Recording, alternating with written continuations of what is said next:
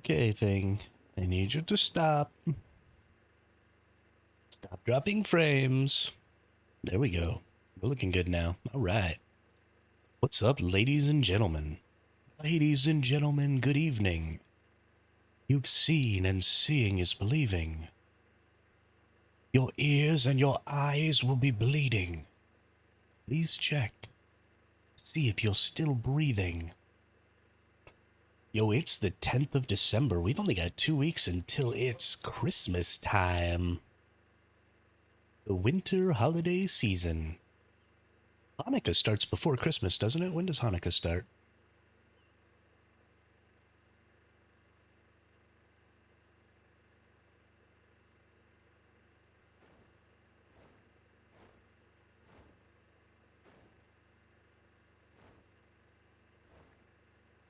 I don't know anything about Hanukkah.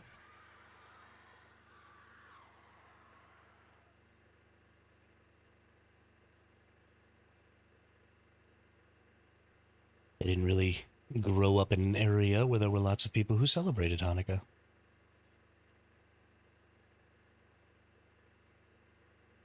Let's see. Let's open that. And so I found out a little bit about why things were looking as bad as they did yesterday. So I played a little yesterday. I got to where, all of that needs to stay off. Save. I actually got to where I have a cryo fridge now. So, put this on that. Clicky. Save again. Alrighty then.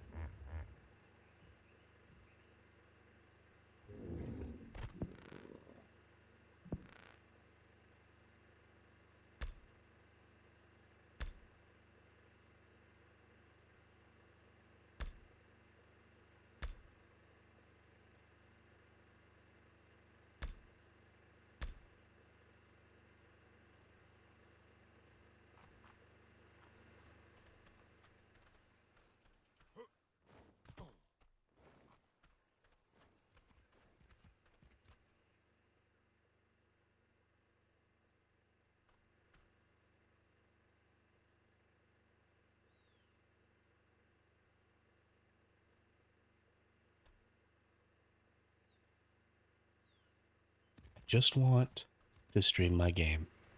That's all I want in the whole wide world, but I'm dropping like 3% of frames right now.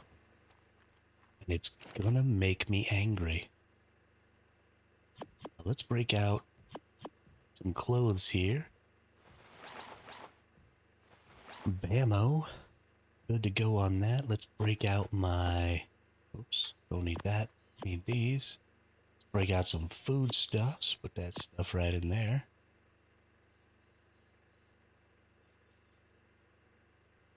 Please stop dropping frames on the network.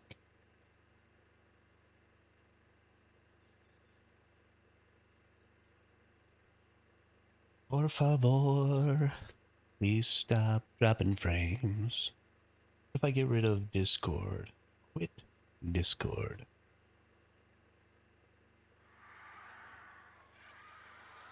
Here's open.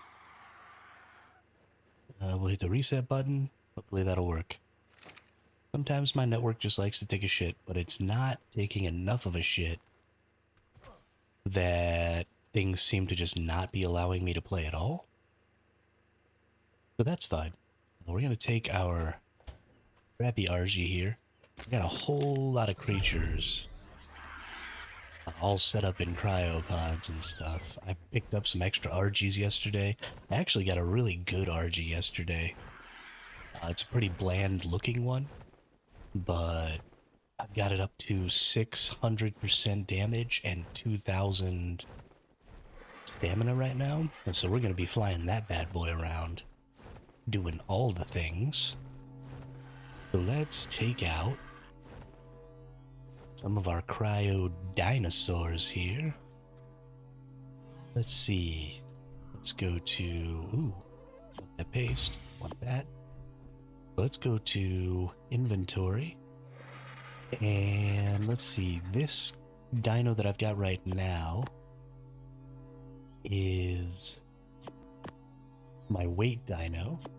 So since I've already got my weight dinosaur out, right, this is the weight one. Yeah, since I've already got the weight RG out, I think what we'll do is we'll go ahead and we'll get some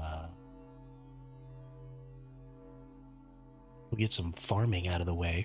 Why is my network still dropping my father-mucking frames? I'm gonna lose my chill, ladies and gentlemen. I am gonna lose all my chill.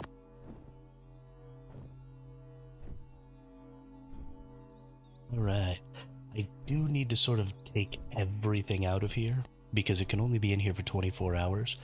But I think at the least I have 8 hours left.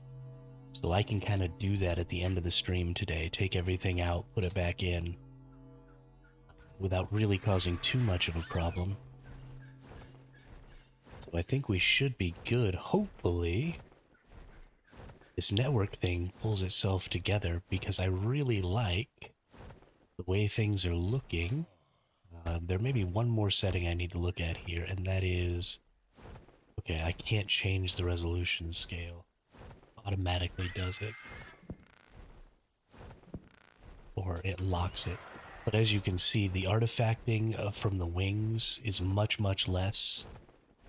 It still happens a little bit, but it's much, much less. And just in general, everything seems to be looking quite a bit better with these graphical settings the way that they are. So hopefully any problems that anybody was having yesterday where things were looking a little wonky and causing people to feel a little nauseous will stop happening, and we should be good. Like I said, I am dropping some frames across my network right now. There's something going wrong with my network. That's just something that happens sometimes. My internet provider is poo-poo, because that's what happens when you have local monopolies on internet services, so that there's only really ever one internet service provider option, depending on where you are. You just end up with doo-doo fucking internet, so... Thank you, ISP Cartel.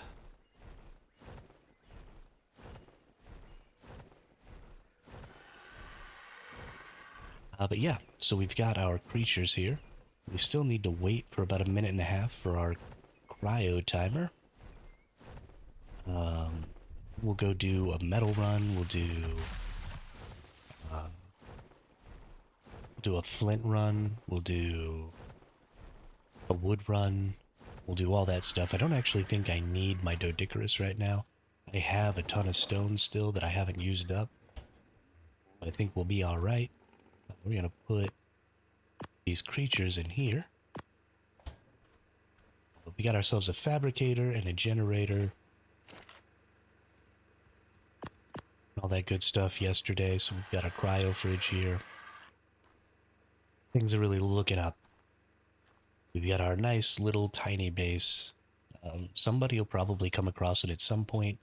I do want to tame a Quetzal and sort of create a sky base as well, so that I can just have some stuff in a couple of different places, so that if one of these things gets destroyed, I can just utilize the other base with the other stuff. I might even make a couple of sky bases. Quetzals are just so easy, and this little amount of structures here, right, this is so easy to deal with. You can put this on the back of a Quetzal, no problem. You could honestly even get like way more forges and stuff, way more storage. The only problem is you can't use the cryo fridge on the back of a Quetzal anymore, like you could in ASC. So that'll pretty much be the only thing that I'm not able to use. But let's break out here. Let's break out the old Anki. Oops, that's a Dodicarus. We want the Anki. Let's get our Anki out. And let's go get a load of metal and a load of flint.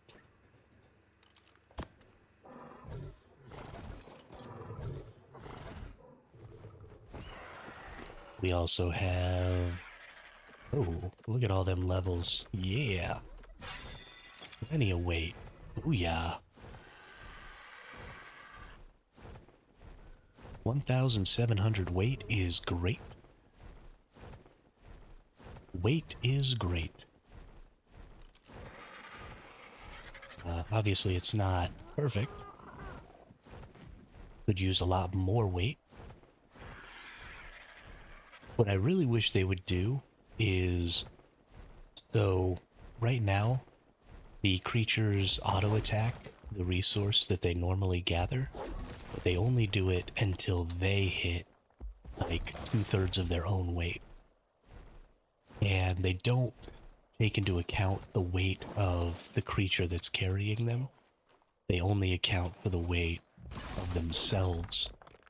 And so I wish there was a way for Wildcard to change that. It would make life so much easier for solo players if my Anki would go ahead and always attack until I managed to fill up, you know, most of the weight of my my bird, instead of just most of the weight of my Anki. And then I could just fly like a duo would do, where one person is flying and carrying the Anki around and the other person is actually riding it while it's being carried and just swinging at the rocks. It would help me farm just as fast as that. Now, it wouldn't really help me keep up with those people because, you know, then they would just be able to farm twice as much because they would just bring 2 Ankis and 2 Argent Davises out, because then each of them could farm with an Anki and an Argent Davis. So, you know, that's not really bridging the gap at all, but it sure would make things a lot safer for me as a solo because I wouldn't be jumping off all the time. So there was somebody around, or you know, if there were creatures around or something like that, instead of having to jump off of my Argentavis in order to come and ride my Anki and, you know, whack all these rocks, I'd just be able to stay riding Argentavis and just fly away if something happened. Now, the Anki is strong enough that for the most part, I don't really run into any problems, because even a low-level Anki like this could take on, you know, a couple Allosauruses or something like that, or even maybe a T-Rex if something came after me. So it's not like a terribly big deal. It's not terribly unsafe. I don't like die all the time when I'm out farming metal or anything like that. But it would just feel a little more convenient, and it would feel a little more consistent with how other people farm. But there's just a huge detriment as a solo to the rate at which you can farm resources and just the rate at which you can accomplish a lot of things, because so much of this game requires multiple people. It really creates a system where where 2 people can do more than double what a single person can do by a pretty significant margin. And I mean, I don't necessarily think that's a bad thing. It's really only bad for people who play like I do, which is solo. I don't think there are tons and tons of solo players in this game. So maybe, you know, maybe I'm just belly aching over something that doesn't really matter. But it would be cool to see. There are a lot of unofficial servers out there that use, you know, like a /farm command or something like that, where you can just type in, and when you're riding your RG, whatever creature you're carrying will just auto-attack.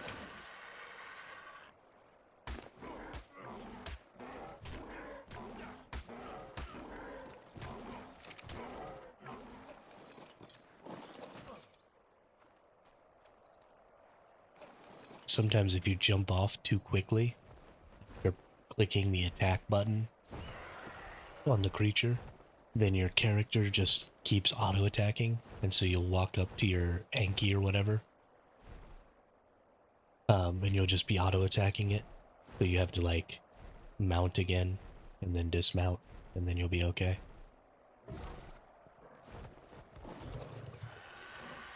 I didn't actually need to get the Anki all the way up there. I thought there were 2 rocks here, but there's just this one.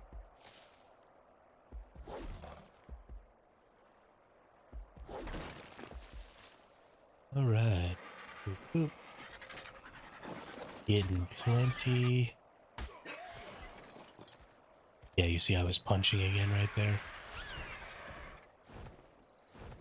I think I'm probably gonna have to punch to stop it. I don't think it's actually mounting that stops it. I think I'll have to just actually click the punch button. We'll see. It's been a while. Like I said yesterday, it's been about a year since I've played this game.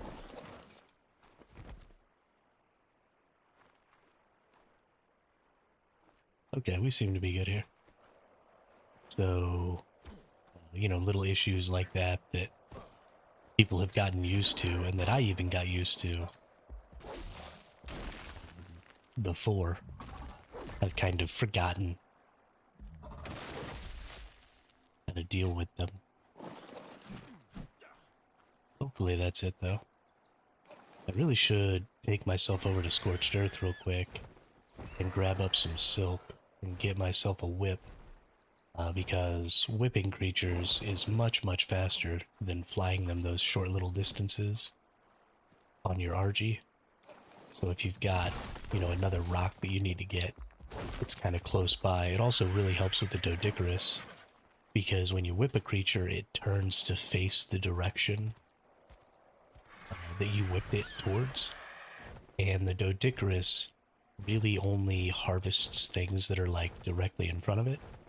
So the whip is actually really convenient for getting the Doedicurus to attack the things that you want it to attack. I should be able to maybe get one of these medals here. I don't know if I'm going to be able to get that far one. Sometimes, yeah, you just have to kind of adjust your angle of observation in order to... Yeah, I'm not going to be able to get that one. In order to hit some rocks, for some reason your hitbox is sort of based on what direction you're looking, which is super weird. I don't really understand it, but whatever. It is what it is.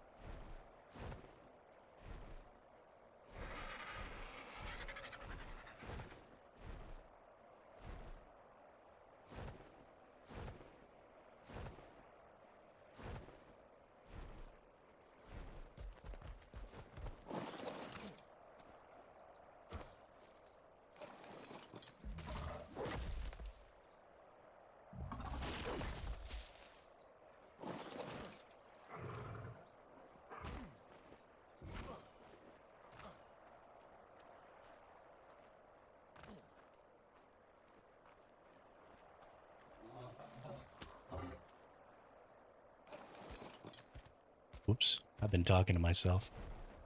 Whoopsie.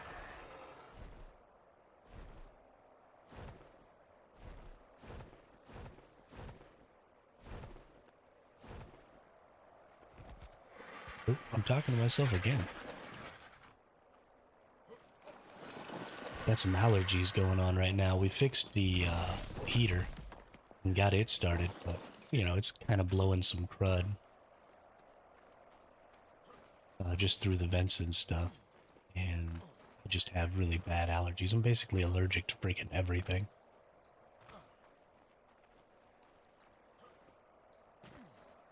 I hate these stupid floating rocks. Really gotta do something about that. I mean, the game's been out for a year now. And you still have floating rocks all over the place? Can we not? You know?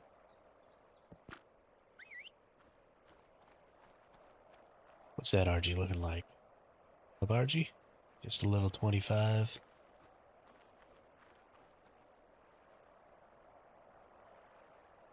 We got plenty of good RGs. I got like 4 RGs now. Which is great. Because people love to kill RGs. I don't know why. But when you play this game, if you got an RG and somebody kills you, they're gonna kill your RG. The way it is.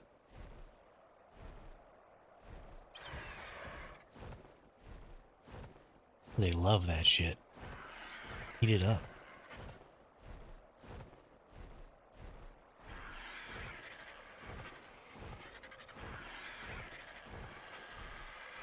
I usually, when I kill somebody, try and just leave their creatures alone. Because that's really where your progression is at in this game. Is in your creatures. You know, getting your character leveled up doesn't really take a whole lot. Getting the resources to craft your kit doesn't really take a whole lot. But taming creatures, especially on the official servers, is one of the longest endeavors you're going to have.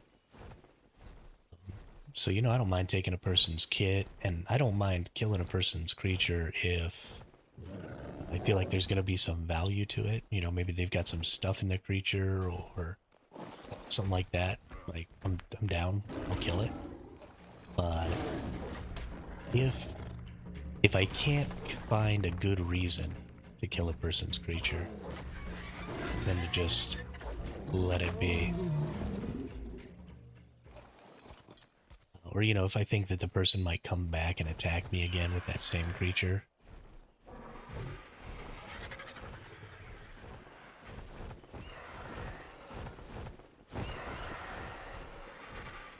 Stupid RGs. Ooh, it's a yellow and red one. Just a level 15. It is a female, though.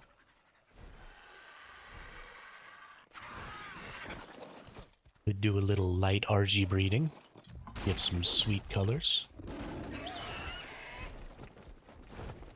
Hey, we've got 3 full rows of metal here. This is gonna be fantastic.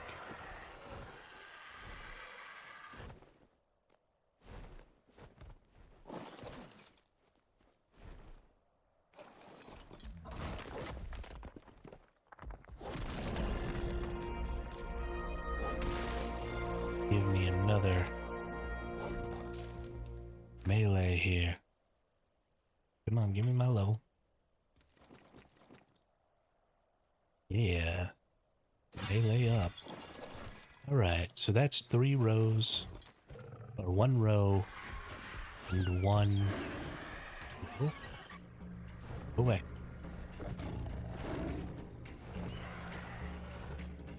Thank you. So I'm going to go back to base now. It's 1 row and 1 slot of metal per forge now, which is a fantastic amount.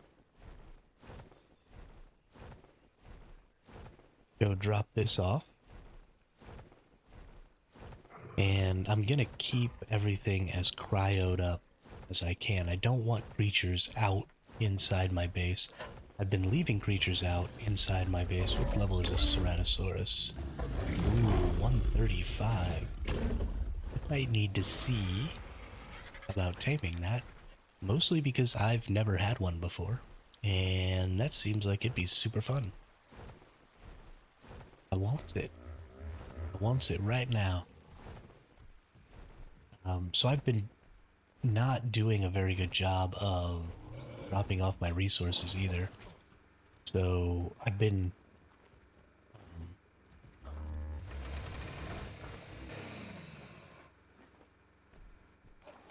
here we go. So when you're riding a creature, you can actually just dump everything. So when you're riding it, where you look is where the resources are going to go when you dump the resources. When you're not riding it, everything flies out in front of it. So you can see here, I can just dump everything out right over there at my forges. And then it all kind of stacks up nice and neat there. The stacking is an ASA thing. They changed some of the code to make it stack a little better like that, which is fantastic. Now, 6 plus 1, fantastic. 6 plus 1, and 6 plus 1. Ooh, yeah.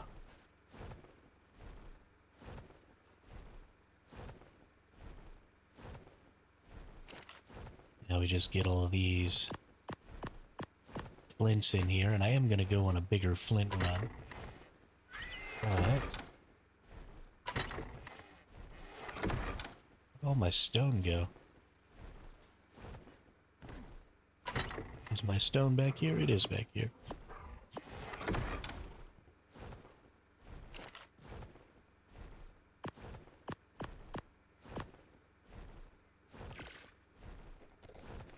Let's get some spark powder going.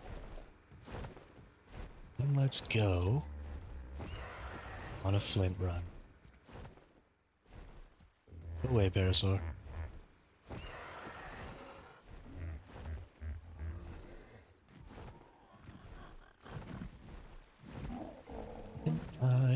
So there's actually a pretty good little spot for getting flint and stone and stuff like that over here. Actually, I guess right up here next to this canyon is a pretty good spot. Yeah, let's do it right here, actually. This is great.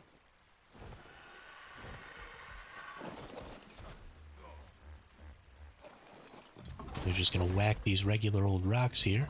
We're going to be dumping all of the stone. I only care about the flint when I'm on the Anki. And that's something, because of the way the weight of these creatures works, and because of how they can reduce weight, it really is important to just purpose farm things. But the flint doesn't weigh a whole lot, so I can kind of keep the flint while I'm metal farming, and that'll be alright. But while I'm out here flint farming, I don't want to keep the stone, because the stone is so heavy, and the Anki doesn't have a weight reduction on the stone. So keeping the stone is really just going to limit my flint farm. So I'm always dumping that. Now you don't have to dump it every single time. You know, you can wait, gather up for a while, or just wait until your weight gets all the way up, and then dump it. Get the Dimorphodon there. That's actually a really pretty Dimorphodon. So Dimorphodons are cool in that they don't attack the creature that you're riding. They attack you off of the back of the creature. And they're really pack animals. So you saw that other one came to assist its friend. And that's kind of something that happens with a lot of creatures. But if you attack a creature when there's another creature of the same type right next to it, they'll come attack you. And I feel like way back in the day, like way back in the day, I feel like creatures creatures of different types, but of sort of the same class, would attack you together.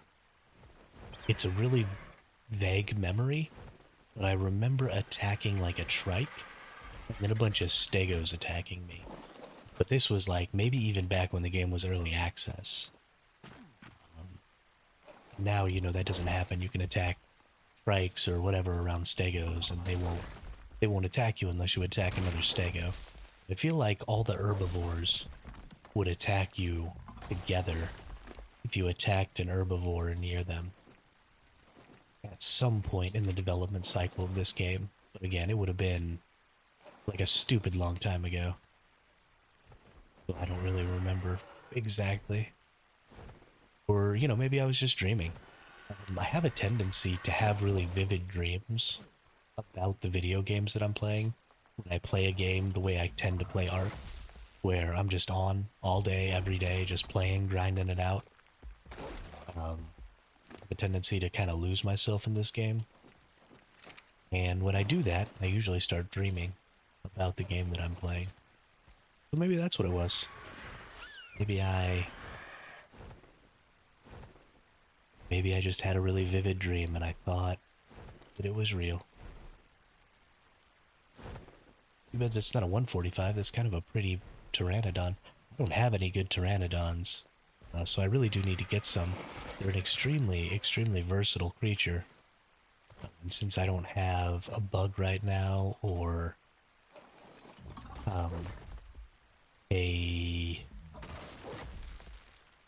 wyvern or anything like that, because I'm still just rocking the RGs, having a good pteranodon would be a benefit.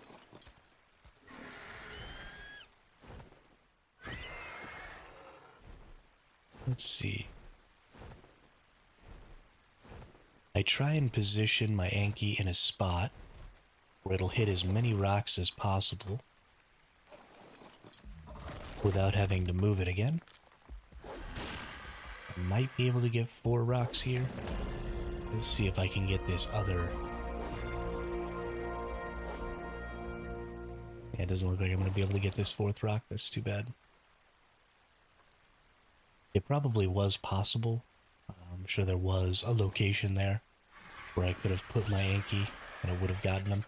I also don't really worry about cleaning up all of the single rocks that are left by themselves when I miss one like that. That doesn't really do me any good. Might as well just move on to the next big stack of rocks that I can hit.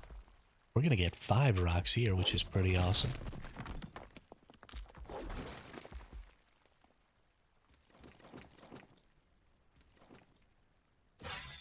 We got 1, 2, 3, 4, 5 rows. Nice.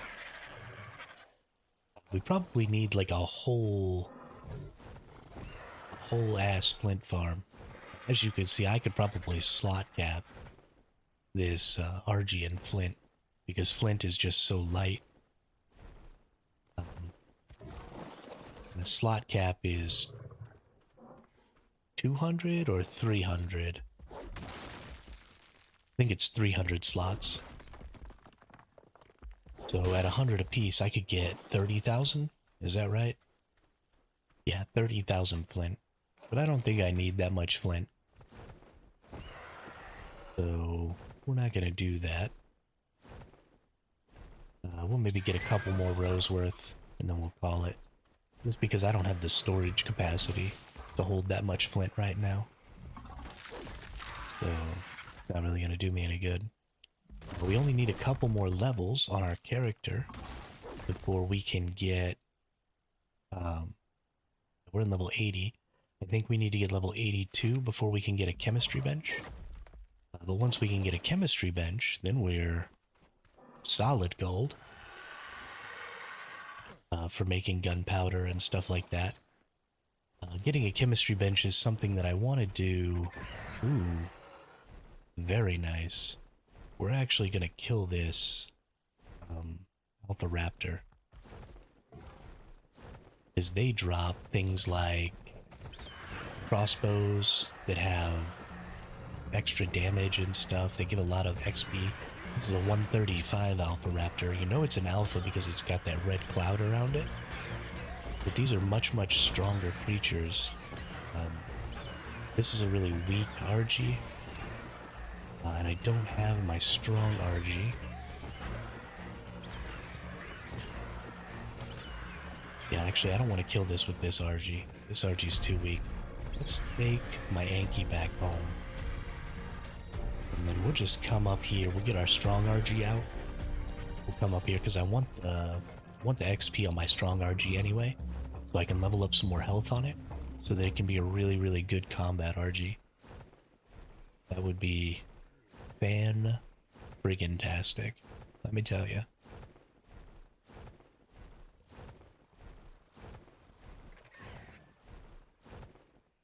We're just gonna leave the Ankysaur here. And I don't... Get over here, you buttface. Buttface is. I just like appeared out of nowhere, didn't you? I don't think I have my good combat RG down here right now. Nope.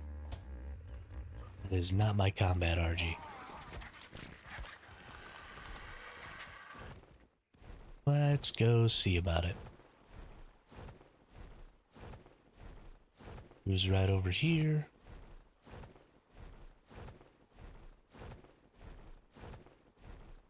Did it drop?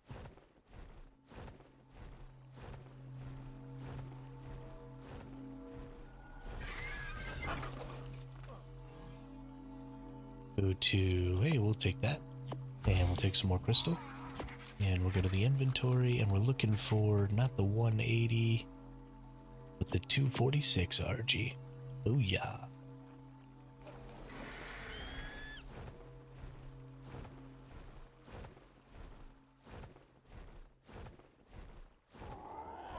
Pretty sure I've already spyglassed this, but it's just so pretty. So hopeful.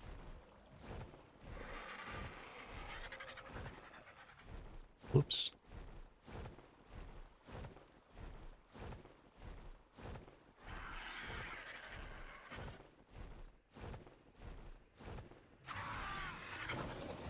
All right.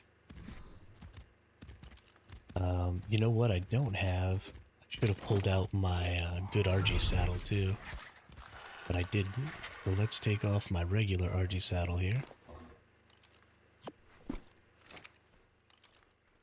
Let's put my regular RG saddle on here. And here in a second, we'll bring back, I have a Journeyman RG saddle that I want to put on this combat RG specifically.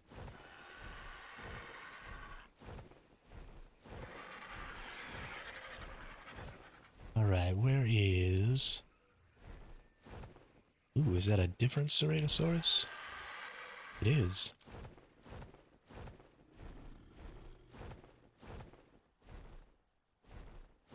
I believe I sort of headed up this way while I was farming flint. Yep, there's my Alpha Raptor. So I am just, this creature is so much stronger than that other one. That other one I don't even think has 200% melee, and this one has 600%. You can see it's bloodying up this raptor so much faster. Tons more stamina, so I can just sit here and attack forever. Because I just have a mess ton of stamina on this creature. And it just makes killing things like this easier. Killing alphas is a really good way to level.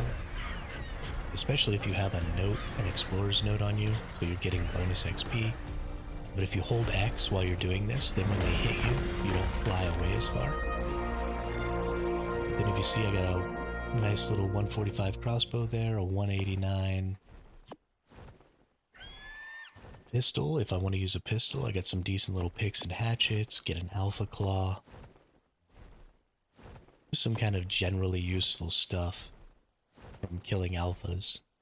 And that's true also killing alpha rexes and all kinds of stuff. And then you see my creature gets 5 levels. Since I've already got my 2000 stam and my 600 melee, I'm just worried about health now. So now we're almost up to 5k health. This has been a really great RG. And it's leveling up really, really nicely. So I'm just really enjoying it. Very happy with this RG. I'm going to be really sad when I inevitably get it killed or stolen. But that's the way it is. I honestly should probably try breeding it. I imagine I probably have a female or two knocking around somewhere. And maybe, just maybe, oh, that. Oh, I thought that was a saddled. I thought that was a saddled pteranodon. I thought that was, you know, somebody's pteranodon. I was kind of freaking out there for a second. I was like, where's this random person? But it wasn't. Just the colors looked like it was saddled. Now that I'm on this creature, I'm actually having quite a bit of fun killing alphas, so let's rock around here a little bit and see if maybe I can find another alpha something, maybe an alpha rex or something like that over here on this beach. Or we can go over to Carno Island over there. Maybe there'll be some alphas over there. I don't think there's anybody based over there. I think there's just some spam over there so that nobody can base over there. I don't think there's any turrets. Ooh, there's an alpha raptor. Let's go kill that bad boy.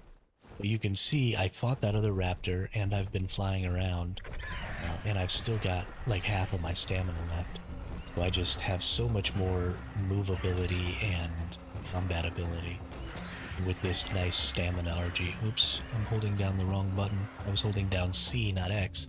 So you saw when I got hit by the raptor there, I drifted really far away because X is what's called the air brake. And it, you know, it stops your creature from moving in the air. So if you hold it, then you're good to go. Hey, a couple of more crossbows. These aren't great crossbows, right? They're only doing a little bit of extra damage. But a little bit of extra damage goes a long way. I have some gloves. I finally got a full set of gear. I haven't crafted any of that gear. So that's pretty great. Let's see, what is this? Level 10 Pteranodon. Of course it is. We couldn't have a high level Pteranodon, that would just be awful. We're actually going to go ahead and go in here. We're going to hit this level. Yeah, now that time I only got one level. And I've actually gotten 2 levels here. So where are we at? We're going to hit this stamina. We're going to go up to 300 stamina. From now on, we're going to be hitting HP and weight. I think I'd like to get to maybe 500 HP and then everything else in weight. Or maybe I should have 400 HP and everything else in weight. Because you're not putting any points in movement speed on ARK Survival Ascended, your character actually looks quite a bit different in Ascended than it did in Evolved. Because in Evolved, you were putting like a huge number of your points into speed. Because you had to have the speed to be able to PvP. Because it was just a huge speed meta. That's not really a thing in Survival Ascended, because we don't have the ability to put anything in speed. So it's not a speed meta, so you really want a lot more health, you want a lot more weight, because you're going to need to be bringing extra flak sets and stuff like that when you PvP, because when your flak gets broken, you want to put on a new piece. So I honestly think that it's going to considerably increase the time to kill in high-end PvP, maybe not in a little more average PvP, but in really high-end PvP, I think the time to kill is going to be increased pretty considerably. Yeah, it looks like there's not really anything in this island. I'm just going to kind of carefully scout around up here. And I'm just looking for pillboxes down below me that might be lurking, waiting to kill some unsuspecting dipshit like myself. We just don't want to get nuked. There's tons of RGs out here. I actually should have been coming out here to find my RGs because there's so many of them, you can just kill a whole bunch. And that's normally what you do if you're looking for high-level creatures. You don't really want to just roam around looking. You want to find a place where there's a high concentration of creatures. And then if you see low-level ones, you just kill them. Because they'll respawn and have a chance to be higher level. And that's how you search for good creatures of whatever type you're looking for. Because there are lots of RGs that spawn all over this map, I just kind of roamed around looking for good ones. But had I known that Carno Island didn't even have any turrets on it and was totally open, then I actually would have just come here to find RGs. And that's actually what I'm going to do in the future, because I know that this is open. Is I'll just come over here. Hopefully, I don't want to lose all of my RGs before I do it, but I'll make a trap over here or something. And I'll just kill a bunch of RGs and maybe try and get some spare RGs. You know, I've got 4 right now, so I'm probably doing okay for the time being. But in the future, we will see. So I don't see any alpha creatures over here. It was just that big pack of RGs. Actually, there's a surprisingly small number of creatures on the island in general, which kind of confuses me. I was hoping to maybe get some alpha Carnos or something like that.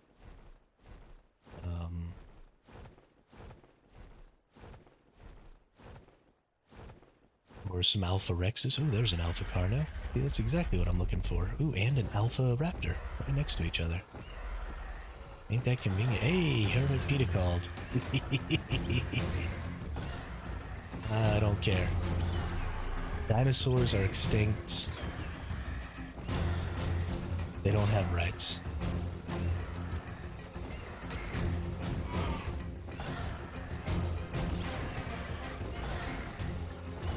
They're fake dinosaurs, and they're extinct. I'm perfectly within my rights to beat them to death. What's up, Party Wizard? So I got the heater fixed. We're all good to go now. No more Hermit Sickle. It turns out that it was actually fixed just fine. I just needed to let it run for a minute and kind of settle. So, had I not freaked out about the vibrations and just left it on, then I wouldn't have spent the last, 3 or 4 days still being cold. I would have had a heater. But, whatever.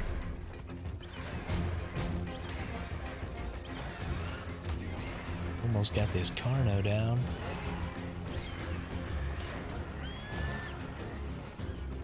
Hey, what's up? Yeah, this is ARK Survival Ascended. I need to stick to the survival games because the MMOs just aren't holding my interest. And I just can't play them for as long in a setting, or in a sitting, as I can these survival games. So we're rocking some ARK Survival Ascended. We're on the official small tribe servers. So we're just running solo on small tribes, trying to get ourselves a character built up because another map is dropping in about a week. So the Extinction map is dropping for Survival Ascended in about a week. And so I want to get a character who's got all the tech ingrams and all that stuff prepared. It's cold over here because I'm cheap. Yeah, well, I mean, it's a different kind of cold though. It's like a little chilly because, you keep the heater temperature down a little bit. It was like getting down to 12 to 15 degrees for about a week. And yeah, I did fix the heater, Quizza. We're all good to go now. We're all good to go. No more Hermit Sickle. It was getting down to like 12 to 15 degrees for about a week there. And, the only thing that your house really protects you from is it gives you a little bit of insulation or a little bit of the sunshine. Will heat up your house at night as that heat sort of radiates through your insulation and stuff, and so it keeps it from really plummeting at night. and it keeps you protected from the wind chill. But that's really all your house is doing for you if you don't have a heater or some sort of air conditioning system operating. So it was getting down to, 12 to 15 degrees Fahrenheit for a good week there. Yeah, exactly. Exactly. It was pretty freaking chilly. I'm honestly kind of surprised that our pipes didn't freeze. I think because I stay up so late at night, and so, I'm up around filling up my water, using the restroom, stuff like that, and just keeping the water running kept the pipes from freezing. And, then my brother would wake up early in the morning. He would get after it, and he would, be using the restroom and doing his stuff. And so I think just the fact that the water was constantly being used throughout the day really kept anything bad from happening. But yeah, things were a little touch and go there for a while. But we're good to go now. I didn't realize how cold I was, because it's really just kind of that bone chilling, like deep cold. I think I'm going to stop at 5k health. I think that's enough, and I'm just going to start putting everything else into melee here.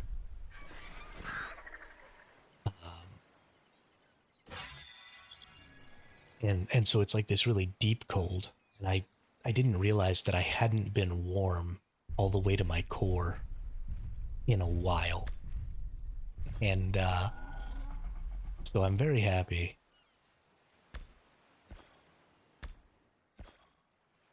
to finally be warming up a little.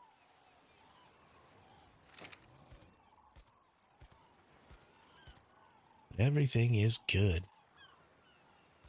I'm honestly, like, I'm kind of smiley right now, because I just didn't realize how much energy that kind of cold was sapping. But, I mean, being cold, your body just uses a lot of energy trying to keep you warm and keep you alive. And I didn't realize how much energy that was sapping from me.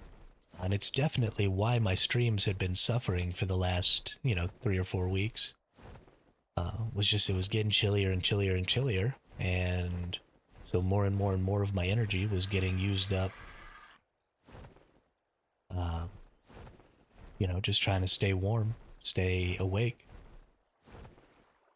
I was sleeping for like 10 or 11 hours a night, and you just gotta have some heat sometimes, Gotta warm up. Quizza, you mentioned yesterday that things were a little bad and a little blurry. I did some work last night, just trying out some different graphic settings and stuff. There's still a little artifacting where the wings go, but I think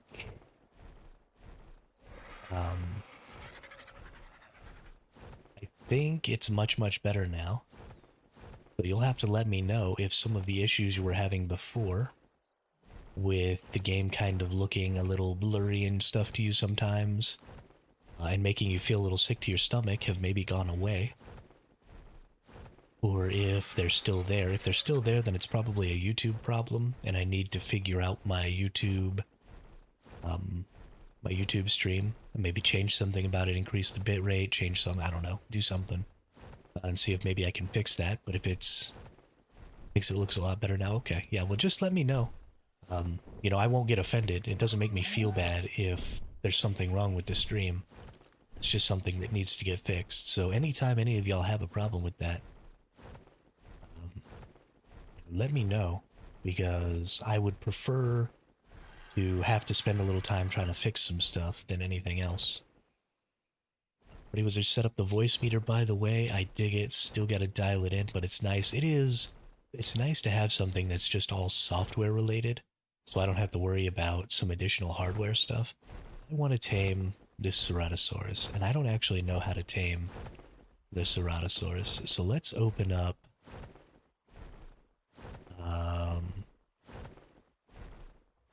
ARK Wiki.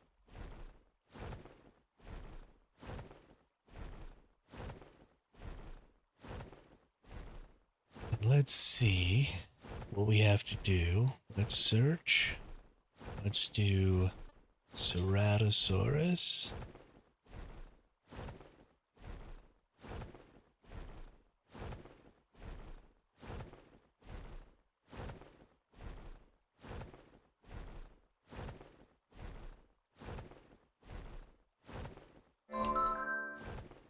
Greetings, survivors. In approximately 15 minutes, we will be taking the artificial server network down for 15 minutes of maintenance. No! Why? Why do you do this to me, game? 4K. 4K. Alright, well, let's see. How do we tame this thing? To tame the Ceratosaurus, you will have to have a creature consume the hemoglobin cocktail, then have your creature be attacked by the Cerato, which makes it drunk. On it becoming 100% drunk, feed it extraordinary kibble till tamed. It is best to trap in a 6x6. Oh, wow. That's a really complicated.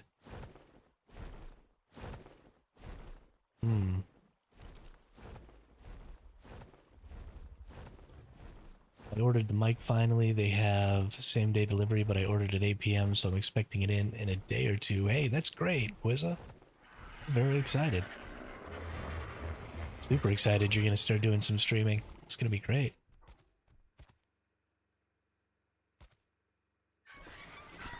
Yeah, I guess we'll probably just turn the screen black. And I'll just sit here and talk for 15 minutes about, I don't know, whatever the fuck I can think of to talk about. But I'm just going to let the game kick me out. Or maybe we'll just leave it on the title screen or something. Yeah, instead of going to a black screen, we'll just leave it on the title screen. Dude, I don't even know how to get the hemoglobin. It's all new to me. Let's, that might not even be a thing either. I'll have to do some research since the game's going down in 15 minutes. I'll do a little research on some of that stuff. We'll see if we can't figure it out. But let's get some stuff going here.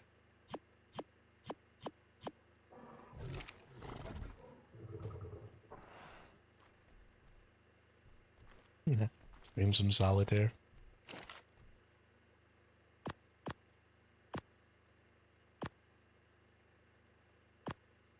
I'm actually pretty bad at solitaire. Wondering if I need the filter cover for the mic to reduce noise. The filter cover is extremely important. And it's not about reducing the noise from around your room. It's about reducing your breath. So it disperses your breath as you talk because you're exhaling as you speak. And you don't want to be breathing into your microphone and getting that. There are specifically some letters that you say that will cause a lot of static. If you don't have some sort of a pop cover, is what it's called. And so, yeah, absolutely, you want to have some sort of filter cover. It doesn't have to be a really good one. It can just be directional. Mine is directional. So it just sits in front of my microphone from my face side. And it's just there to stop you from accidentally breathing on your microphone and causing that feedback and static. I guess it's just static. It's not actually feedback at all. But it stops you from causing that feed or that static. And it's very, very important.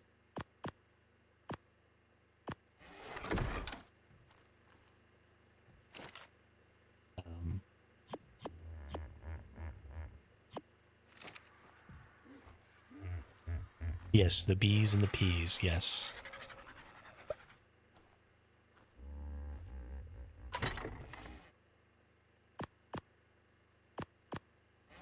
There are a couple of things, and I do a pretty bad job. I S really hard. And sometimes I even whistle when I S. So those are two things that are really important to look at when you're going to be speaking a lot into a microphone, is your OBS has a filter that you can apply that will help with de-essing. I just S so hard that I can't get it to stop. But trying to kind of dull your S's because they're really sharp is a good thing. And then having your pop filter is a good thing. And then getting some sort of a sound gate so that lower volume sounds that are sort of happening in the background in your room, and also things like echoes and stuff like that, can be mitigated by a sound gate. And I think as long as you can get those three things going, you can get a pretty good quality audio that just sounds really full, because that's what you want. You want everybody to be experiencing the fullness of your voice and being able to hear. You have what's called a timbre, and the timbre of your voice, you speak in multiple pitches at one time. Right? Your voice doesn't just have a single pitch. Your voice is multiple pitches. And so if your audience can't hear the fullness of each of the pitches in your voice, your entire timbre, then it starts to fatigue. It starts to be fatiguing when they try and listen to you. And that makes them not want to stay attached for as long. And a lot of those background noises and stuff like that can happen in some of the same or similar pitches as your timbre, and so they start to overwhelm that. A sound gate is just something that stops sounds of a certain volume from coming through. So you kind of want to gate your sound on both sides.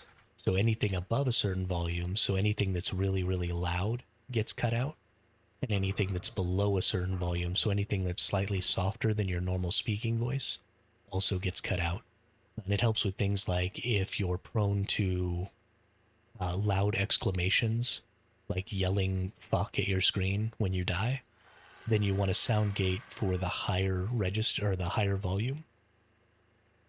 Or you want something that's going to reduce the volume of those yelled words so that you're not, screaming into the ear of your audience when things happen.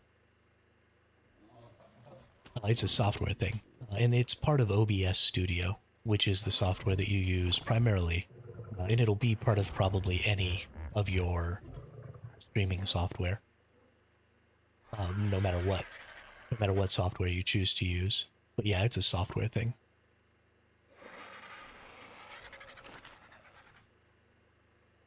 And I mean, some of that stuff is fairly complicated, and don't worry if you don't get it exactly right. Any effort that you put into it will have huge returns. So as long as you get about, and the other thing is that your return on investment is higher,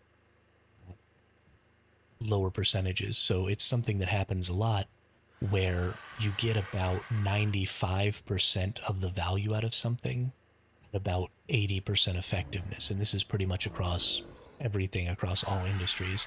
And then that last 20% of effectiveness only gives you about 5% more value.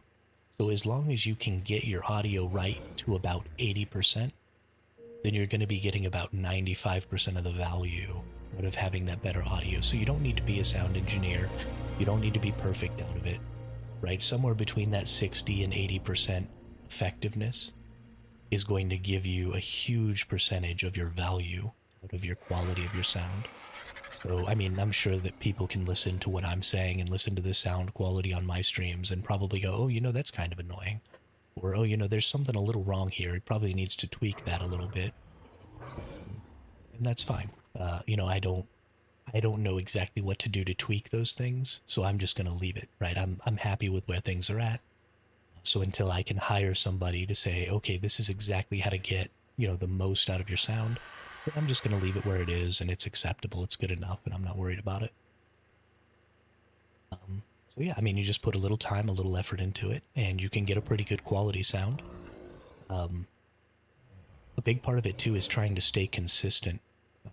Once you get it set up, right, how far away your mic is from your mouth, and the volume that you're speaking at, and the way that you're speaking is all something that needs to kind of stay consistent. because you're going to be setting things up with that in mind. So try and speak the way you're going to be speaking on stream while you're setting up your sound, so that you can hear exactly what your audience is going to be hearing. And then just fuck with shit. Because you can always reset it to its baseline. So, you know, it's not really something you can break. So you just mess with things and listen to how they change the way your voice sounds. And then once you get to a point where you like the way it sounds and there's not a ton of background noise and stuff like that, then you call it good and carry on with your day. We got 5 more minutes here. I need to make some more fuel, I think. A little oil.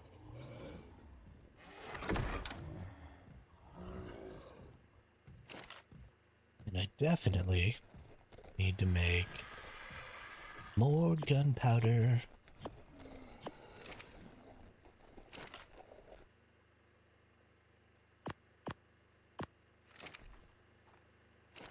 What do we got here? I'm pretty sure I got some regular bullets right there. Those in there. Go to weapons, go to ammo. Ammo, make me some more shotgun shells.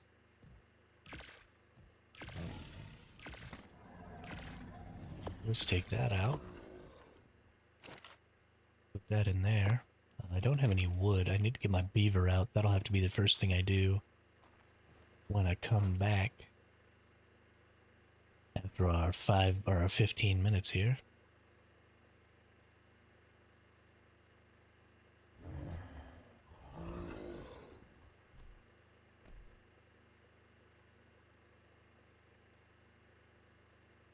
Good times.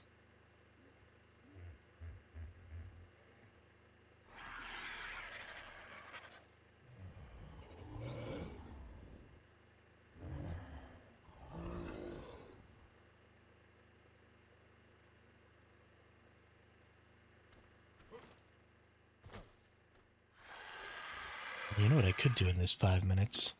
Well, probably don't have the time right now. I want to go get my...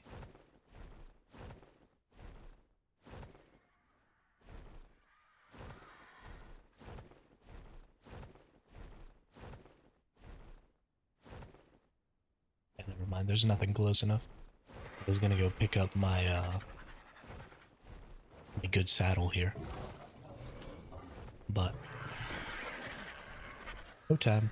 That's fine. I guess something I could do is let me throw out my beaver real quick. And let's actually cryo this thing up. Oh no, it's got all the flint on it, never mind. Let's throw out the beaver so we can start waiting on our cryo timer.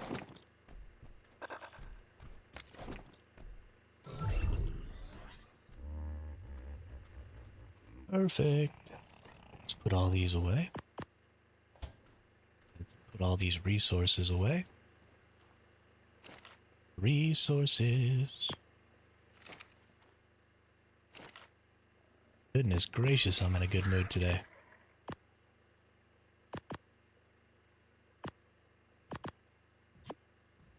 Gonna get my good pick and my good hatchet out. Get that back. Get that out. Put that on there. Move the ammo there.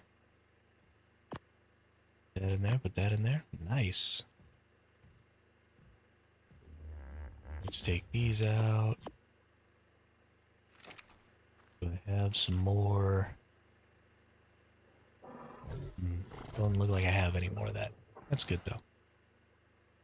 And let's get that loaded. Booyah.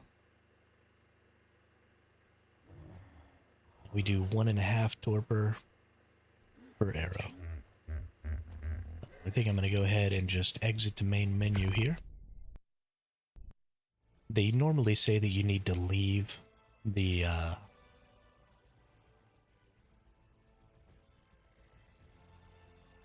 server before it goes down for maintenance so that nothing happens to your character, because when you leave it kind of like does a save or something on your character. So let's see here. Let's look at, can I make this bigger?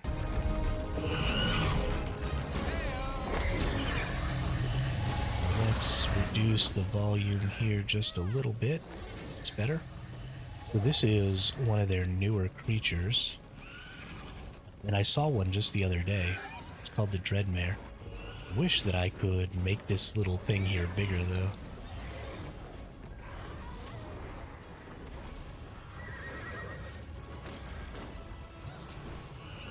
But it's, you have to, these fantastic tames are like DLC mods that you like have to pay for. So I'm not gonna do that.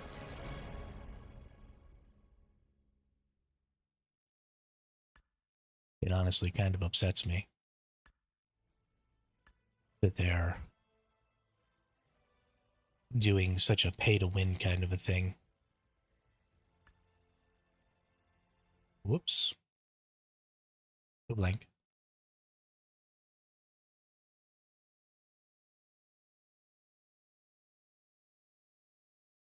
There we go.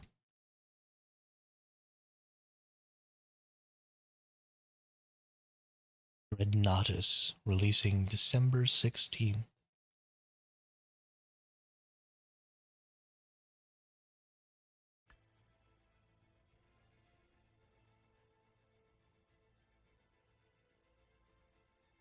Zero 01/23/25. Wait, what?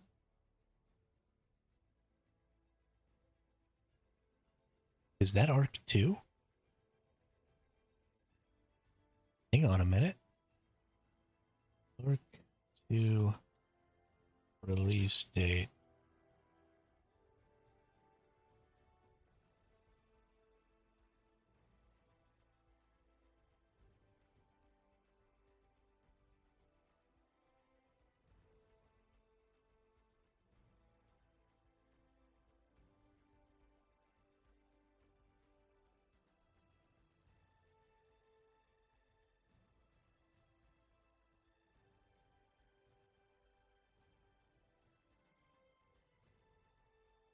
Okay, well that doesn't say anything. But that looked like it was trying to say that ARK 2 was releasing on the 23rd of January.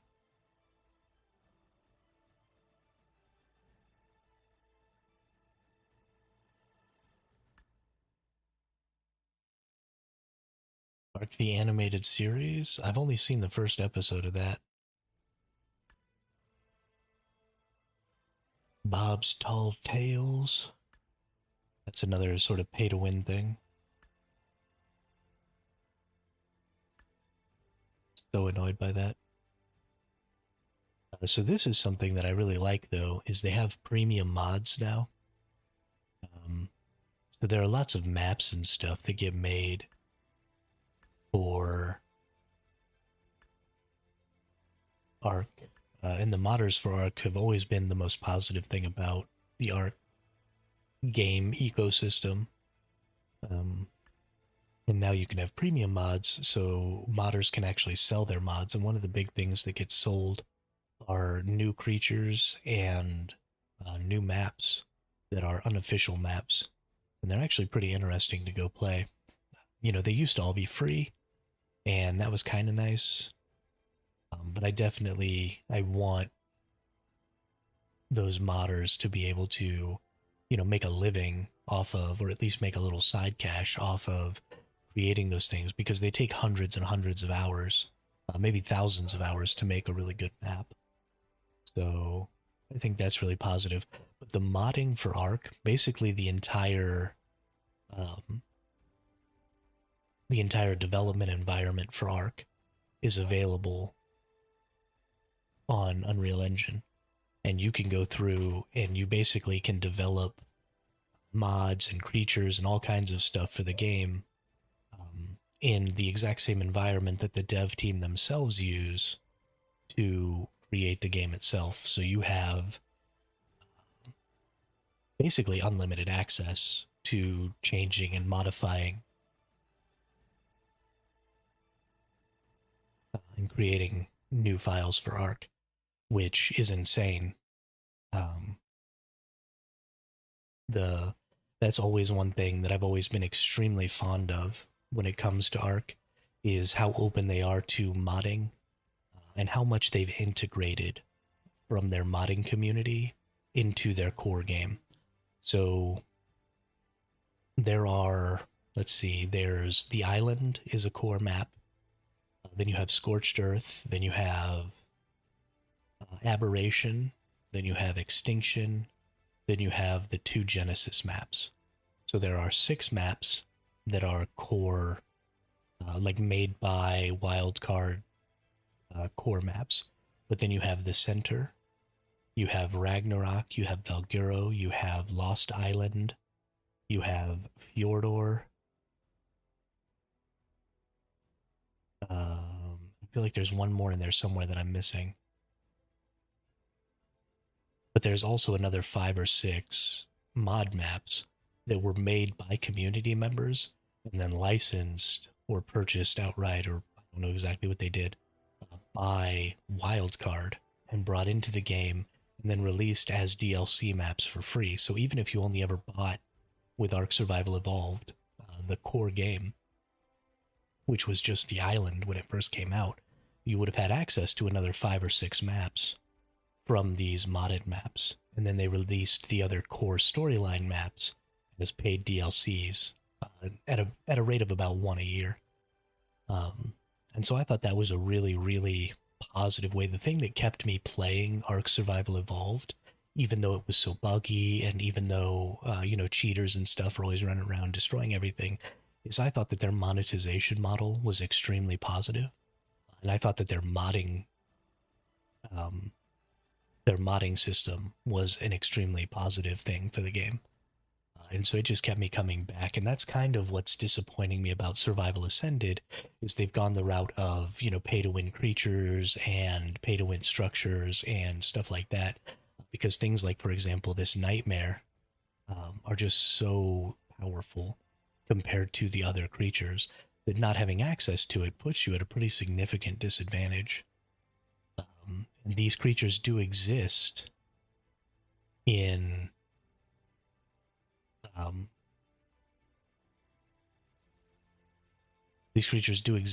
the game, in the official servers, even if you don't own them. You just can't use them. And that's kind of shitty. So I'm not terribly happy about that, but what are you going to do, right? They still have a good mod ecosystem. The game itself is still quite a bit of fun. So let's see. How do I tame the Ceratosaurus?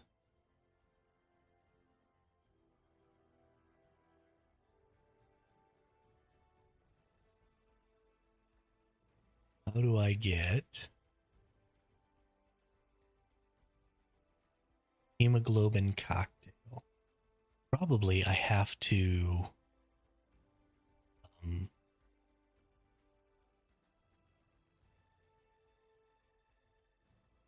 draw my own blood to do that.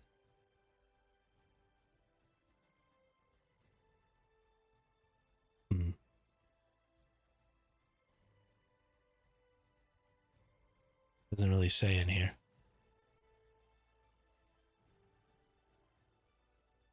Let's see. ARK. Let's just do ASA. Ceratosaurus. Let's see what we got here. Good old Nooblitz. Nooblitz has got some good videos on how to do this stuff.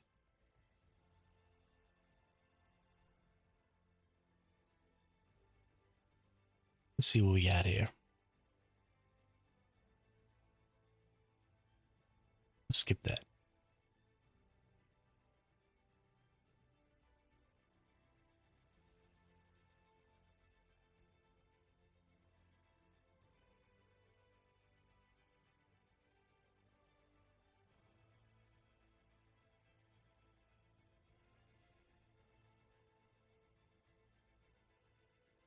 Which game? What, Quizza?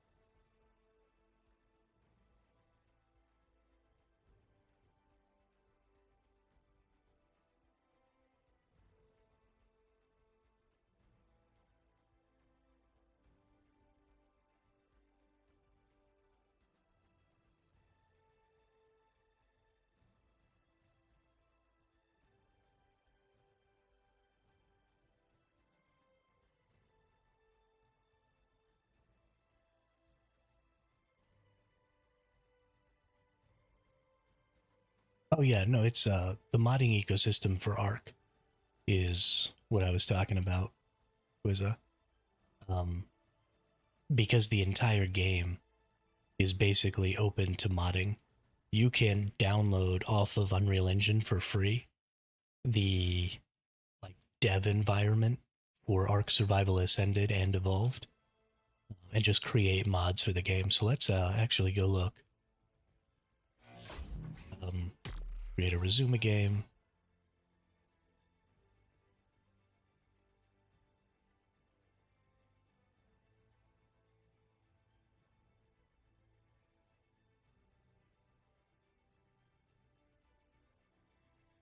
Hang on, something is making some weird noise in my house. Give me a sec.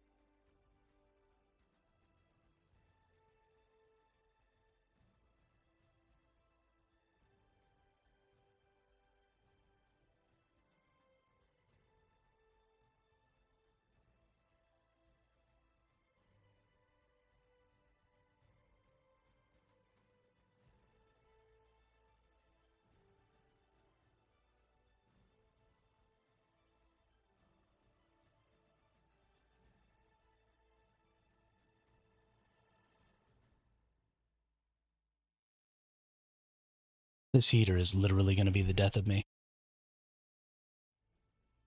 It's been working so well for like the last 24 hours, and now the fan inside is like not in the right spot, so it's grinding on something or something. But I'm just going to let it sit there and do that until after stream, because I'm not ending my stream early today. I want to do my stupid stream and play my stupid game.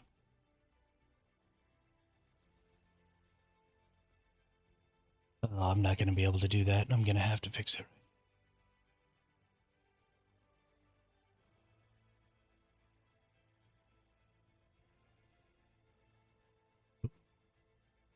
Maybe not.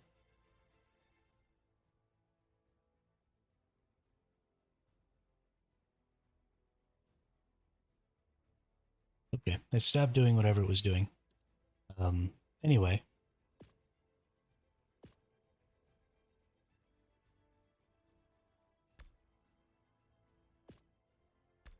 So if you go into available mods here, nope. Get mods, here we go. Hey, you have a good night, Dullex. Thanks for stopping by and saying what's up. This is the mod ecosystem, so it's very much like mods for like Skyrim or something like that. You have your premium mods, which is a new thing for ARK Survival Ascended that you can pay for. But there's also tons of free mods in this game that this one is what's called Quiet Home. So I imagine this is probably designed to limit the sound. A lot of these structures make a lot of noise. They're really loud. This is a stacking mod that increases the stack sizes of things in your inventory. Just tons of little things, additional creatures that you can use, um, different um, different weapons and stuff like that, different skins for the weapons so that you can look different, armor skins, all kinds of stuff like that. Um, and so there's just tons and tons and tons of interesting mods and stuff like that in this game. And you don't have to pay to get access to the mod kit. You don't have to pay to, share mods. You don't have to do any of that. And in fact, now in ARK Survival Ascended, you can actually get paid for creating mods. And so that's just a really, really positive thing, in my opinion. Oh, is it back up? I think it might be back up. For the game in general, because you're not just relying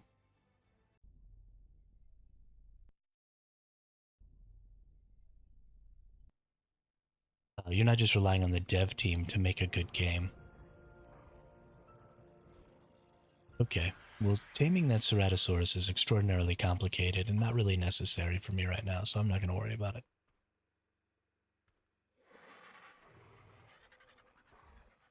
You have to kill a bunch of them to get, like, spines, and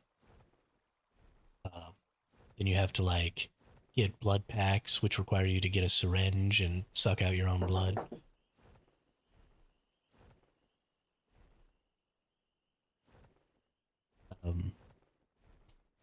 But you got to get a bunch of spines and all kinds of stuff like that.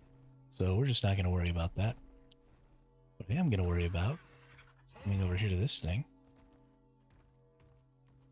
Oh, that's a car now.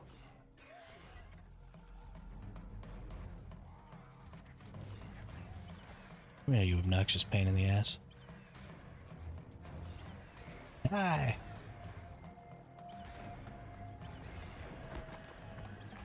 Let's make sure that my settings are all still the way they're supposed to be. They are.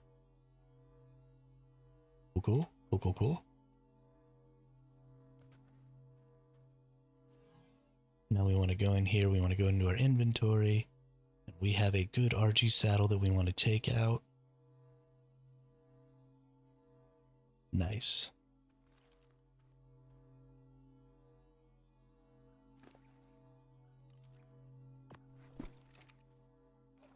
Put on this guy right here.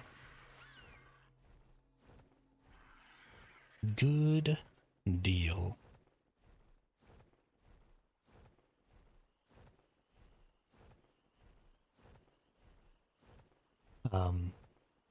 So it's important when you upload creatures and they're not in cryopods, they actually drop their saddles, so you can't upload a saddled creature because they're two different items and the game just wasn't designed to be able to accept that. But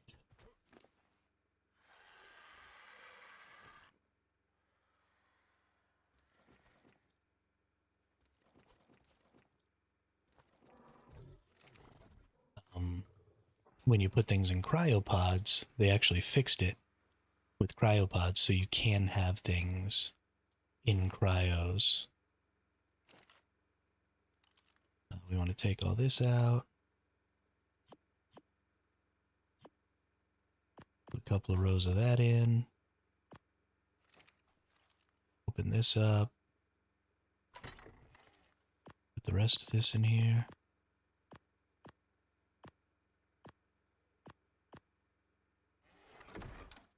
Put all of this gunpowder in here. Whatever. Weapons, ammo. Make them little balls. And then we want to take out, I just want to cryo up some of these creatures here.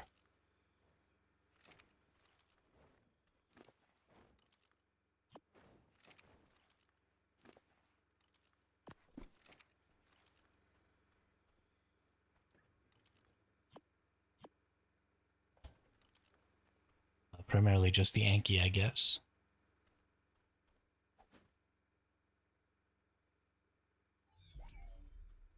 Because I don't want a bunch of stuff being out that people can see it. Well, I guess I should probably cryo this too.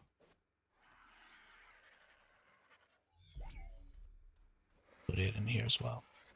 This does mean that somebody could just come and steal my RG, but they'd have to physically come down here and see that I had a base here. I'm not terribly concerned about that. I'm just going to go out, get myself some wood.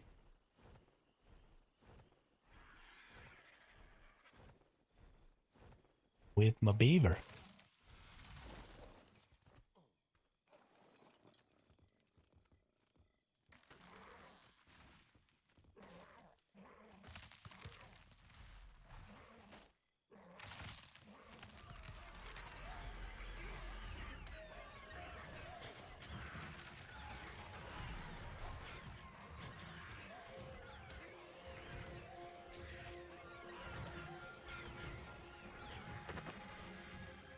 Stupid raptor.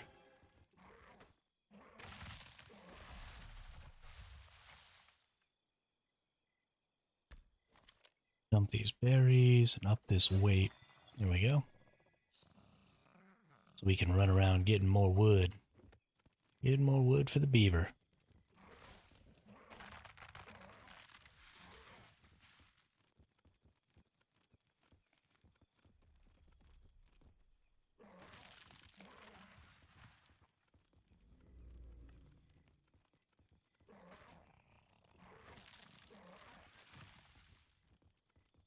Whee!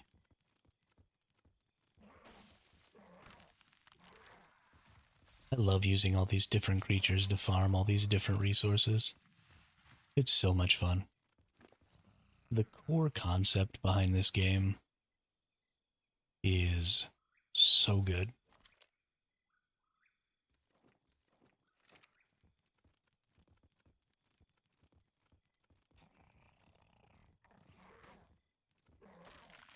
Some of their execution is pretty poor, but I think I'm okay with it.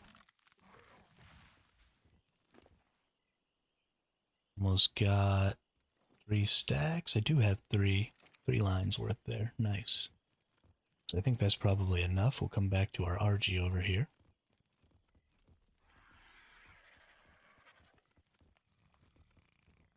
We'll go put a line each.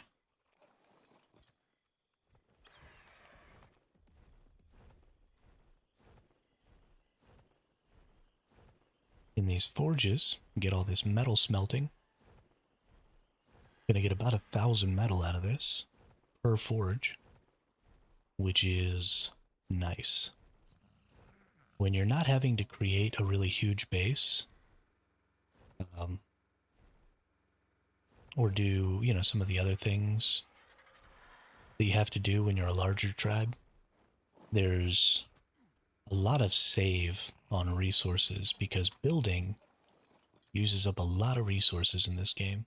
I'm just going to aim right down there and I'm going to throw all this wood out. Remember, because I'm riding the beaver, it goes where I throw or where I'm looking when I throw it. And then I just press F on the wood and it picks up everything around it. 1800 is 3 lines. So there's a whole row there, like that bad boy. There's a whole row there, like that bad boy. And my last whole row, like that bad boy. Now we're good to go. We've gotten a nice run of flint, we've gotten a nice run of wood, and we've gotten a nice run of metal. We already had plenty of stone, so we're going to make plenty of spark powder and gunpowder and all that stuff. So we're in a really good position right now as far as resources are concerned. So one of the things we need to do now is actually get back out our good combat RG. We're going to go look for bugs again while this spark powder's cooking up. We want to take out these 2 empties. Take out our good RG. We're just going to cryo these bad boys up. And it's very, very important.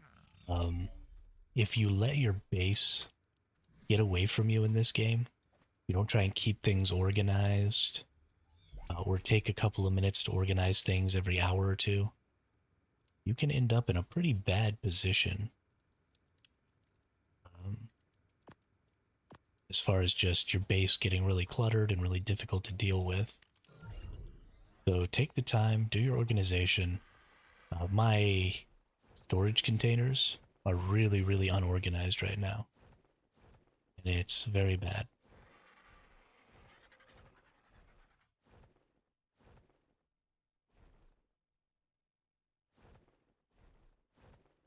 But away we go. Back towards where the bugs are. Let's go see about it. Our Paracertherium is still alive over there where I tamed him at. I should probably just bring... Actually, I have. Let's do this. I've got an extra cryopod over here. So I have a really good idea of where would maybe be smart to breed this bug at, because you can pretty much drag these bugs anywhere in the whole map. So let's go cryo up our Paracer.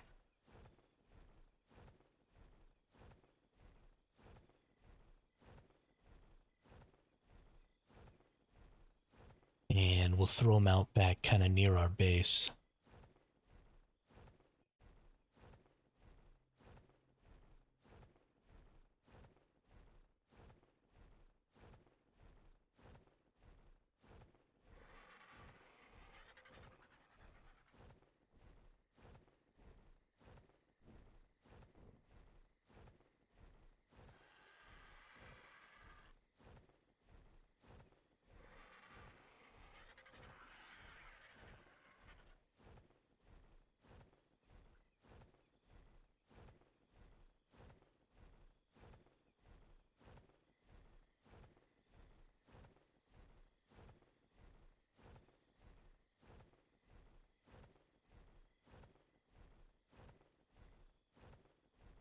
Right.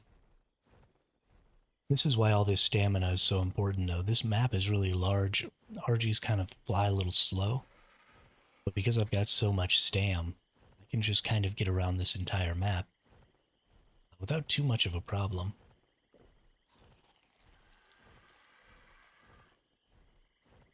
Just fly, fly, fly forever and get where I need to go.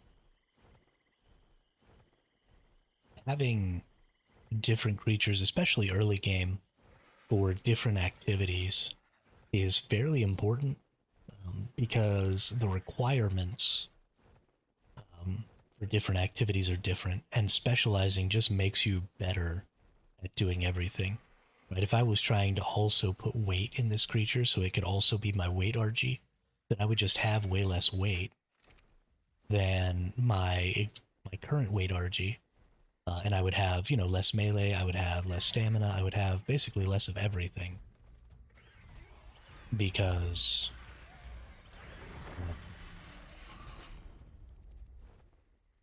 I'd be spreading things out more. And that's just not really useful. So very important to specialize your creatures. This makes life a little easier. So now I've got my Paracer all cryoed up here. I actually kind of want to look. Let's see what kind of stats we've got here. 9,000 health, 313 melee, 1,300 stamina. I don't know exactly what the stats are on these creatures. 9,000 health seems pretty good, though. What is this? Oh, that's just a Pelagornis. Okay. But let's fly over here to the swamp, and let's go see if we can't find us a couple bugs.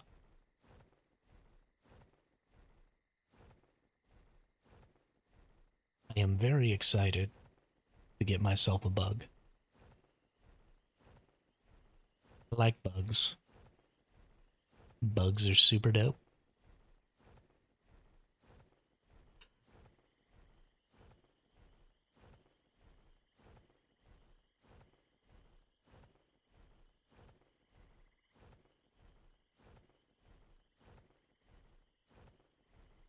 It's funny to be playing PvP on a server and not really run into people. I mean, there's like 4 or 5 other people on this map right now. But it is a pretty huge map, and a lot of them are probably in their base doing base things, breeding and crafting and different stuff like that.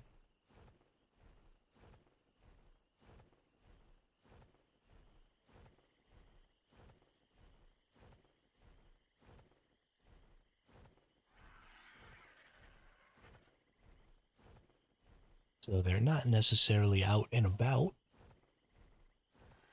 where I would be able to see them.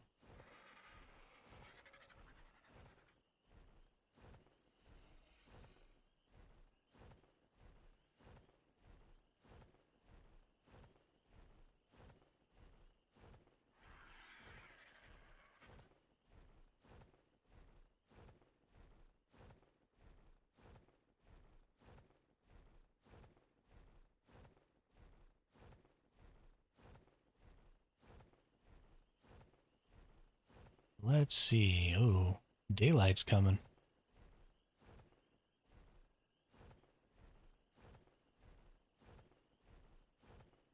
So this is what's called K mode here. And it allows you to look around your creature without altering their direction. Because normally your mouse decides what direction you're looking. And now I can change. I was in a hardcore Delta Force match. Another one of my decent performances today. Good job, Quizza.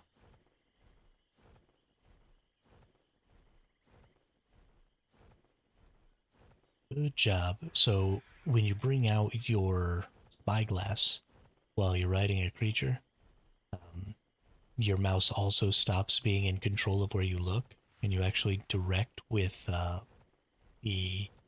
A and D key. Oop, there's a bug. So when you use K mode and break out your spyglass at the same time, that's how you move like that. Level 5 female. So you do need females to be able to impregnate your creatures, but I want a higher level female.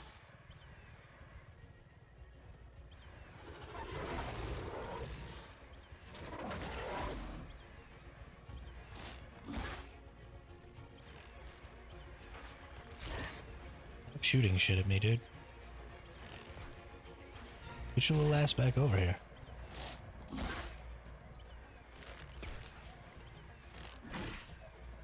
Stop running away. There we go. We killed it. Oh, it hit me so many times with its little sticky goo stuff that I got slowed. That's funny.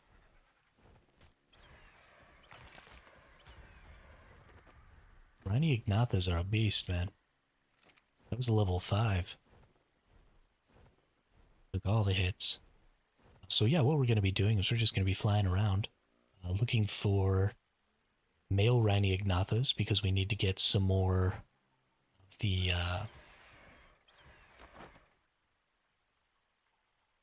of the pheromones. I actually got rid of my pheromones yesterday because they weren't going to last long enough in the upload, so I just dropped them on the ground. So we need to pick up some more today, which should be easy enough to do. But we'll just fly up here a little ways so we can see better. And we'll break out our K mode again. We'll try and get nice and level in K mode. And then we'll get out our spyglass. And we can just be looking around. This is a much, much safer way to travel. Okay, I'm pretty level. Because I can be looking around me, so if somebody tries to come up on a wyvern or something like that.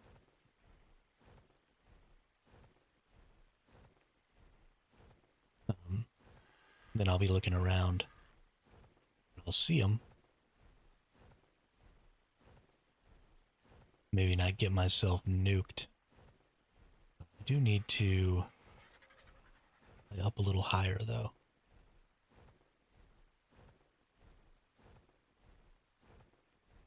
There we go.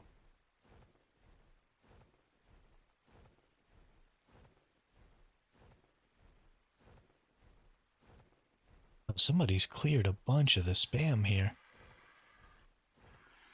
There's another Rani Ignatha. Level 25 female, so again, not really what we're looking for. We do need to be careful because right over that way there's a little pillbox. But we don't want to chase this Rani Ignatha too far.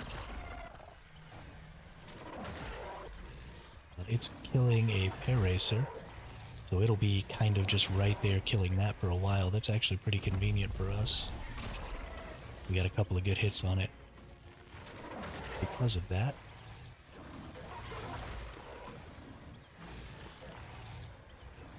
I've read about Dune Awakening. It's got its similarities to Albion you were playing. You have PvE areas where people build bases cannot be destroyed by other players. So there's going to be a big problem with bases not being able to be destroyed by other players. And that is that either you're going to have to limit the size of bases, or servers are going to start to lag because people are just going to build tons and tons and tons of stuff. So I'm mildly concerned with that. Although I do like having the opportunity to put my base into a position where it can't be attacked when I'm offline, because I don't think it's fun to lose my base while I'm not even in the game to defend it. I do think that being able to destroy bases is kind of important for the maintenance of the game. So we'll see how that works. The endgame happens in the deep desert, which is full PvP, where guilds fight for spice blows, all the big machinery and stuff. That's interesting. I think you're right. I think it is going to be a lot like Albion. We'll see.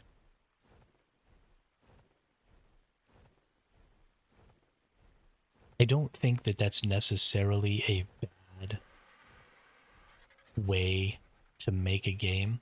But again, the same thing that happens in Albion is going to happen in that game. And that's going to be that guilds are going to be in control of a lot of the end game content. I don't really think that's great. So I have a little bit of a concern there. The only thing that'll save it, so the thing that saves ARK, I think, a lot, is that there are lots of servers in ARK, and you can move throughout servers. So far, you all have only seen me play on this one island server because I'm trying to get built up to a point where I can start server hopping and, making some use out of server hopping. But once you get to a certain point in ARK, you don't really play on your home server very much because it's just more efficient to teleport around and gather up resources and stuff that way. And so in Dune, if you have sort of the same system where you can move around to different servers, then you can kind of escape some of the bigger guilds. The bigger guilds will fight each other and wipe each other off of servers like they do in ARK. And when that happens, server resources will start to open up for some of the solo and smaller group players. And, those bigger guilds just can't be everywhere all at once. And so I think it'll end up being a positive. But if you can't move around servers, if you're locked to just one server, then you're going to end up with a situation like Albion, where a small number of players sort of take over the high-end zones and start extorting other players to allow them to, gain those resources or access that content.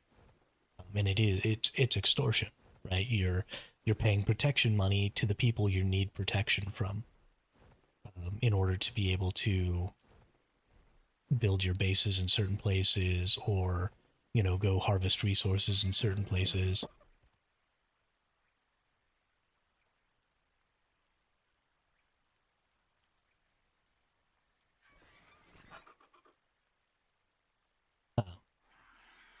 And so that just kind of that's kind of a negative for a large majority of the player base, and that's not good. But we'll see. We will see what happens. Maybe I'm being concerned over nothing.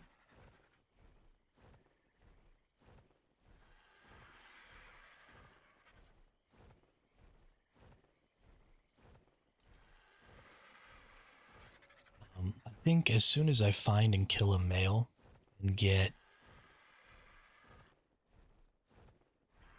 my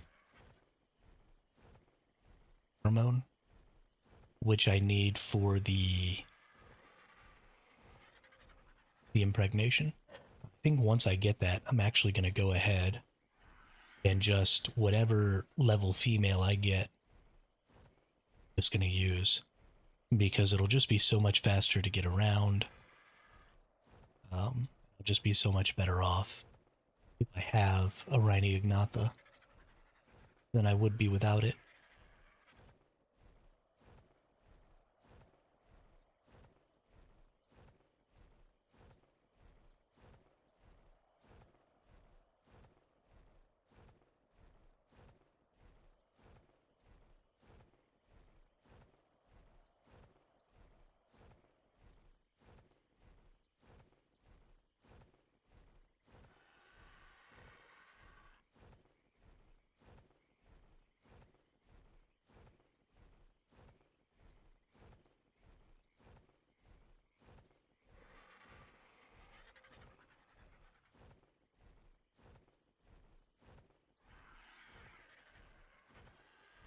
At least maybe any higher than 50. Although I don't think I've seen a Rhini Ignatha higher than level 50 yet. Their levels have been poo-poo pretty much this whole time.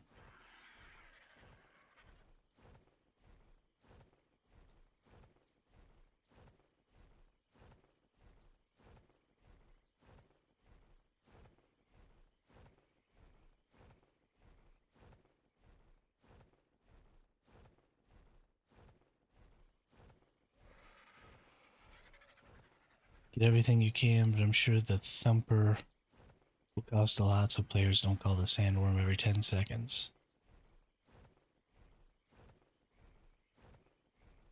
In the Spice, below Fight Your Team, have the ability to place a Thumper. If you are losing, that will call the big Sandworm, which will just swallow the area.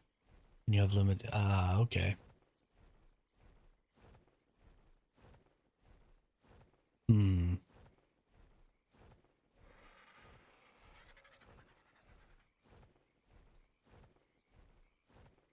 Is that a Rhini Ignatha? I think that might be a Rhini Ignatha.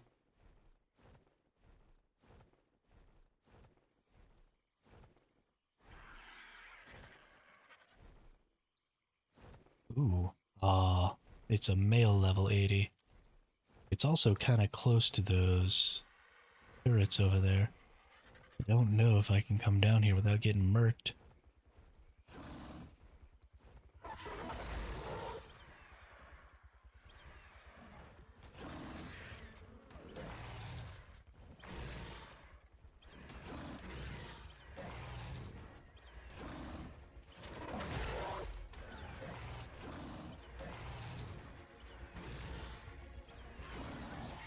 This thing's just been sitting in the same spot for a while. This is great.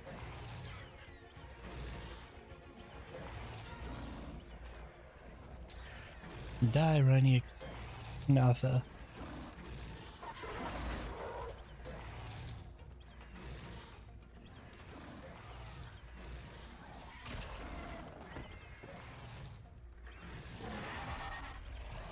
Nice. Rhini Ignatha is dead.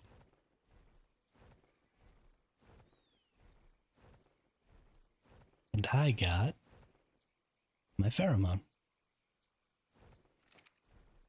which is exactly what I need. Yeah, I'll be interested to see how the mechanics in Dune work. The lore behind Dune is interesting and leaves itself open for some potentially interesting gameplay. But that does mean that developer has to find a way to make that lore interesting in the mechanics of the game. And if they don't, then you just kind of get a boring game with cool lore. So we'll see. I haven't seen a whole lot about how the mechanics and systems of Dune are going to work. I haven't really looked into it a ton. Maybe that's something I should spend a little time doing. We'll see.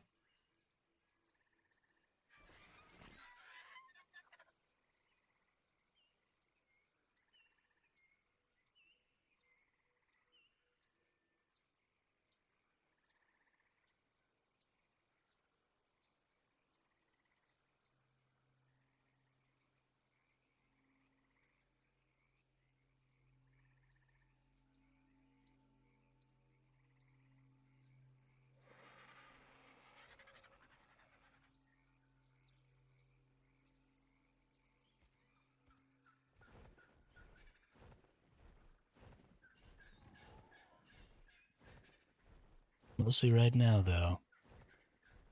I'm just super excited about getting my bug.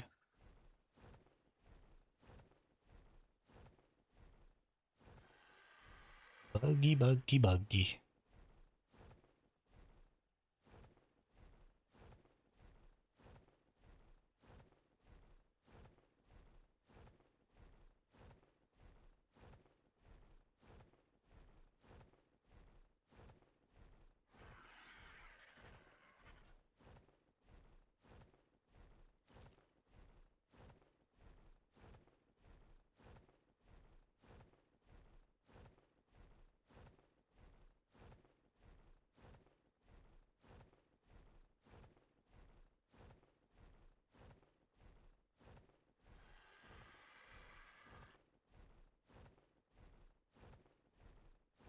As long as you don't lose everything every time you die, right?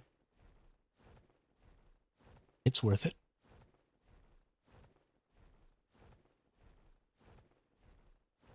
I just don't know that I'll ever be able to play a game that doesn't have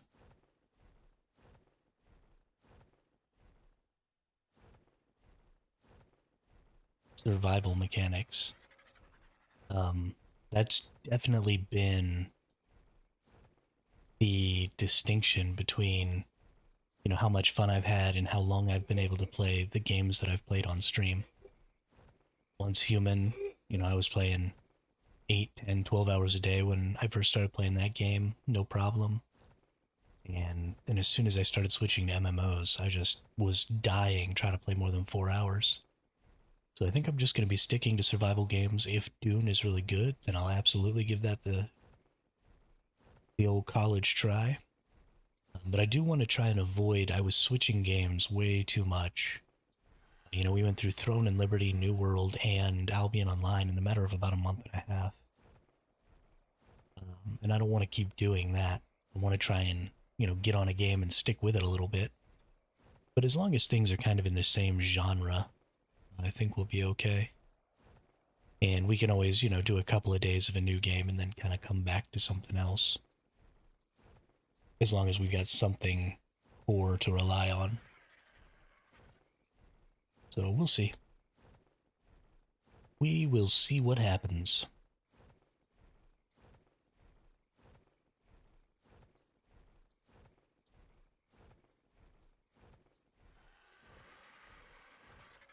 Where is my bug?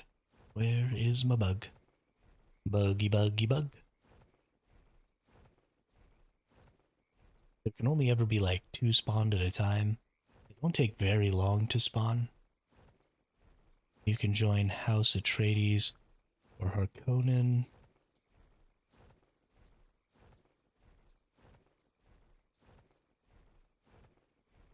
They also talked about being a spy and engaging in politics, not in detail.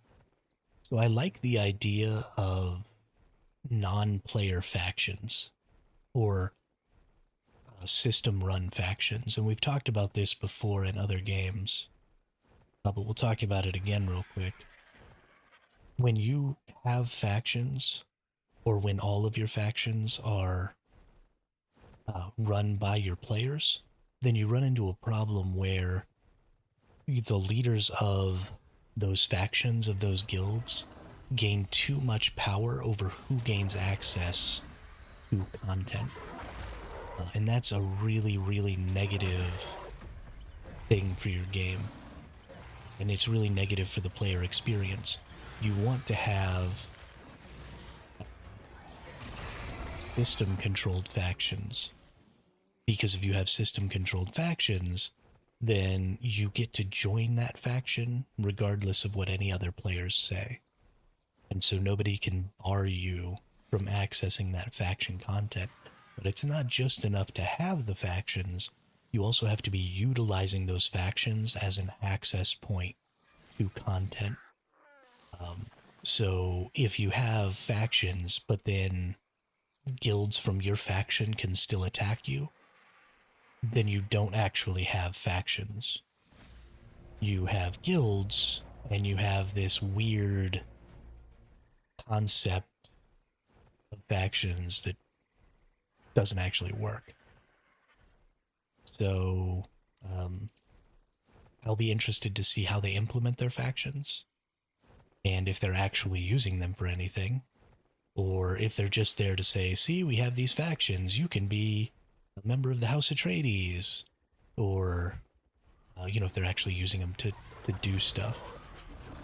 Because I think it's very important that you have a group that you're a part of that you don't have to basically gain permission to be a part of.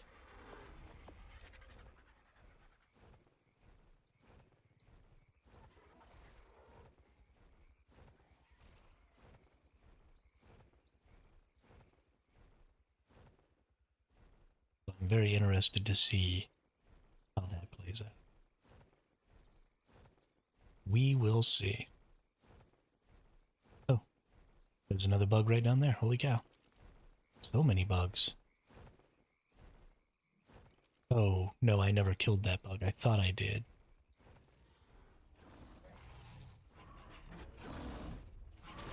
No, I definitely killed that bug. I don't even know what's going on anymore. They're spawning so fast all of a sudden.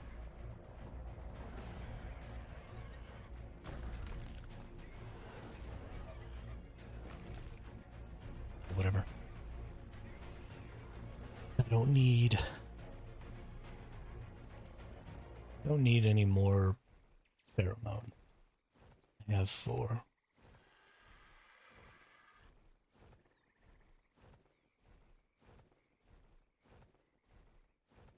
That is good enough.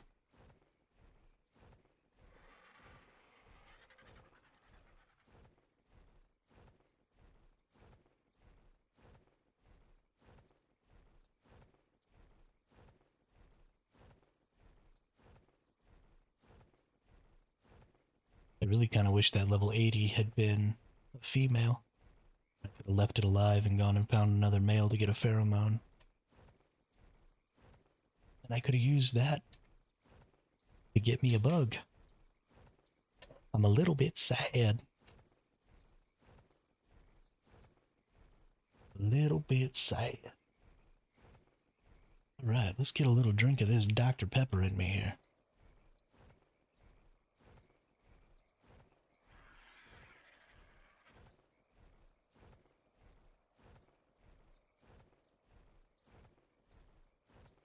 So delicious. I do love me a good Dr. Pepper. Alright. Come on, female bug. I need you.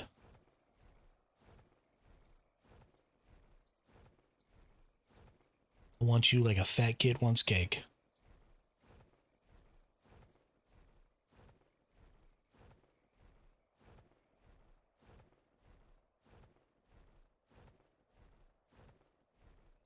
AKA like I want cake. Honestly, it's been a long time since I had a cake. And that just kind of made me wish I had a piece. Like a little German chocolate. Ooh, or a brownie.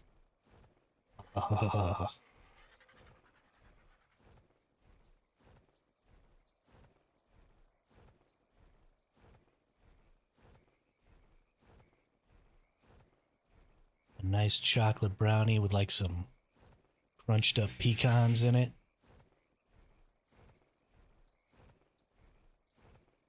Oh, yes. Hey, there's another one. Be a high-level female. Level 15 female. That's it.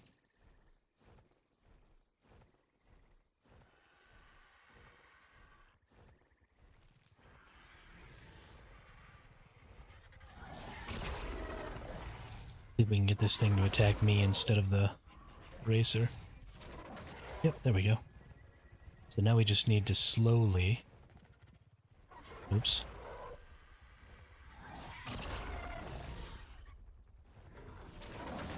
Attack me instead.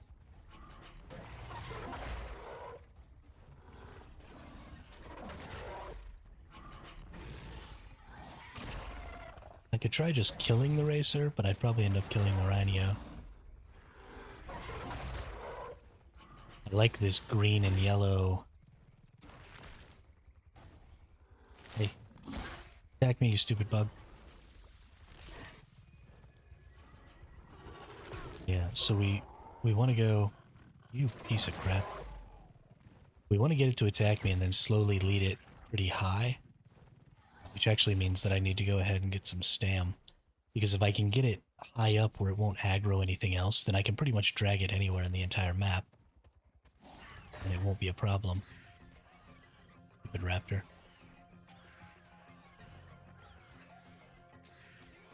It's chasing the heck out of that freaking...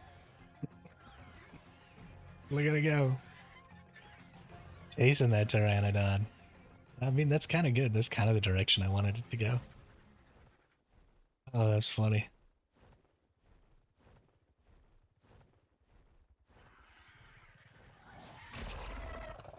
It's hella funny. Yeah, I really like the color scheme of this thing, though. I'd be happy to have a Rhino with these colors. What are you trying to kill right now? Can I pick this up? Yeah, I can. Oh, I missed it. So if it's trying to kill this thing right now and I pick it up, then maybe it'll just chase me. It will just chase me. Good deal. So there's kind of a key when you have things aggroed on you like this, you kind of have to let them attack you from time to time and hit you. Thankfully, this Rhino is super fast.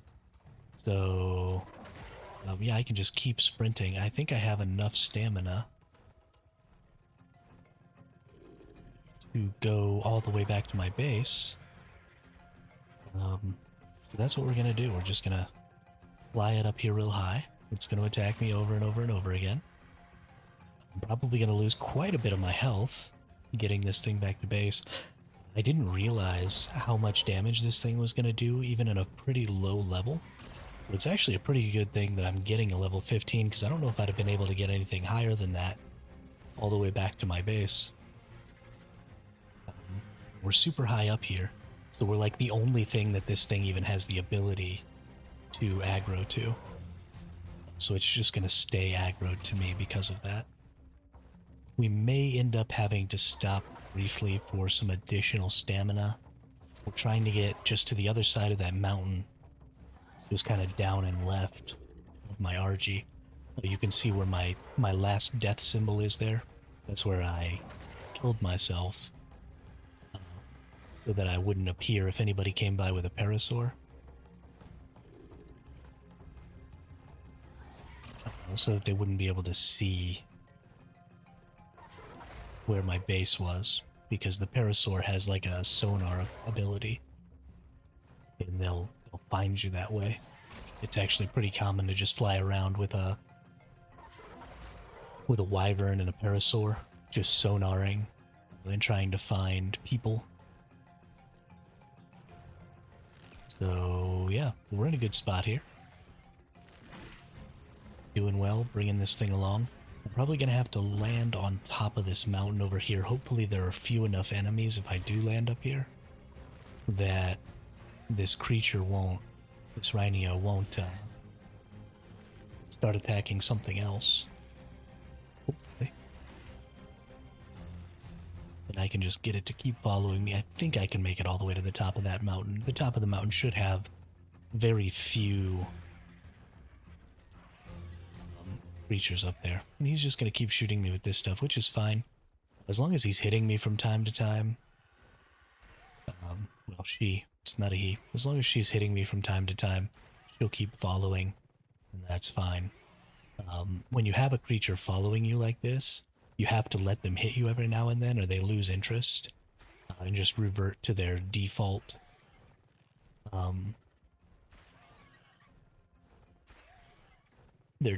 behaviors. So you do have to be a little bit careful.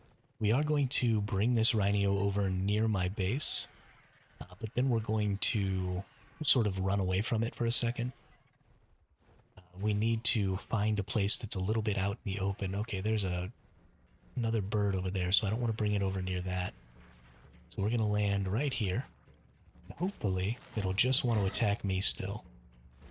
And as long as it just stays right here attacking me, that's totally fine. I don't mind taking the damage.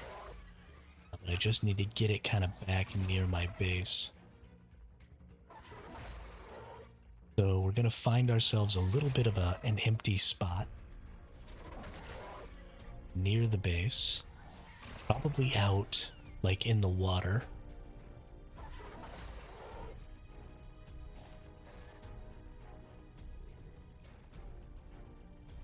Still following me, good deal. That's a good, giant, angry death bug. So yeah, I think the water right out in front of our base is going to be a good spot. And we'll fly in. The Rhino won't be able to chase me inside the base because the opening isn't big enough for it. So I should be able to fly in, protect myself, throw out my racer, and then feed the racer the pheromone, and then just do a little damage to the creature. And hopefully it will go ahead and impregnate my racer. I don't think there's any creatures right out in front of my base. I think I should be okay. I'm only about half health on this RG. Good thing I got it all the way up to 5k health. My goodness. This bug puts out the deeps, yo.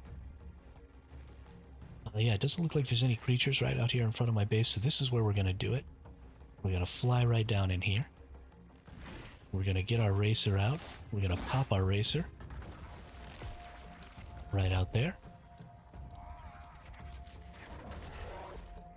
Nice. The Rhinignatha, whoops, put that racer on passive. Now we just need to get this Rhinignatha low.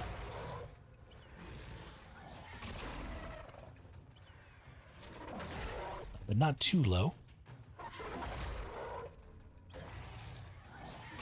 That might be good enough right there.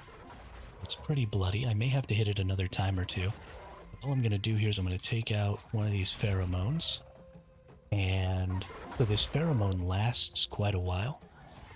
So if I go over here to my racer, and I put this pheromone in there and I feed it, you'll see that it now has that purple shine. And it lasts quite a while. So what we're going to do is we're going to attack the Rhinignatha. Honestly, probably with this crossbow. Because this crossbow is probably weaker than my RG. Oop.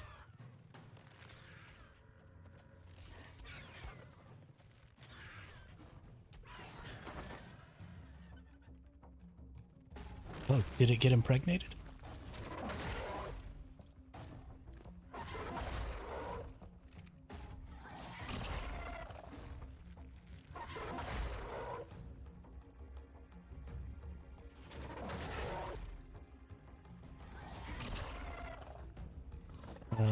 No, I don't think it did. Okay.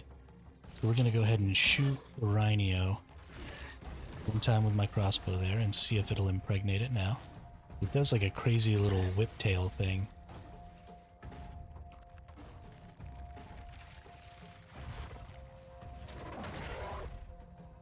Doesn't look like it's doing it. Let's shoot it again. I'm just trying to get it down below a certain amount of health. Mother puss bucket.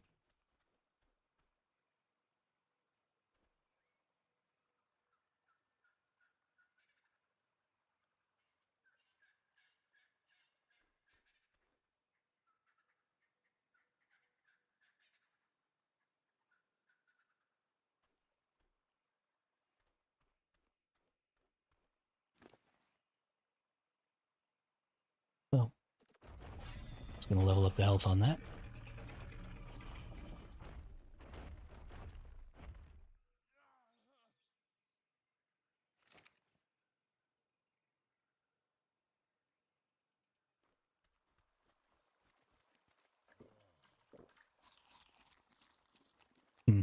Okay, well.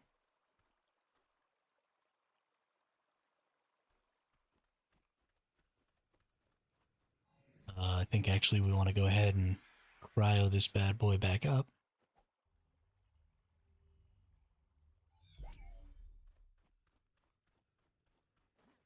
And then I think we're going to go look for another bug.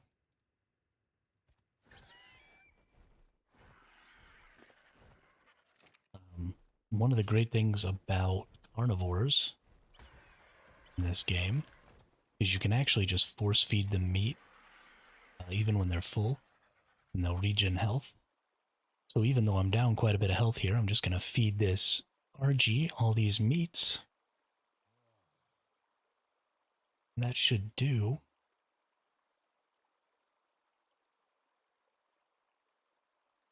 for getting its health back. And then I can go try again. I probably don't want to try and get a bug that's higher than, say, maybe level 30 to bring over here.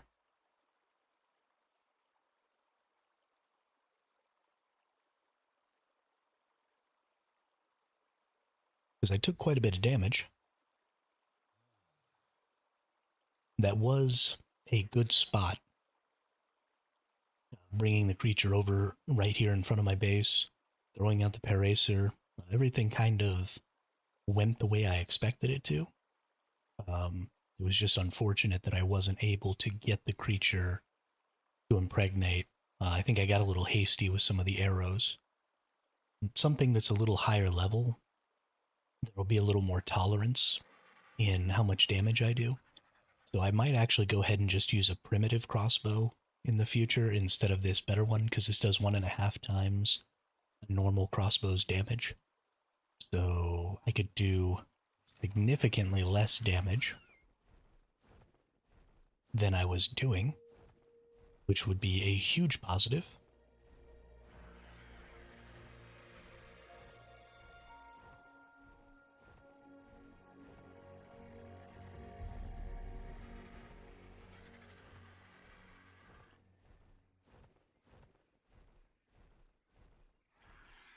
Or maybe even throw out one of my weaker RGs. That might actually be the best option, is to just throw out a weak RG and then use it to attack. We'll see. That sounds like a pretty good idea, though.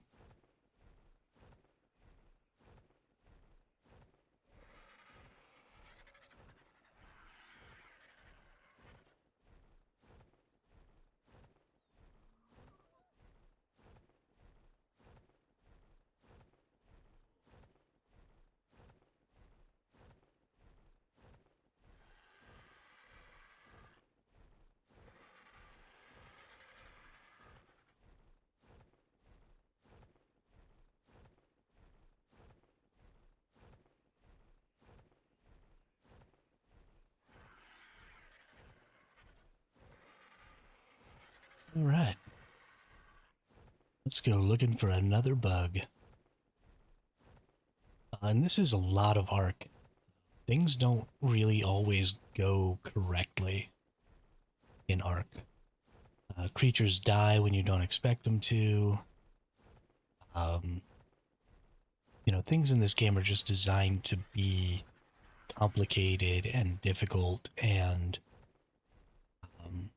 especially So in ARK Survival Evolved, we have the Genesis maps. And the Genesis maps introduced a lot of things like the net gun. They just made things like taming really, really easy. Especially, you know, taming things like Quetzals and stuff like that, because you just shoot them with a net, they fall down to the ground, you pump them full of tranks, and you're good to go. But in ARK Survival Ascended, you don't have the net gun. So you can't net the Quetzal, you can't net, you know, your bug, you can't do any of that. And so there's a lot more finesse involved. You can't just really brute force a lot of the stuff in Ascended. I think a lot of people feel like, and well, at least felt like when Genesis first came out, things like the Maywing and the net gun and stuff like that were just so good that Genesis really changed the game. And I don't necessarily think it was changed for the better. You know, you have different stuff like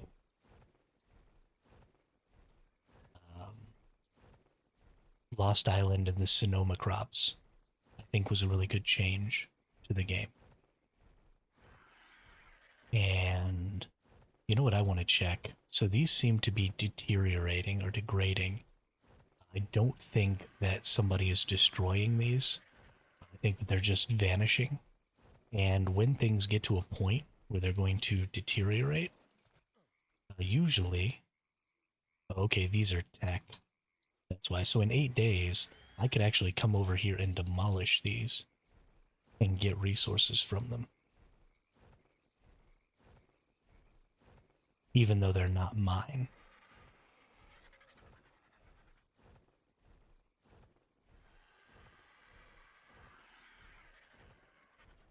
Which is honestly super dope.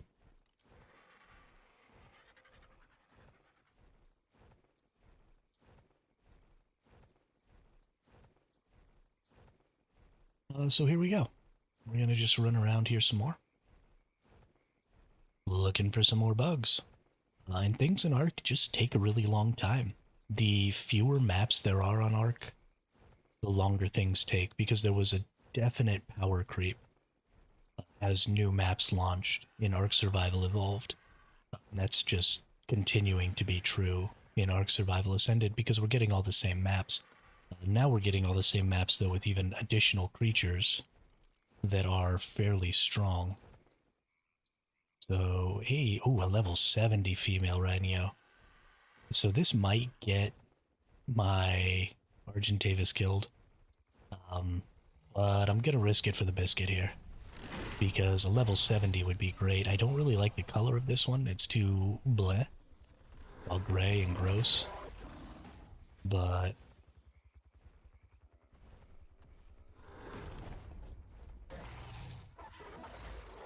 I don't want to stand here and get hit while this thing is trying to kill these. I just want to be close enough that the next thing it decides to attack is me. These erasers are going to run away. I want to kill this so it doesn't chase it. No, be fine. Come on, kill that one, buddy. Yo, now attack me, come on. Don't attack the Dinosuchus. Attack me.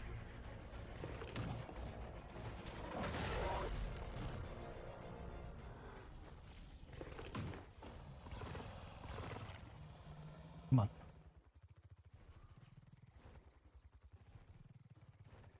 I'm catching some pretty bad lag right now.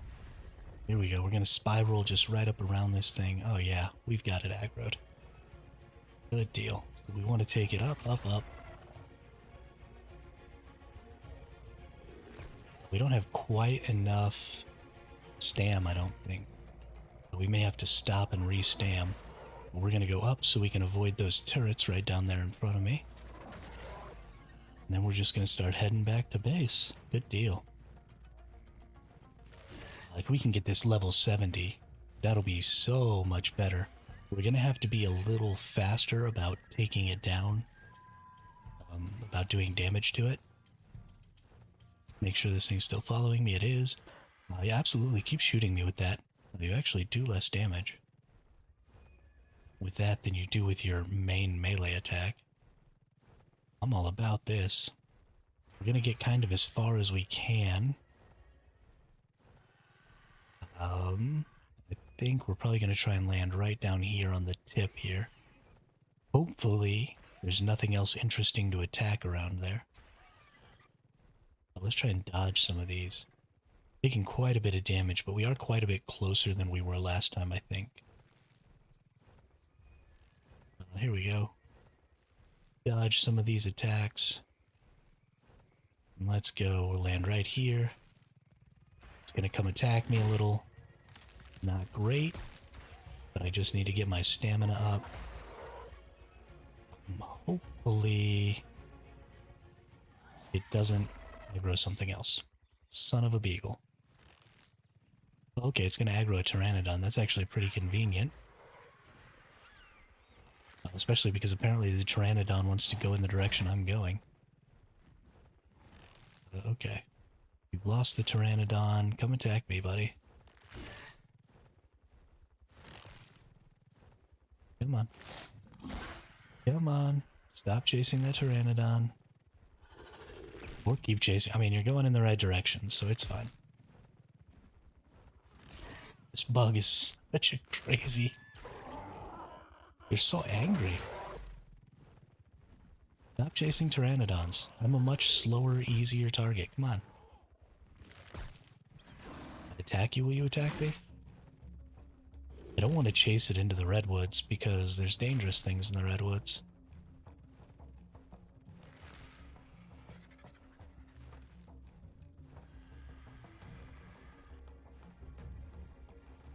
Come back over here, you buttface. Hey. Hey, you. Hey, you guy. You angry little bug. Eat me.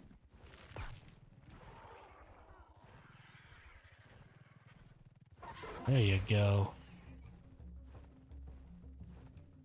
Oh, you piece of shit. Come over here. Come on.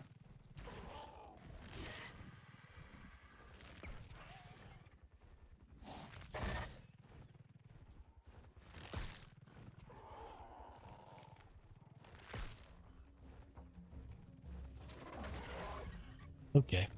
Maybe we've got enough stam. We got half our stam here. You suck.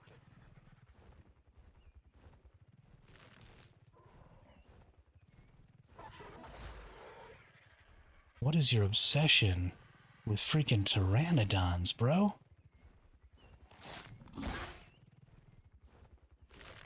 Okay, well I gotta refill my stam here.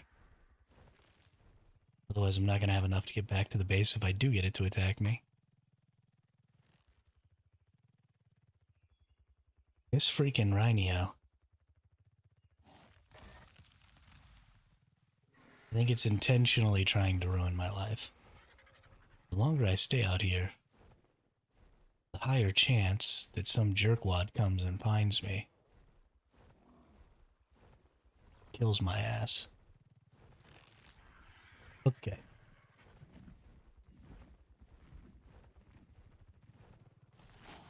Please stop chasing the pteranodons. Just right here, buddy. Right here. Come on.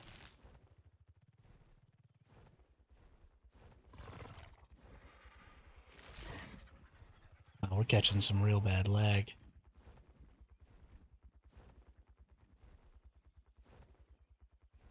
Yeah, real bad lag.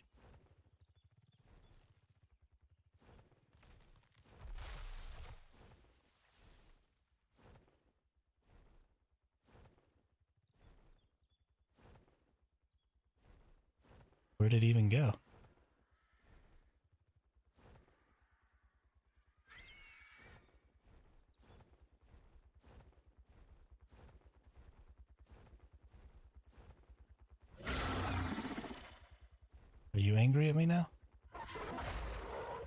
Please come be angry at me. Yeah.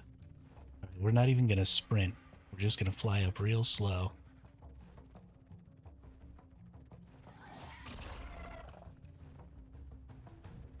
It stays real close. No.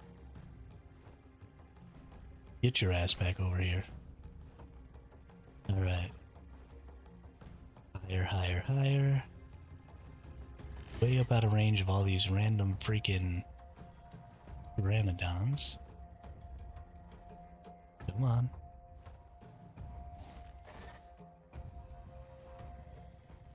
Okay, that should be high enough. Let's get back to base. Let's get this done.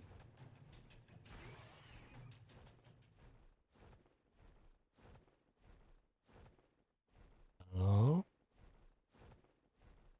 Yeah, we've got a really bad lag going on, so it's causing this rhino to not chase very well. I'm gonna have to go real freaking slow here. Which is bad. Means I'm gonna end up taking a lot more damage. That's fine. You get your booty back over here. Alright. Nice and slow. Not sprinting very much. Keeping my eyes on the creature.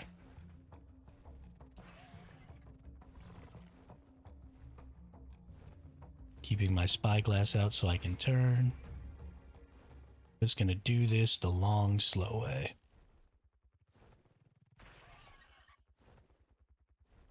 Keep shooting that shit at me, that's fine.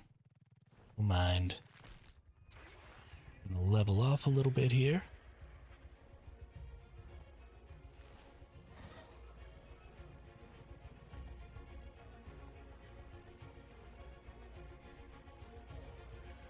Thankfully, it seems like it's going to be doing less damage to me because of the lag and stuff, so it's not shooting nearly as much, which is pretty great. So I am going to get this much higher level creature back to my base now without too much issue.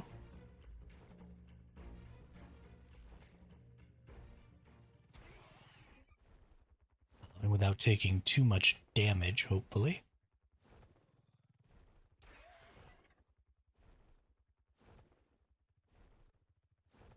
Oh. Got a little too far away. Get that away. Come on, come on, come on. Come on, come on, come on. Ugh, it just flies like straight down and finds anything to attack. I should have just not used any sprint at all. Wanted to speed up the process a little bit. Got a little impatient. Caused some problems. You know you want to attack me instead.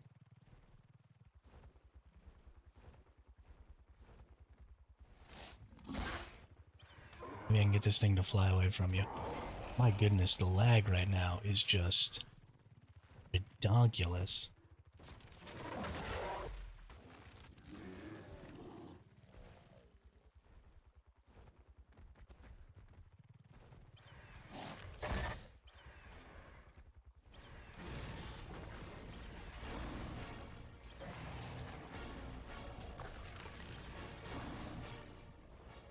Okay, killed most of that stuff. You want to maybe attack me now?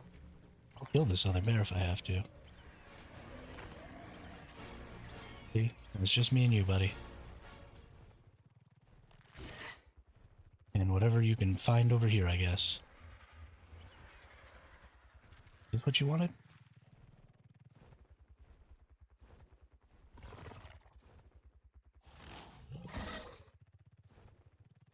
Oh, you're attacking the turtle. Okay.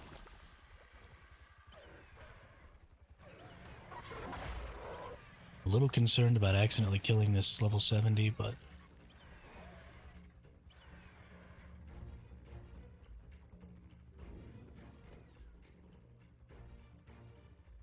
I'm all stuck.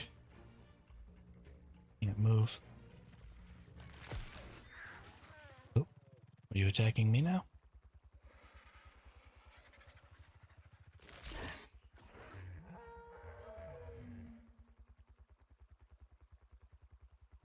Yo, this is so obnoxious. Please let me out.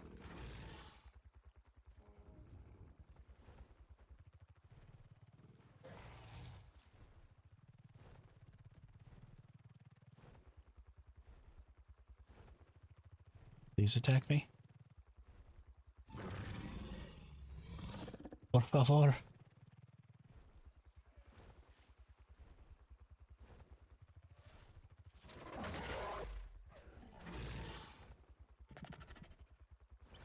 I wish that I could, like, carry this turtle.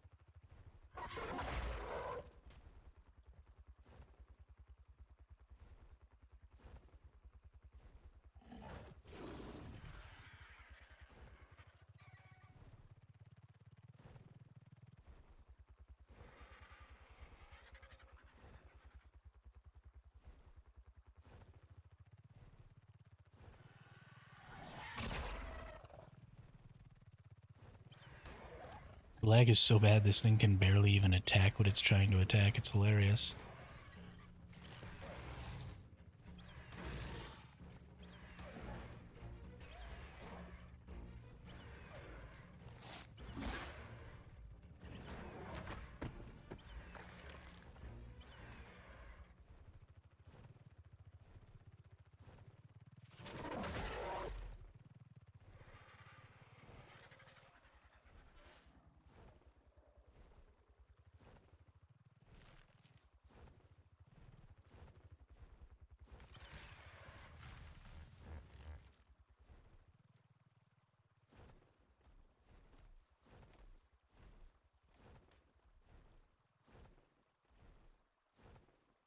How'd you end up way over there chasing a freaking pteranodon? Yo, what is this thing doing? This lag is a nightmare.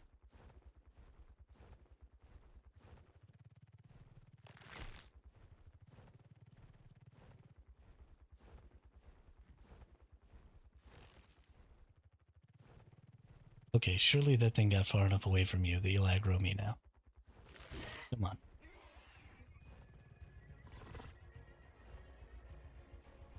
There you go, buddy. There you go. Just gonna take it straight up here. Nice and slow. Come on. Yeah, there you go. Alright, no sprinting at all, because sprinting seems to be death. We're just gonna go nice and easy. Let our buddy attack us. And keep shooting stuff at us, because that seems to be the only way that you can actually hit us. Because the lag is so bad that you're not actually getting your melee attacks off. I want you to keep following. Okay, this is great. This is perfect. This is exactly what I need. It's nice and slow. When you get too far back, I'll slow down a little for you. There you go, shoot me with that. Perfect.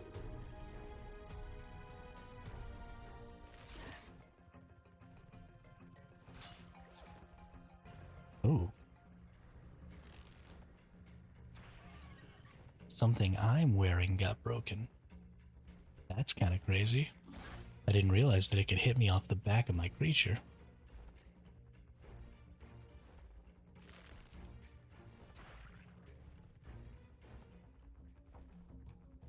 Alright, we're getting close. Come on, buddy.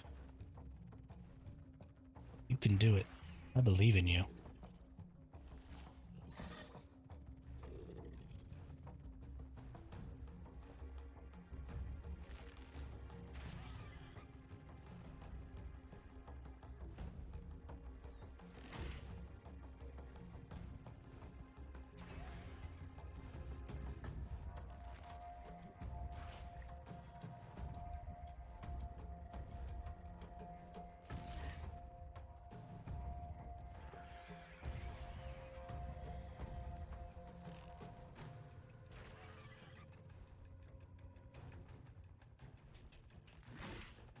Oop. It's hit me too many times. It's about to lock me up. Me going really slow.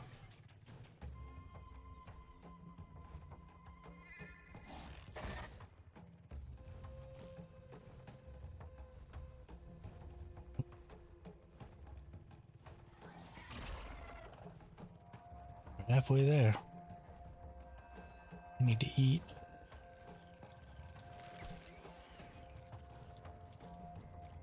We're gonna make it this time. We're gonna get this level 70. This is gonna happen.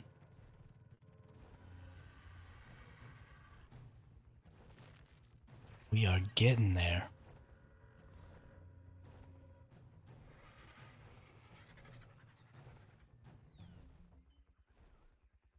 Nothing too far away. Let's come back.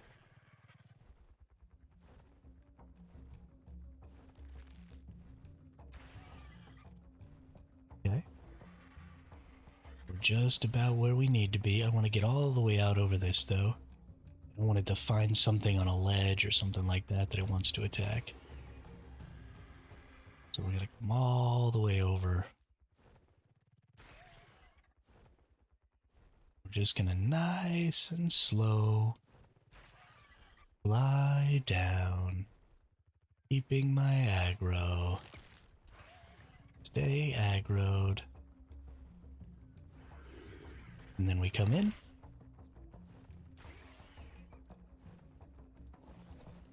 And we release the racer. Put that out. Hopefully the bug gets attracted to that. I think it did. So I can stand out here. And hopefully just shoot it. Whoops, accidentally shot my racer. That's bad.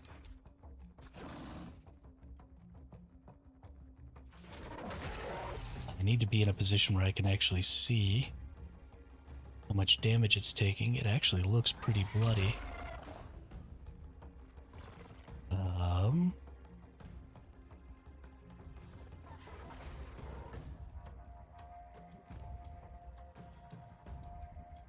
Get out a pheromone. Let's take it over to this. Let's see how my Paracer is doing on health. We're good. Beat at the pheromone, and then we just watch for a minute. Let's see if it does its little impregnation attack. If it doesn't, we'll shoot it one more time with an arrow. And then we'll wait a while. Okay, it doesn't look like it's gonna, so we shoot it one more time. We just kind of wait. You see all those weird black lines on it? That's it bleeding. And creatures get bloody as you do damage to them. Any Ignathas don't have a ton of hit points. So getting it down to 15% is a little difficult.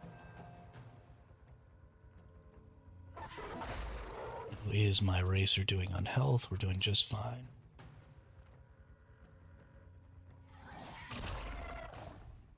I think I'm actually going to go in and get just a regular crossbow here. No sense.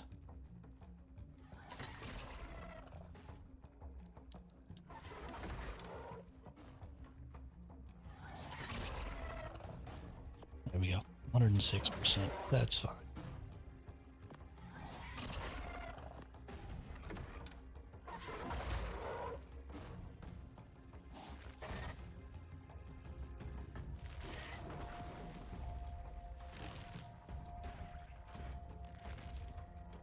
You motherfucker. Okay, I hit it one more time there. Now we're just gonna wait for a moment. We got a little less than half health, so we do need this to happen pretty soon.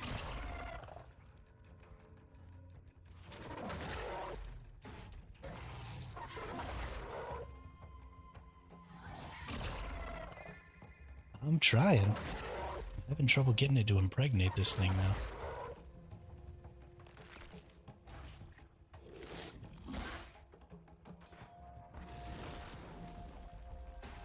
I'm worried I'm gonna kill it again. I killed the level 15 that I brought over to impregnate this thing.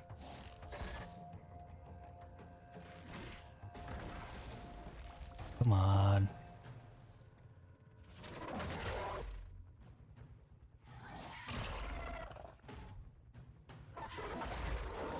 It's gonna kill my racer soon.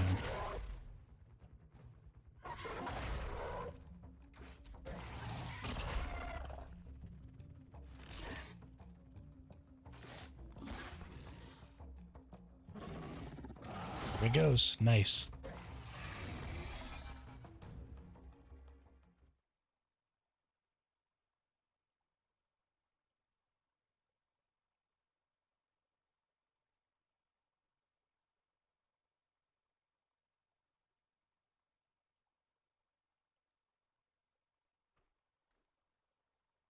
Okay, so the way this works, so you saw it did that little flippy attack.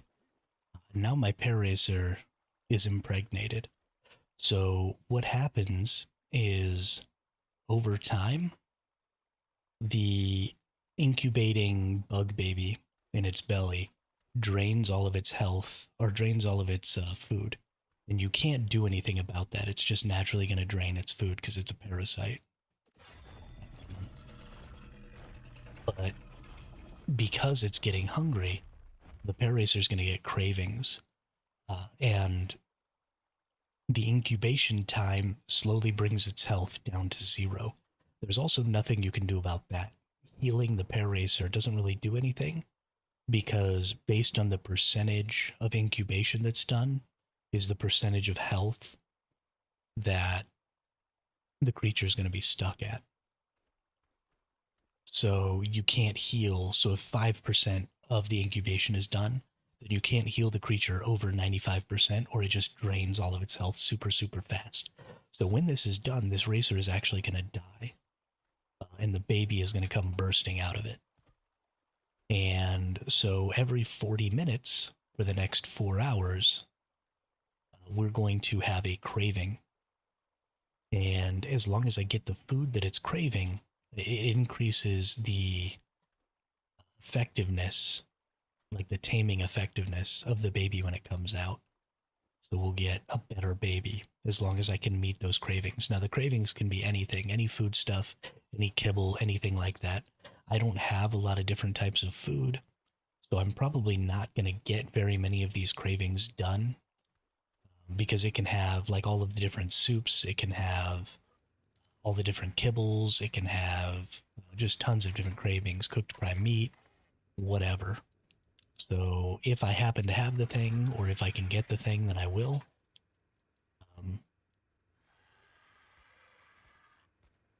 But I mean, the cravings are usually pretty wild. So the other thing that I think that I want to do is probably put some sort of defense around this creature, like put some spikes or maybe totally enclose the creature in a wall or something. Because I don't want something to come and kill it. There aren't very many dangerous creatures out here. Even something like a raptor or something like that could really mess stuff up. So yeah. Let's pull out some resources.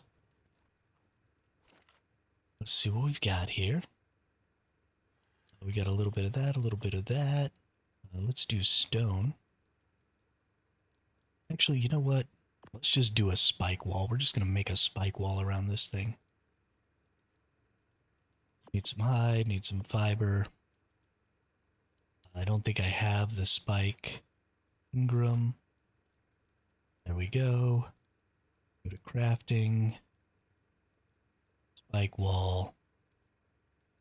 I'm going to need more wood and more fiber. Problem? I got a real good hatchet. That'll give me plenty of wood.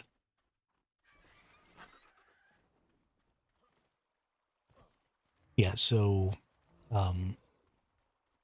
small tribes are 3 times the rates when it comes to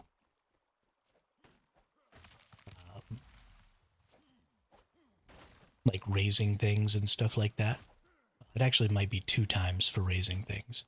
But what I mean to say by that is it's going to take me, whoops, 3 hours or 4 hours to incubate this bug. But if I was on the official 1x servers, it would take me like 8 hours. So getting really good creatures in ARK is really complicated. Just from a time perspective. I mean, could you imagine needing to come back online every 40 minutes to an hour for 8 hours straight in order to get this creature to burst out of this thing. Now, obviously, you have tribe mates and stuff like that that you can rely on, and they'll do some of that work for you. But even so, it's a pretty considerable investment. And that's why your creatures really are your progression in ARK. Like, it's all well and good to get your level maxed out and, you know, to get some good blueprints for some good equipment and stuff like that.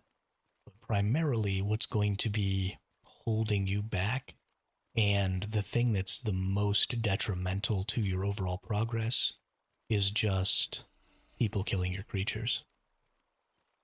So if you can keep your creatures alive, if you can keep your creatures safe, you know, keeping them in upload or having a really good, well-defended base or something like that, then you can really protect a lot of your progress and keep from really being set back too far by, you know, deaths and stuff like that.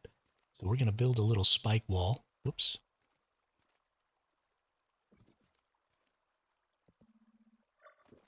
You get a brief period of time after you place things to pick them up, but it's not a permanent thing. You can't always pick things that you've placed up. So we're just going to make a little bit of a spike wall around our creature here. This will protect it.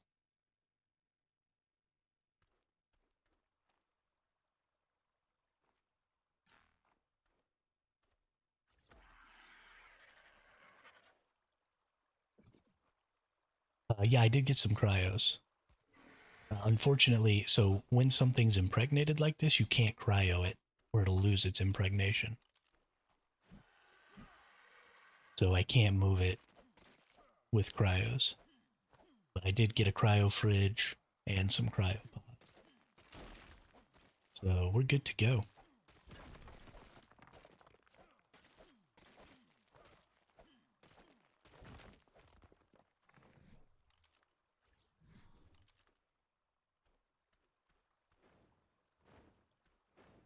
Why can't I place this right here? Oh, there we go. Place.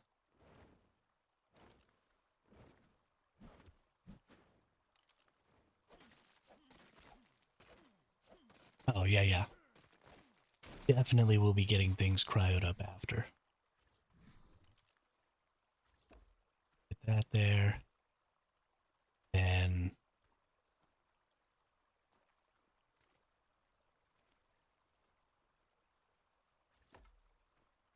put that there. So what I'm going to do here is I'm actually going to craft...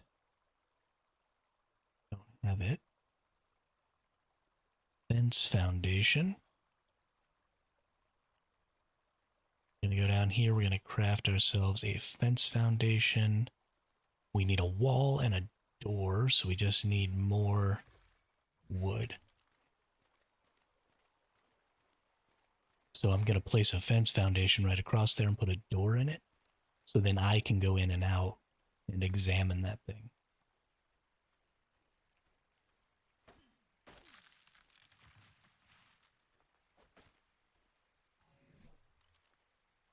Craft that. Back we go. Let's drop this stone so I can move a little quicker. Let's up the health. Levels are coming right along. I'm already level 84 today. All those alphas I've been killing. And then we place this right like that. And then we're going to get a wall. Change it to a door. Or a doorway.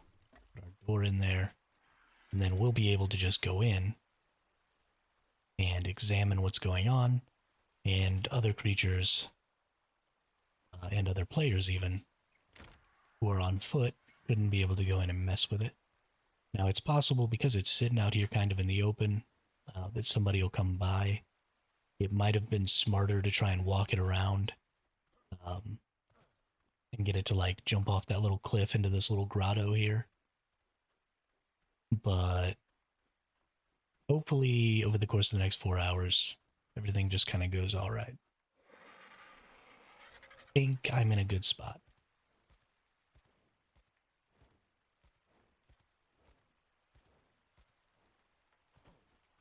This is kind of a crazy thing to be doing out in the open as a solo with no base.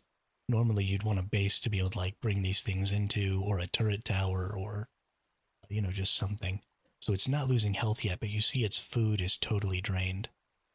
It's actually still going to be gaining health, like regenerating its health. 2477.6. So 2483.8. So it's going to regen health until it hits the point where this thing is capping its health at. So what the bug does is it reduces the max health of the creature while it's impregnated. And so eventually that health will catch up. So one of the weird things that happens, and I don't know if they fixed it or not, is that sometimes the bug inside will kill the creature before it hatches by draining its health down to 0 and not hatching. So something you normally have to do is you normally need to like feed it a veggie cake or something like that. So what I'm going to do now is I'm going to actually go fly around looking for drops, because the drops will give me some of the foods and stuff. Yeah, actually, I think I probably can saddle and ride it while it's pregnant. I believe that's probably true. Yeah, so I definitely should have just walked it around and got it to drop off into my little grotto there. That'll definitely be something that I remember next time. At the very least, I could have just gotten a whip out and whipped it. But I think you're right. I think you can ride them. Now, once I have a bug, it'll actually be way easier because the bugs can pick up the Paracertheriums.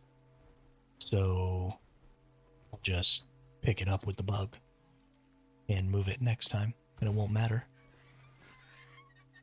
I don't think I need any of that stuff, but I do want those beers.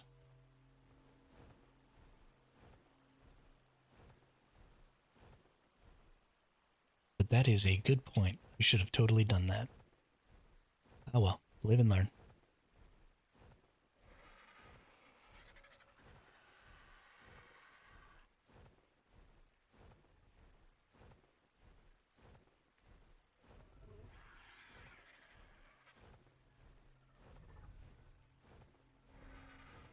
Ooh, it's a yellow with a ring around it. That's great. And there's a T-Rex or an Allosaurus and a Bronto fighting right there next to it. Ooh, a Mastercraft Tapejara saddle.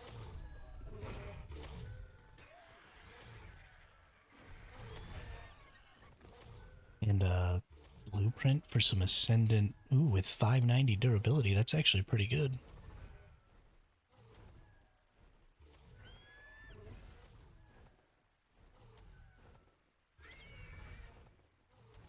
I can get behind that.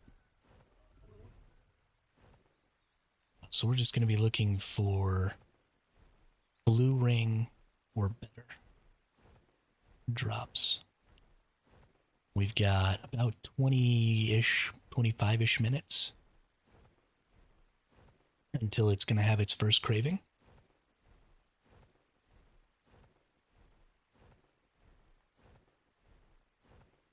Gosh, I'm so excited. This will only be the second time I've ever actually gotten a bug on my own. And this will be the first time that I've gotten a bug on my own where I didn't have somebody who had already given me a bug to use to get it. So going straight up from absolutely nothing to having my first bug, what is this, my third or fourth day now? Was actually pretty exciting for me. I'm pretty happy about it. It took me a little while to get back into the swing of ARK because I hadn't played in about a year. And so it wasn't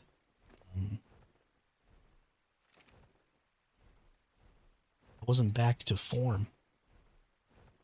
I'd forgotten a lot of things, like the K mode thing yesterday. I forgot all about the K mode. Just all kinds of stuff. Now I'm kind of starting to remember how to play.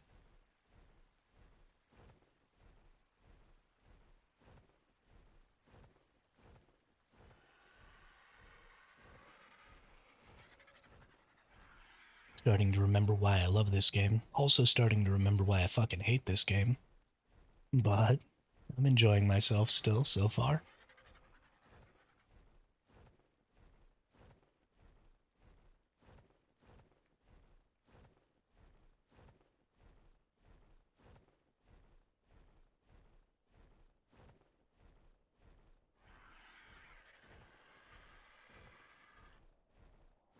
I do want to get through the first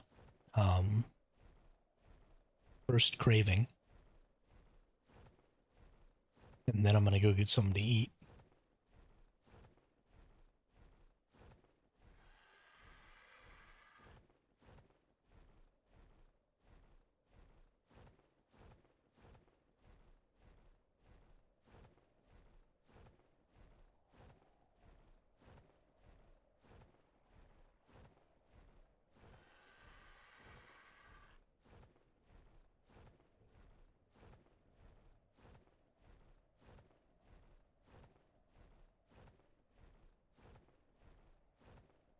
Move in. Oh, everything's going so well suddenly. Oh, whoops. The purple drop just disappeared on me. I believe there's a little base spot up here. If it's taken, there might be some turrets. So I want to keep my eye out so I can see if somebody has taken the base spot. I also don't want to get close enough. I don't know exactly where it is even. Okay, well I don't see any turrets and I'm not dead, so that's fine.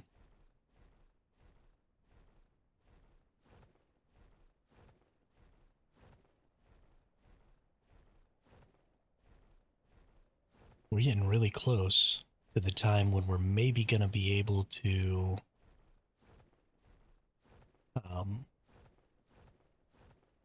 start thinking about getting some of these boss fights run. Once we have a good bug, which I think this bug is going to turn out pretty solid. It was a 135 racer and a level 70 bug.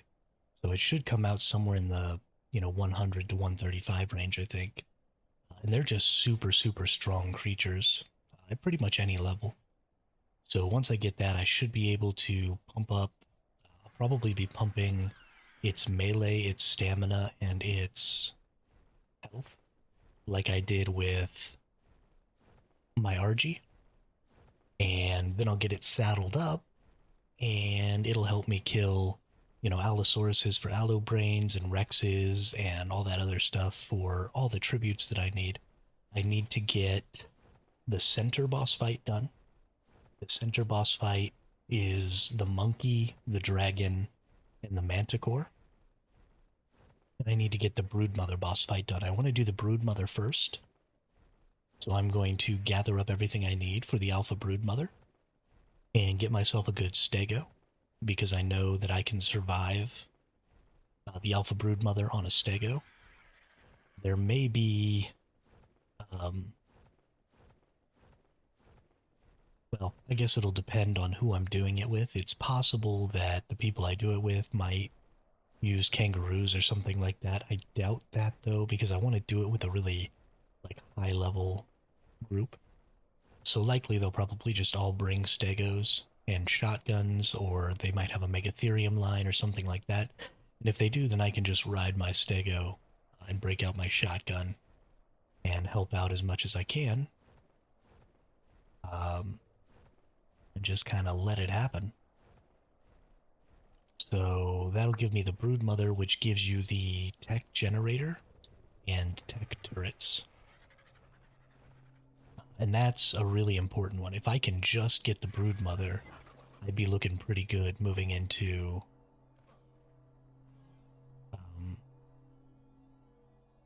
Hey, look, it's a Paracer saddle. That's freaking awesome. Holy cow. Um, but I could move into Extinction with just that. You really need tech turrets in Extinction if you're going to have a base, because you need to be able to push off gas bags. So gas bags are an Extinction creature that are really, really good for soaking regular bullet turrets. But the tech turrets have a knockback effect that really messes with gas bags, because gas bags' whole thing is they like suck in air and it makes them really light. So when they get hit by tech turrets, they go flying. And so it's almost impossible to soak a wall that has tech turrets with just a gas bags. So you instantly kind of defend yourself from a whole lot of people who might raid you, because there are lots of people who will just go get a gas bags and use that to start raiding, because they want to raid some of the sort of lower tier players. And that gas bags will let them do that. And then they can just blow into those bases and, get a lot of resources, get a lot of everything that they might need without having to go out and do the farming and stuff themselves. So having even just a couple of tech turrets basically saves you from those people. And if you place them properly, then you can also protect yourself from stegos, because the tech turrets, if you put them up high enough, will shoot down onto the stegos, and the splash damage from the explosion will actually hit riders. So it's very, very important. You need to have lots of heavy turrets, because heavy turrets put out a lot of DPS and can hold a lot of ammunition, and making ARB is much easier than getting shards. But it's very important to have enough tech turrets and to have them placed properly for defending against some of the other creatures that people might use to raid you.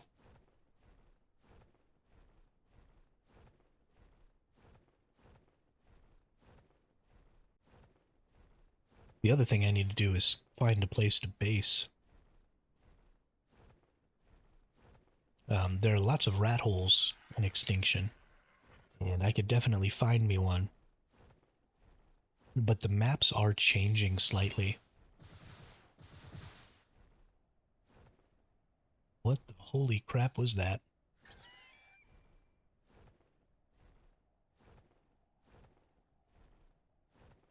Oh, there's a wyvern below me. Run away.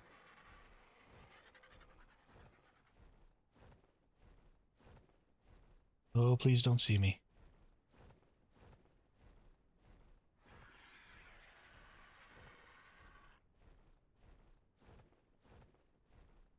Whew.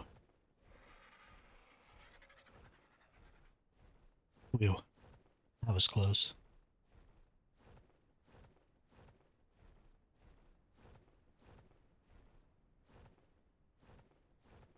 It's possible that they wouldn't have attacked me.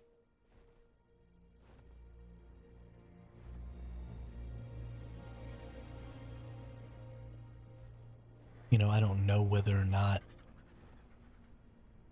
that person was going to be aggressive towards me or not, but I would prefer not to find out. There's a yellow drop with a ring around it over there. I don't know if I'm going to make it, but I might. So I want to go check that out. Hey, Demon Slayer 05, what's up? Welcome to the chat, welcome to the channel. Right now I'm out farming drops, looking for some of the random foods that my baby Rhini Ignatha might decide that it wants. Because I just got a Paracer impregnated by a level 70 Rhinio, which is going to be my first Rhinio for this character, and is going to really accelerate my ability to, get a good stego and move around the map and stuff like that, so I'm actually pretty excited about it. Hey, there's that toilet that you were asking for yesterday. Party wizard? Give me another toilet. Pretty well, good deal. Do you playing yourself some ARK as well? How long have you been playing this game? I have been playing ARK Survival Evolved since right before the Extinction map came out. I've got about 5,000 hours since somewhere around 2019-ish. And specifically in ARK Survival Ascended, I've played about 1,000 hours. But I haven't played ARK Survival Ascended in about a year. So, right after transfers opened up on the island, when Survival Ascended first came out, I got meshed, and it pissed me off, so I quit playing. I actually was never going to come back to the game because I'm kind of mad about some of the pay-to-win things and stuff like that they're doing. But I was kind of bored, and I didn't know what else to play, so I decided to throw this on about 3 or 4 days ago. And I've been having a heck of a time, remembering now why I love this game so much. So here we are, 3 or 4 days later. Just getting after it. About to get my first Rhynie Ignatha, as long as nobody sees it and kills it before it hatches.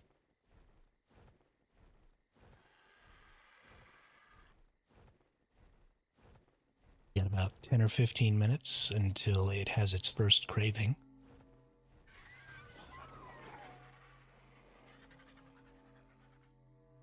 Ooh, that's a really good crossbow and a nice little gauntlet there. Hey, thanks, game.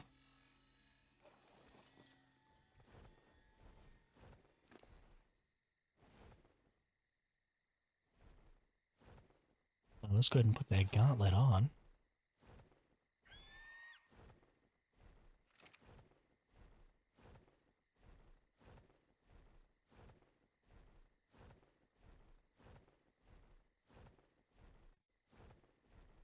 Just keep flying around.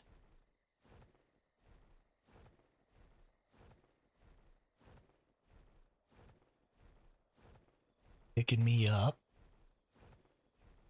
some drops so that I can hopefully get everything I need here. There's actually nobody. Favorite game of all time is either Dark Age of Camelot or the original Guild Wars.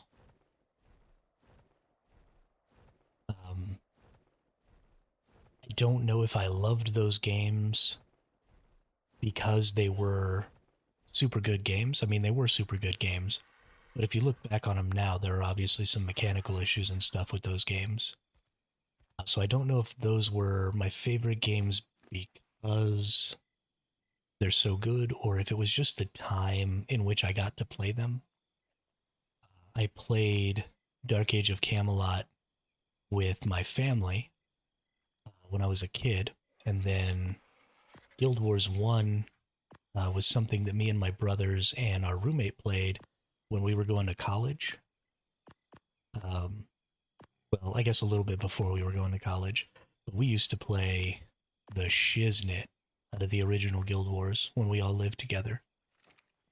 And we just went absolutely hamburgers on it. And so just had probably some of the funnest gaming times of my life. You know, everybody just sitting in the house together, screaming across the house at each other, playing video games together, so. But, I mean, Guild Wars 1 was just a phenomenal game, and Dark Age of Camelot was my first ever MMO. And I've pretty much been addicted to MMO games ever since then. The only one I really haven't played is WoW, actually. I don't know, what about you, Demon? What's your favorite game of all time?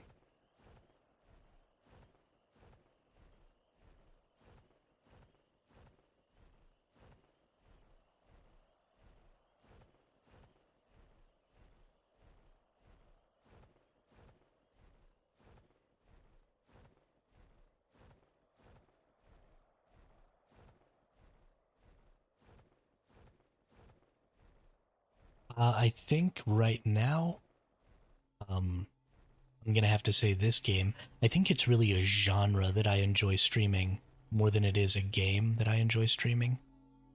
I really enjoy streaming survival games because I think there's a lot of interesting stuff to talk about with survival games. A lot of interesting things about, choices you're making and why you're making them, and the mechanics of the games are interesting. And so I just feel like survival games as a genre are a lot of fun to stream. I was having a lot of difficulty. I played some Albion, I played some Throne and Liberty, I played some New World, all on stream, and I just wasn't able to get into it nearly as much as I am with survival games. They take up so much of your time, they take up so much of your day. They're such a hardcore genre that I think they really lend themselves to streaming well. We're gonna have to go back to base and drop some of this stuff off. I've been getting all kinds of goodies.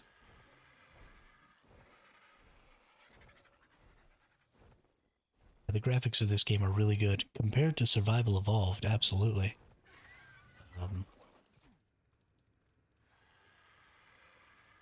They made pretty huge strides with the graphics. Unfortunately, that's about the only thing that's better in this game than in Survival Evolved, which was really kind of unfortunate. I would have liked to have seen them improve some other stuff. Okay, let's just dump a bunch of this junk in here. Don't need all this garbage.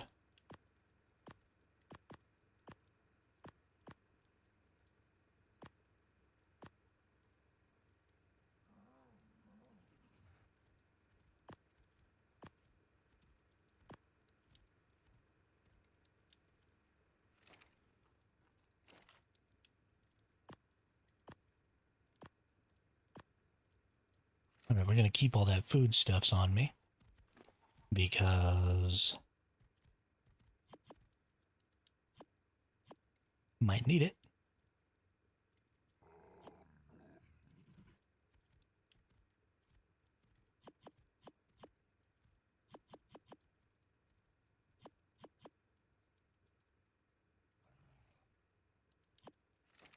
I'm from the UK, if you don't mind.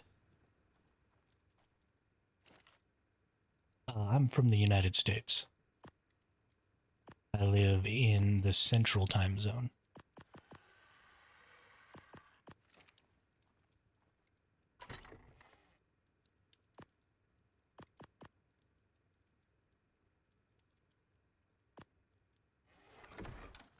Okay, how close are we to our first craving?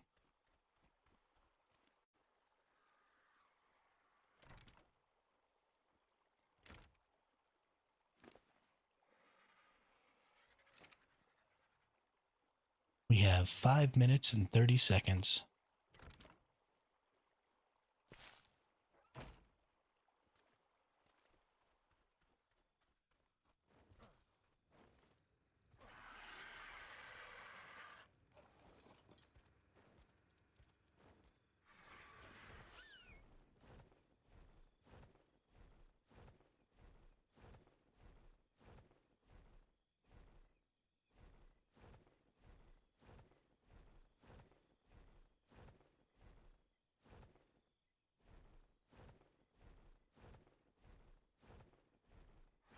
There's a couple of purple drops out there.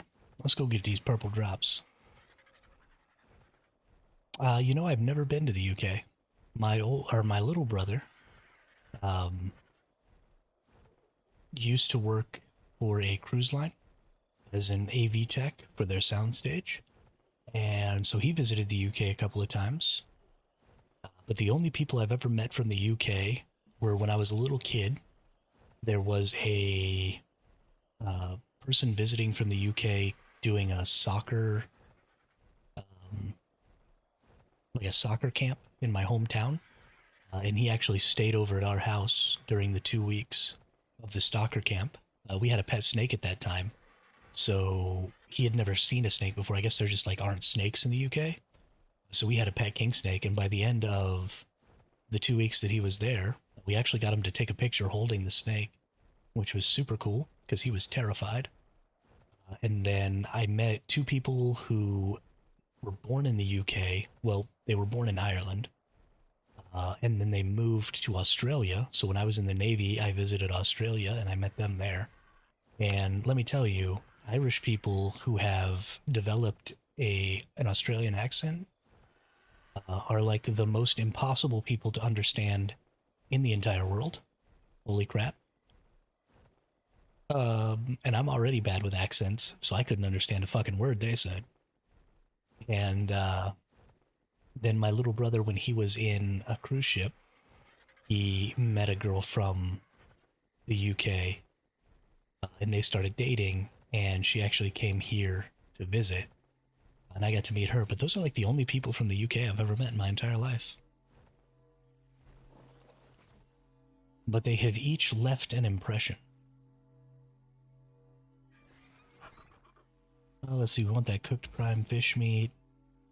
And actually, I want to keep that too, just in case I need it. But we don't need any of the rest of that. That's fine.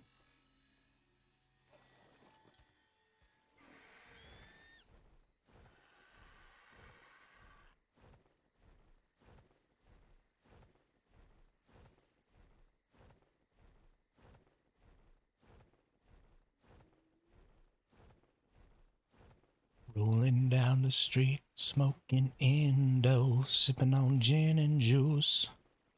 Feedback.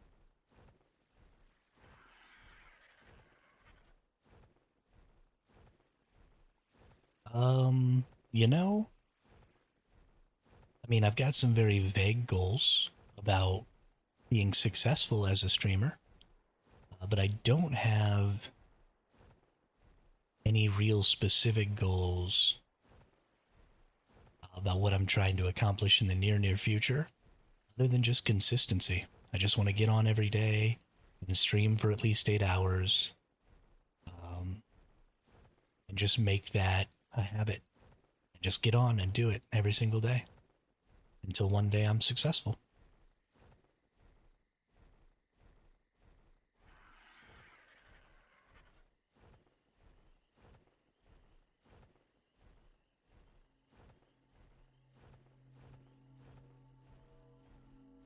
Make money, money, make money. And have fun while I'm doing it.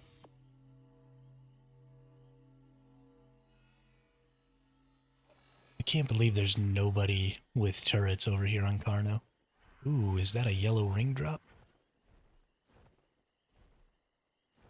I think that is a yellow ring drop. Gonna go get the yellow ring drop. Yellow ring drop.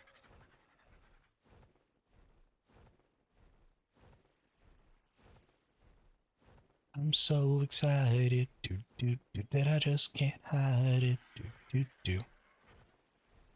And once I get this yellow ring drop, I'll probably head back and see what that craving was. And hopefully have the thing that I need.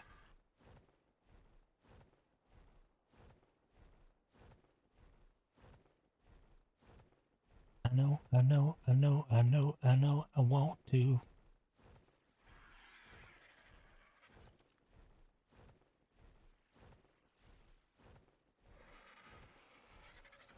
Fly faster, you fat fucking bird.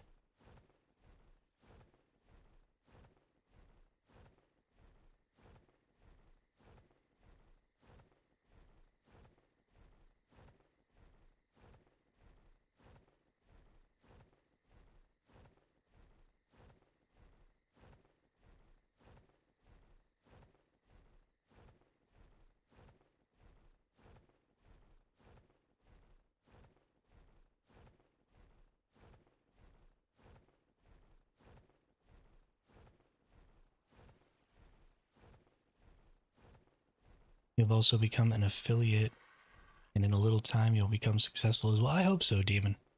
I really do. I think it's just all about putting in the time. Putting in the time and trying to be as entertaining as possible.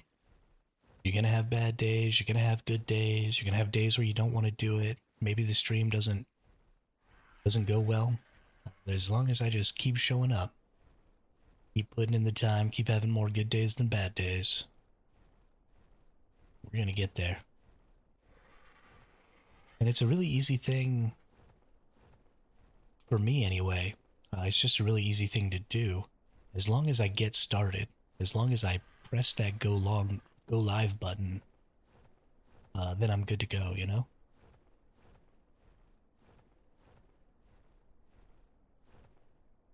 What's your suggestion? Hit me up. Is it that I need more art?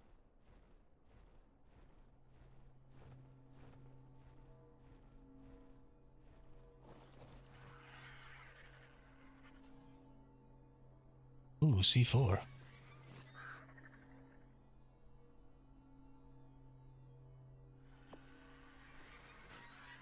Don't really care about some of this stuff, but whatever. We'll take it all anyway.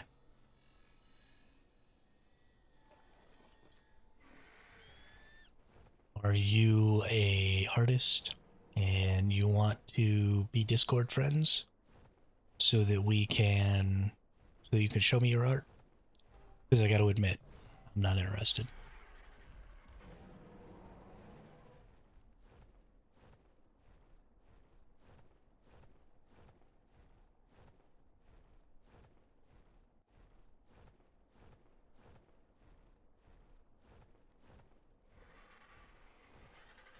Can't believe I fell for it again. I thought we were friends. Instead, you're just trying to sell me stuff.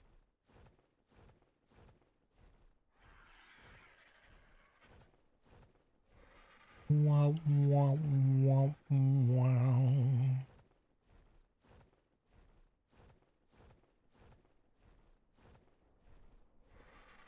Makes me so sad. Can't believe I got again.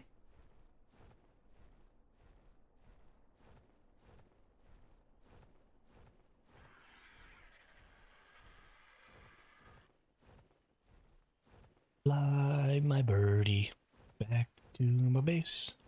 Gonna go see what the craving is. Singing bye, bye, Miss American Pie. Drove my Chevy to the levee, but the levee was dry. Them good old boys were drinking whiskey and rye, singing this'll be the day that I die.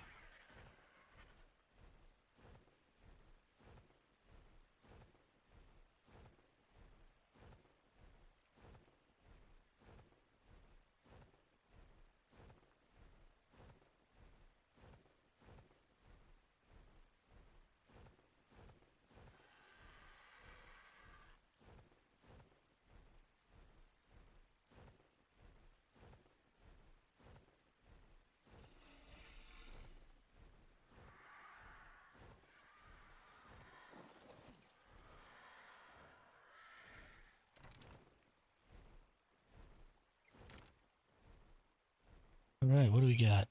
A Giga Egg. A Giga Egg? You must be smoking crack.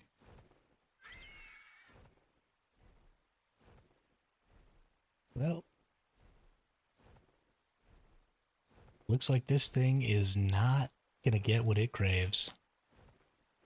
It's just gonna come out with no imprint or no taming effectiveness. Because F that.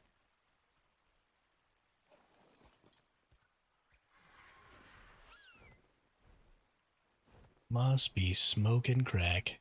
Like I just got a Giga Egg laying around.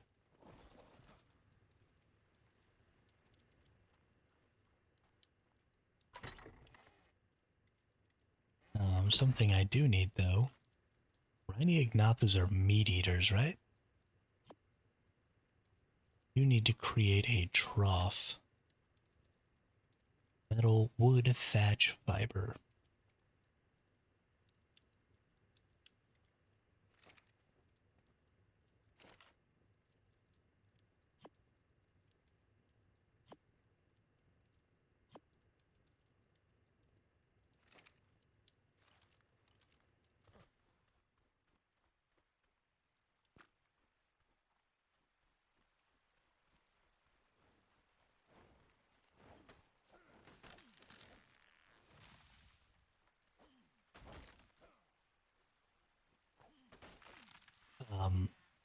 My creature that I'm incubating.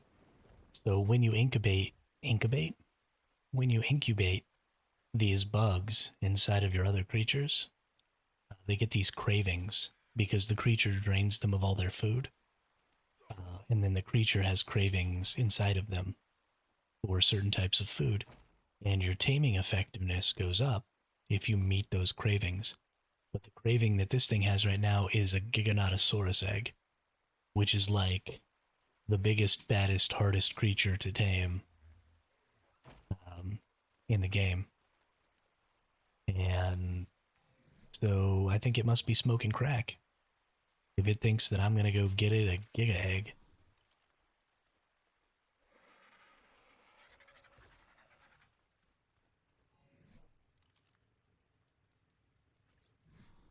Smoking all the crack. We are going to put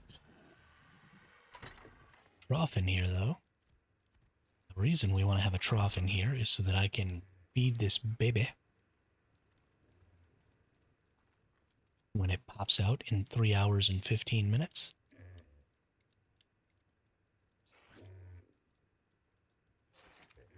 Now are we looking over here in the spark powder department? Let's make some more gunpowder.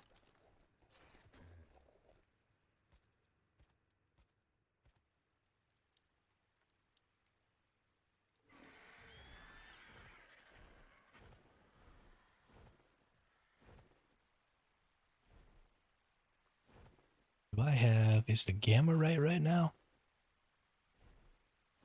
There we go. Gamma 3. So we can all see just a little bit better now. Things look a little washed out, but that's okay. Ooh, it's another yellow drop. So I'm going to go run around doing drops, probably for the next 3 hours, or until I get a veggie cake. Because I need a veggie cake so that I can feed it to my Paracer right before the baby bursts out of them so that they don't die. Because I don't have a snow owl, or I guess I could get a Daedon and put the Daedon next to him. That actually might be the better option. Is just go get a little piggy and turn on its healing so that my creature doesn't die. Because I don't want my creature to die and not have the baby burst out. I need my baby. Because I want you. I need you. Got to have your child.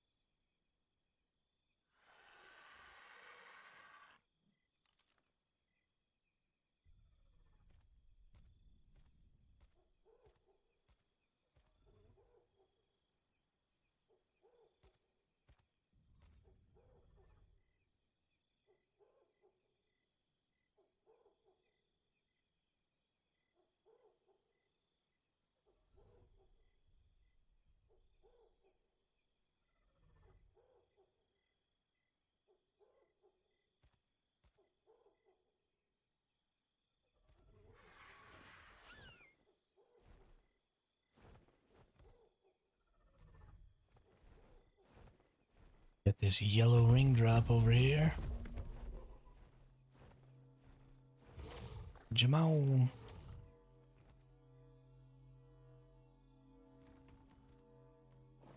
Give me what I want. Give me what I want. Por favor. Ooh. Ooh. Oh my good golly gosh. Get me out of here. Oh, come on, come on, come on. I'm overweight. No, I'm not overweight. Why am I walking? I don't know. Don't care. We made it. Check that out. 616 durability, 375 on the armor. And we get ourselves a scuba tank. Oh my goodness. That's a really very good chest BP for a solo and for not actually going down and running the drops. That's very good.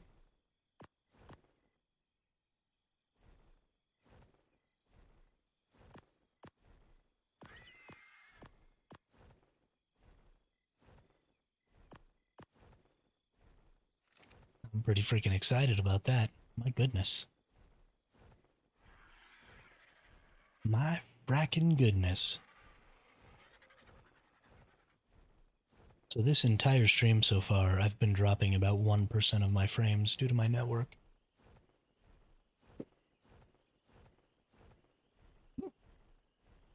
Excuse me, a little hiccup there. Drank the soda too fast. I'm surprised actually that we haven't had the stream go down yet.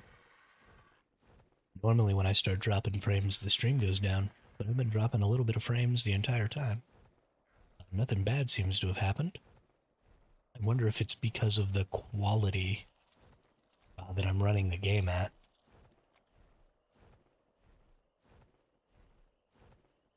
Not really 100% sure. We're gonna go get this red drop. Because I still need a flippin' veggie cake.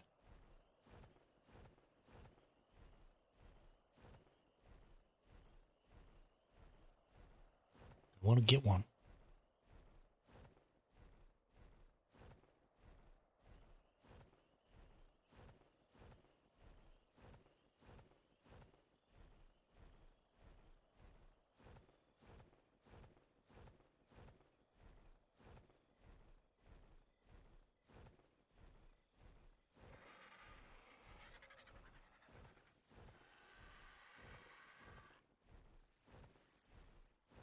I should probably go ahead and put this blueprint and upload for this chest piece, because my goodness, it is too good. Can't just be carrying that around. That's how you end up dead.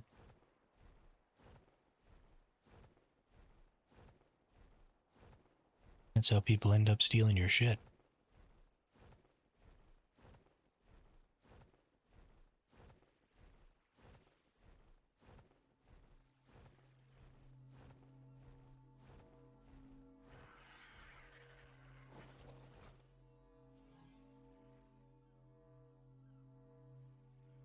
A good Theory saddle. Seems like a good thing to have, and a shotgun blueprint. Nice. 85 hard poly. Man, I'm getting some good stuff from these. We got 2 ring yellow drops dropping. Right, this one's a ring drop over here, is it? It is. Definitely gonna go get these, and then we'll go back to base and drop off some stuff. Come on, veggie cake. Come on, veggie cake. Come on, veggie cake. It might actually be blue ring drops that I can get veggie cakes from. Might need to stop going after the really high-end drops. Start going after something else. I don't really remember what it is that drops the veggie cakes. I've gotten a couple, but I haven't needed them, so I haven't been using them. They've just been spoiling. So we'll see. We'll see what we get. Gonna get this purple drop.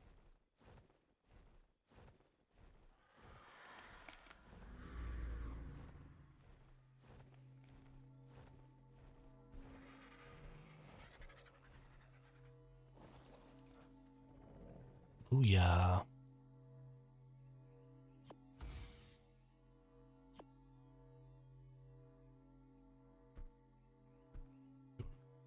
I'll take a better harpoon gun.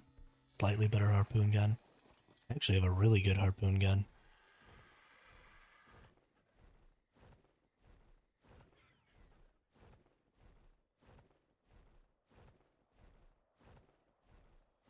Let's go get this yellow drop with a ring on it.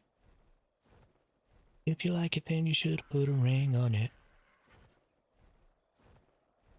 What? Oh, what? Oh.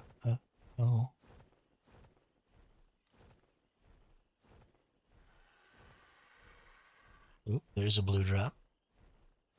We're gonna get that blue drop, I think, on my way back from getting this yellow ring drop over here. Just so we can see if maybe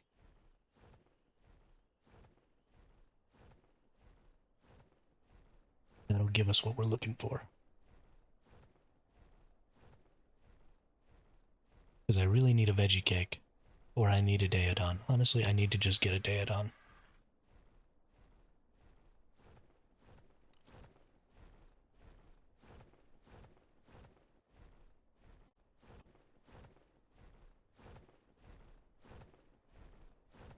Level 20.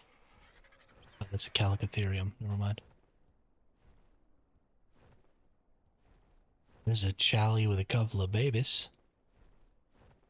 Couple of babies.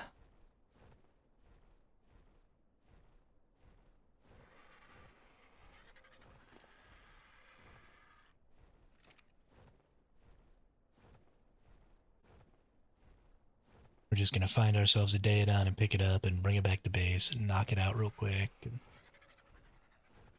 do this the smart way. Oop. Put down the direwolf.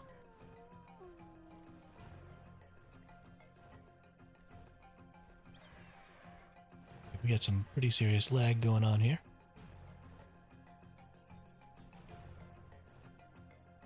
Can I please land? Thank you. We're gonna gain back some stamina. We're gonna pick up this Daedon here.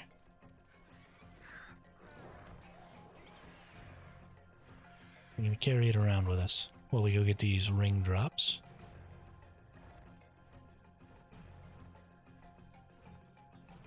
Because very important.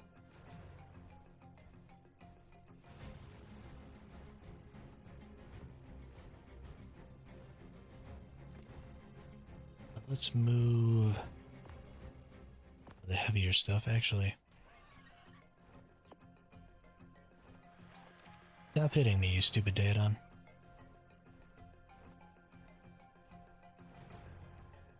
All I've done is kidnap you. Calm your little ass down. I'm gonna drop that there.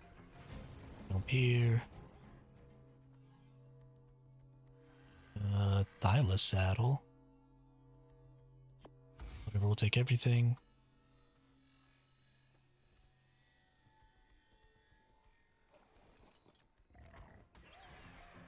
Yoink. Got you again, Bubbas.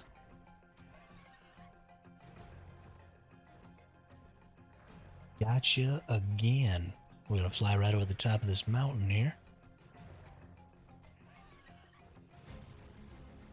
Ooh, 123 has joined the ARK. It's so annoying. Just be your name. Just be your name. Not being able to identify who's joining is so annoying.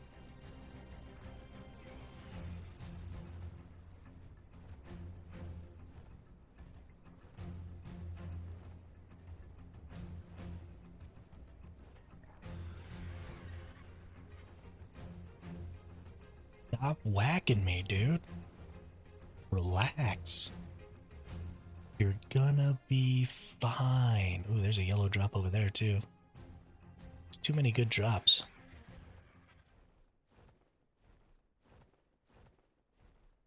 Is this a yellow drop with a ring? If it's a yellow drop with a ring, then I'll go get it. I don't see a ring. I'm pretty sure this one over here has a ring. Even though I can't see it. Pretty sure it dropped with a ring on it.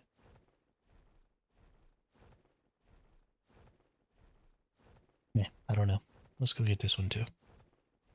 These are going to be the last ones that I get here. Promise. Then we're going back. We're going to tame this Daedon. Hopefully it takes less than 3 hours, or 2.5 hours, I guess. Tame. Because if it takes longer than that, we're going to be a little bit SOL.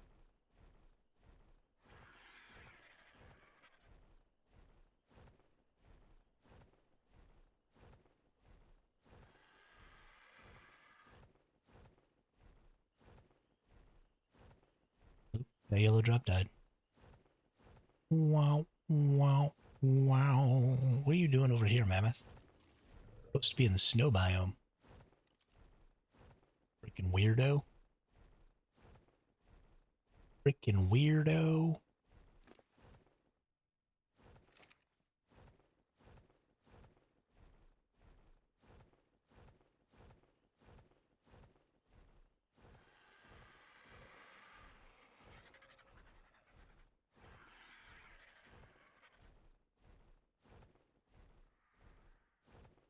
Forget this other drop over here. We're just gonna go straight back to the base and tame this Daedon. It's too important to get.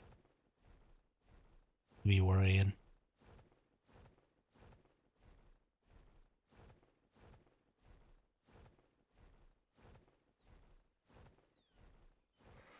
Might as well. You know what? Actually, that's really close. I'm getting it. I can make a decision. I'm not indecisive. You're indecisive.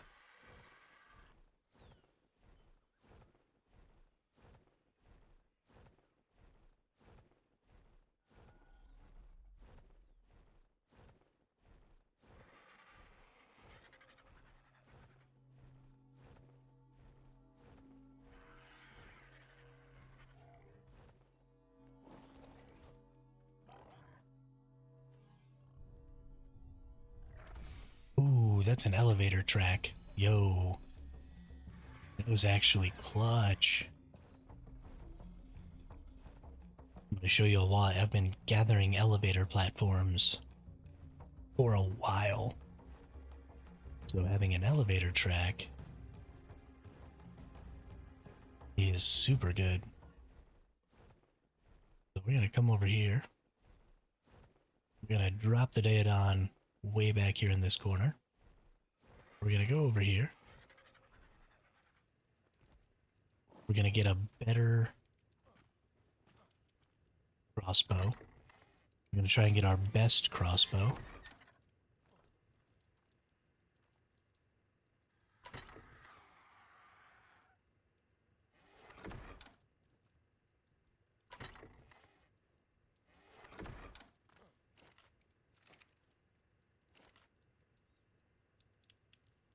There we go, 212%. That on there. Hopefully, 46 trank arrows is enough.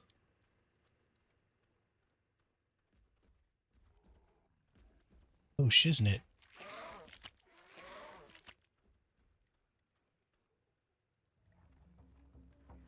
You have to feed that thing rare flowers, I think.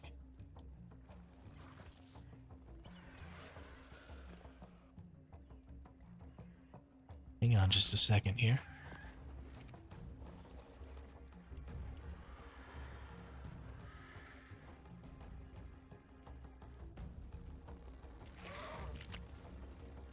You have to get it before it spits things out.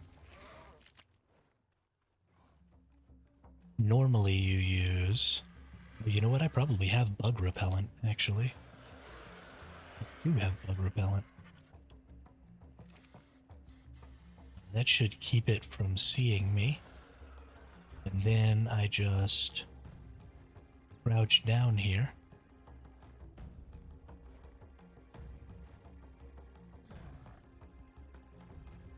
And we just want to get up to it and feed it this rare flower, and then we can capture it.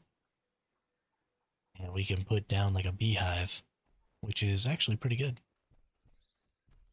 It makes honey, and then we can use that honey to tame megatheriums and maybe do... Oh, you got me.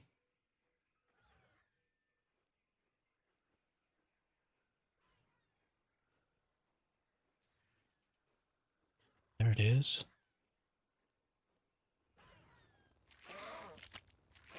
Hmm.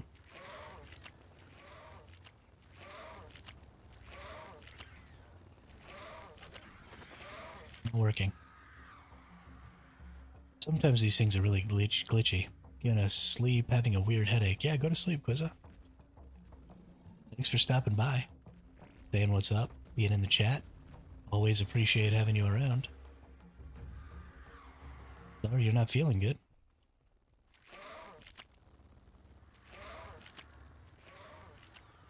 Okay, well that doesn't seem like it's working. So never mind. It's far enough away from my base that it's not going to cause me any more problems. Which is really what I'm concerned about. Where did my Daedon go?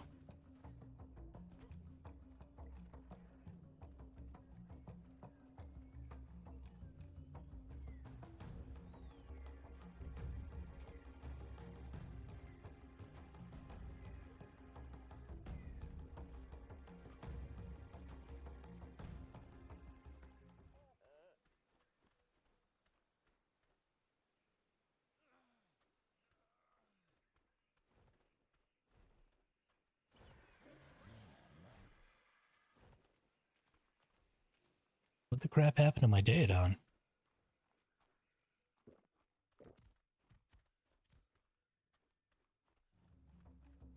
Oh, there it is. It's trying to get into my racer. Got it.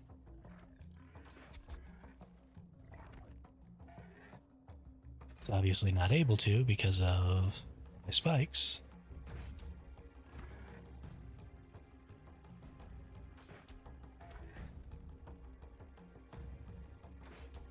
But it actually looks like it was about to get those spikes down.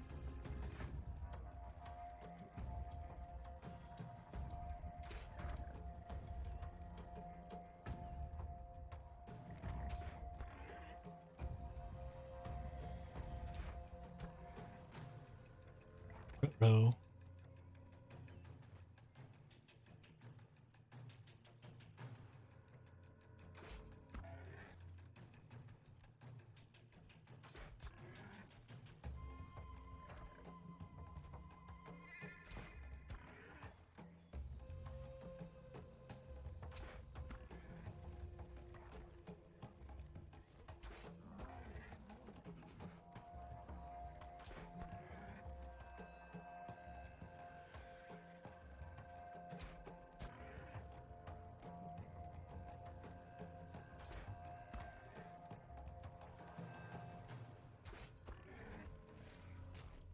Little pig. Go unconscious.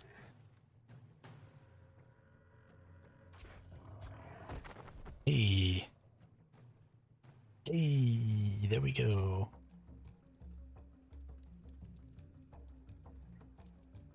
Something we're going to need is actually my Anki here. Because we are going to need...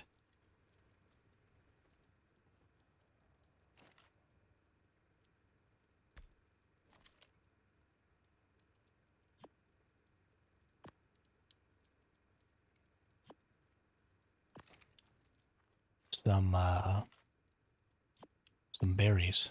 Daedons lose torpor really quickly. So we will need a lot of berries and a lot of food to get this boy tamed out. We should be good to go.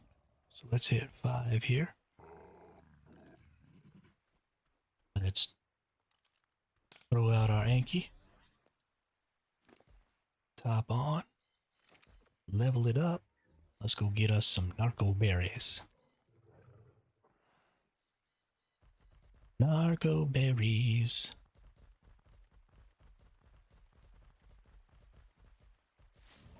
We're going to try this again real quick. We're just going to sprint up to it and try and feed it this thing.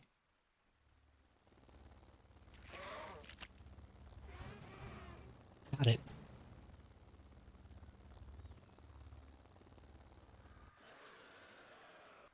Nice.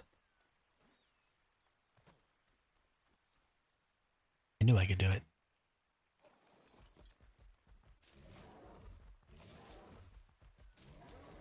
I knew I could do it. Now I have a bee.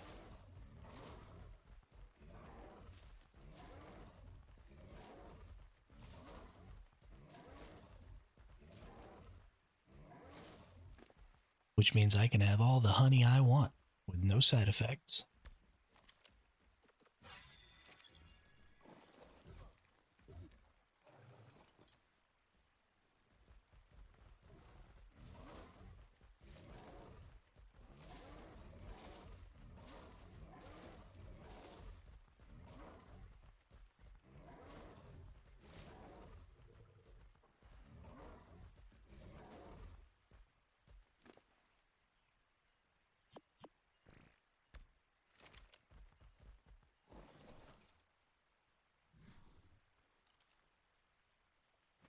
It's going so well.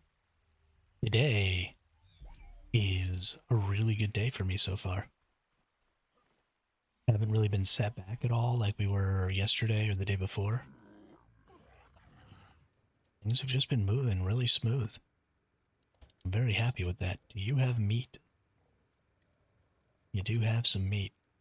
The Daedon actually goes through meat really fast. I don't know if I want to start feeding it yet. We got 95 meat.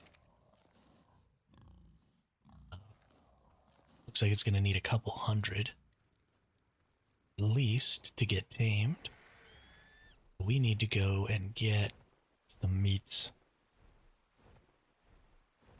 Need to find some big creatures like these stegos. Really get after it. Daedons get hungry really, really fast.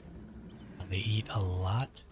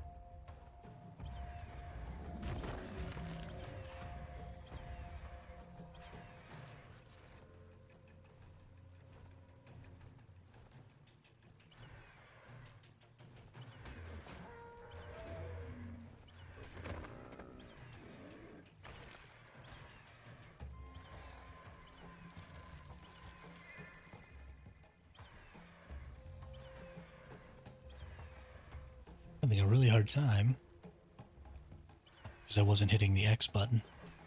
I was hitting C. That's why I was having a hard time.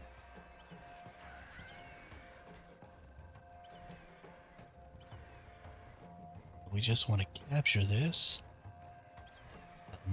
That thing's actually about to be out of meat, I think.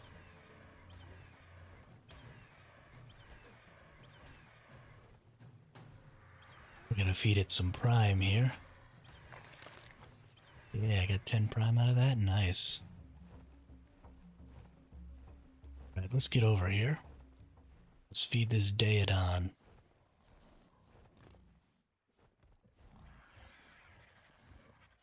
Transfer all that meat over. Let's put it all in.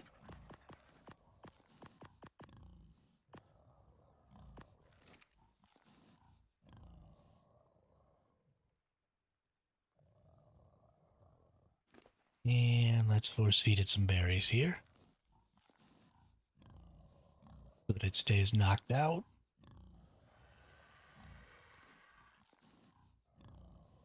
Probably be enough for the whole thing. My meat isn't really working super great. I mean, it's doing about 1.5% or so. I think it has enough meat to probably tame all the way. But I don't really want to risk that. And I'd like to maybe get some more prime. So we're just going to go look for some babies.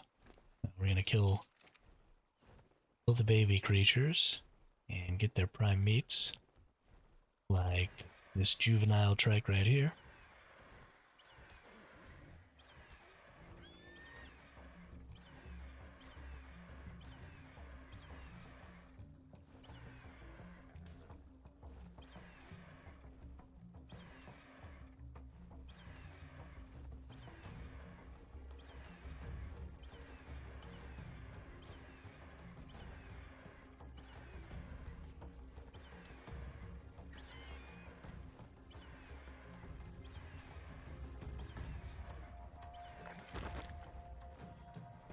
Alright, there's 10 more prime meats.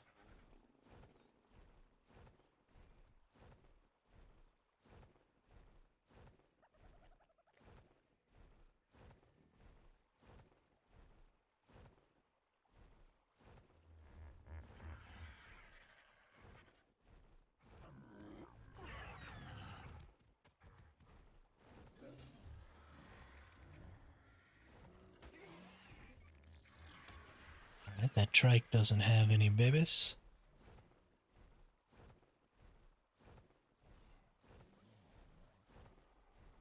There's a baby trike. Oh, don't care about the Phiomia. Baby trike.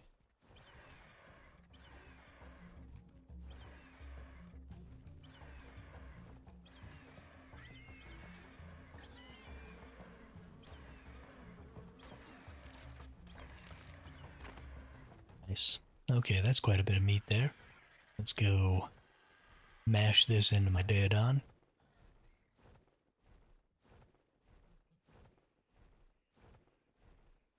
Maybe force feed it some more narca berries. Gonna tame out plenty of time here.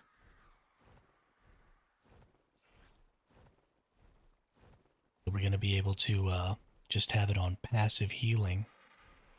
Or honestly, I might even get on and ride it before my racer pops its baby here.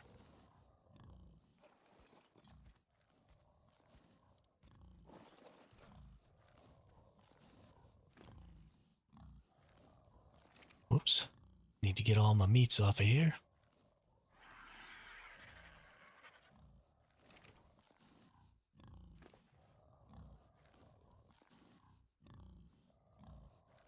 Okay, that should be more than enough. I'm gonna feed it all of these.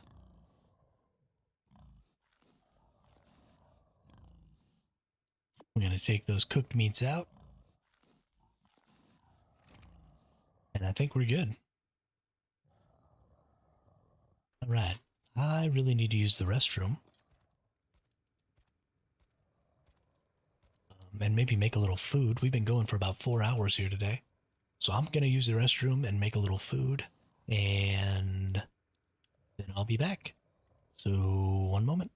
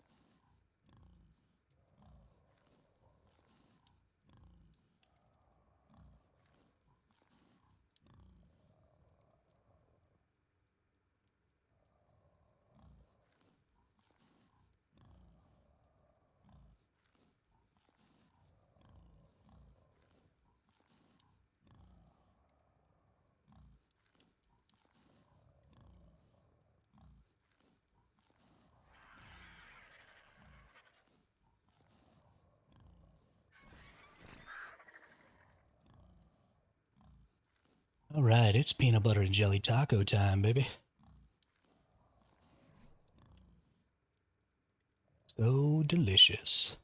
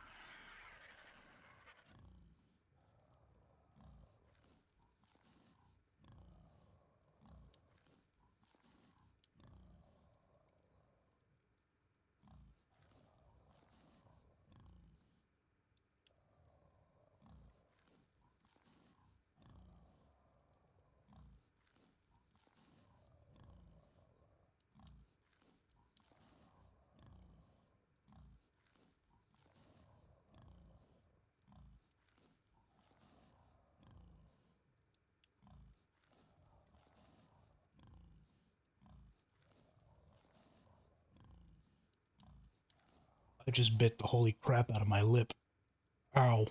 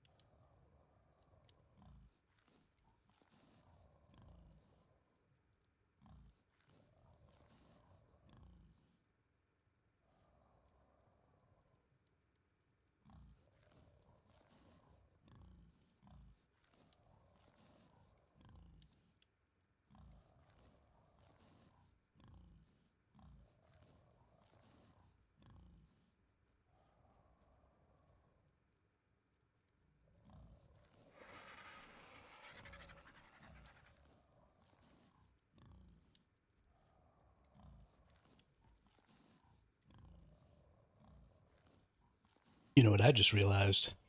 I still have rum. I got about a half a Dr. Pepper here next to me. So we're about to have a little rum and coke. Because it's a good day today. What do you do on good days? You make them better days.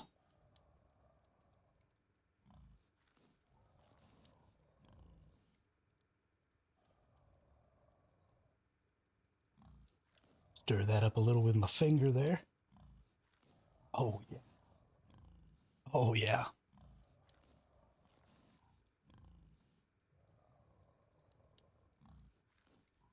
Mm-hmm.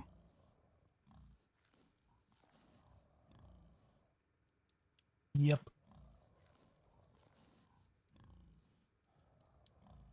Add-on's almost done. We got 2.5 hours on our bug.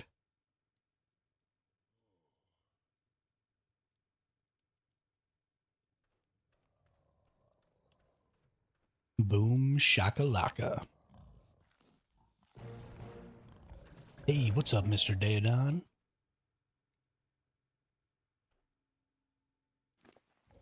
Need to get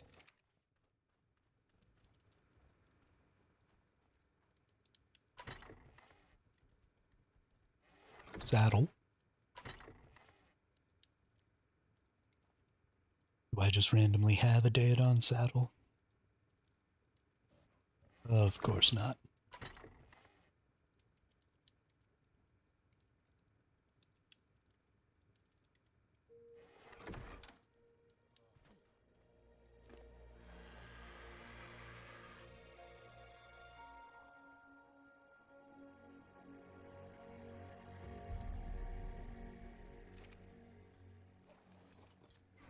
You know, I feel like I messed up. I don't think I actually put my my thing in upload. Nope. It definitely didn't. I think I just put it away. Like in the tribute. So I don't think I have that really nice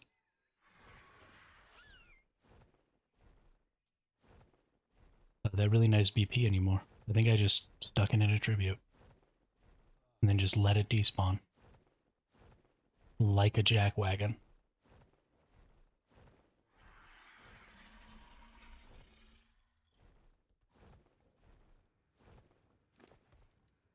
Wow.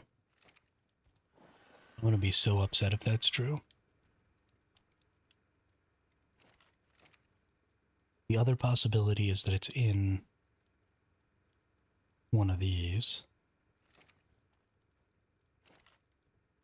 Ah, there it is. Ooh. Ooh. Okay. Now y'all are gonna get to see why I was so excited. These elevator platforms have a lot of resources in them.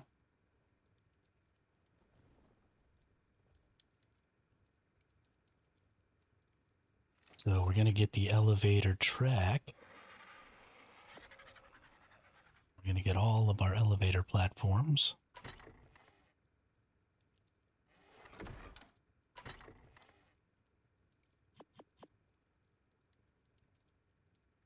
Oop.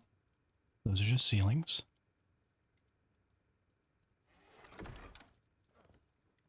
We're gonna demolish those bad boys.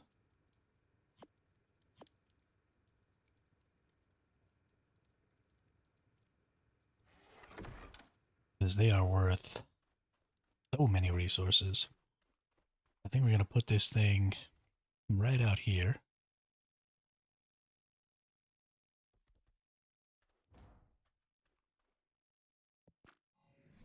That should be good. Nope.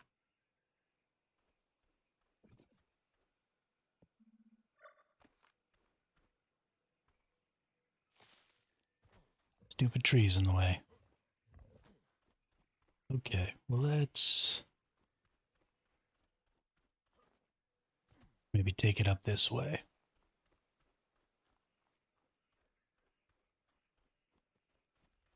You know what? Let's just put it right here. We'll put it here, we'll raise it up. It'll give it a ton of room facing out that way.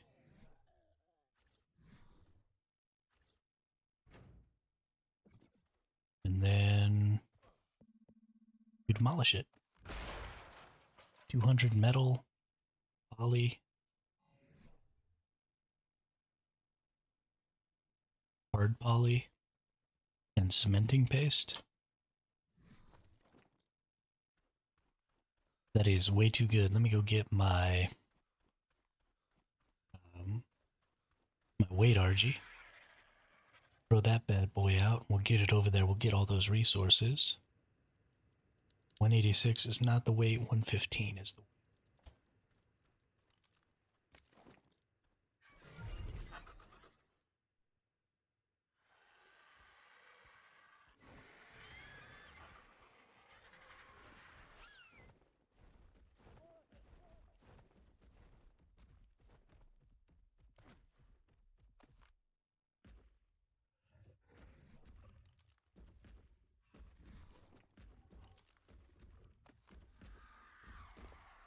Alright, transfer everything over into there.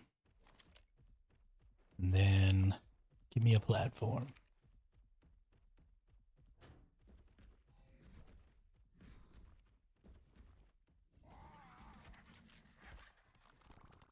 If this stupid turtle doesn't get the hell out of my way, I'm gonna kill it. Put all that in there. Take out another platform.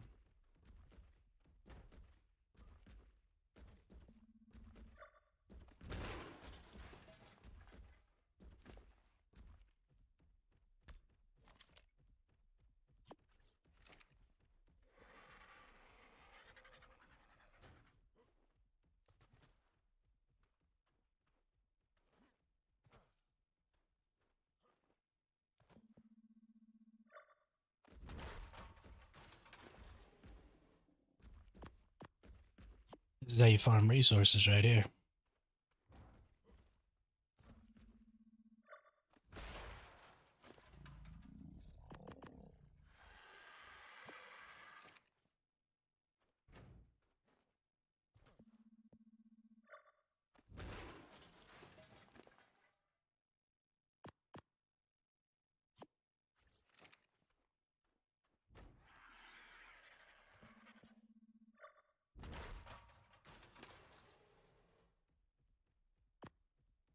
Especially that hard poly. So valuable.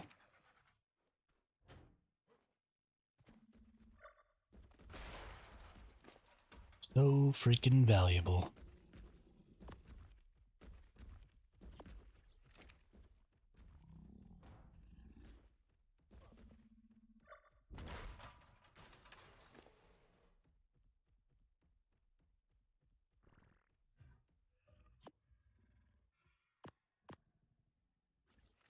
What is this small platform worth?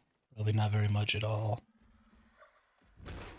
Ooh, 125.20. That actually is quite a bit. Right. I think that's all my elevator platforms. So then we're going to break down this so that nobody can use it to find me. I'd hate for them to see that and then realize where I might be.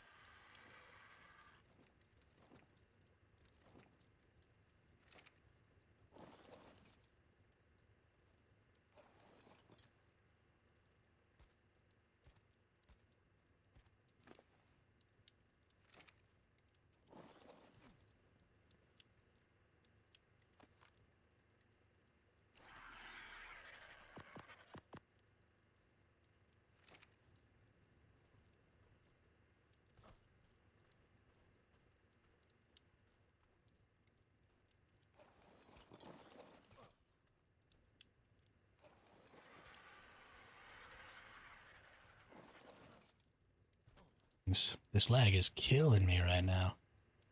I want to like lick the buttons. And instead the game's like, nah.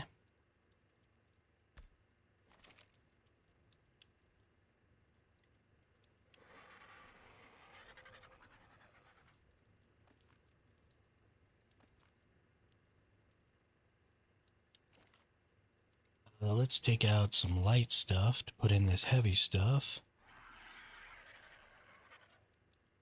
Just kind of generally take out stuff that doesn't need to be in here. Reorganize a little bit.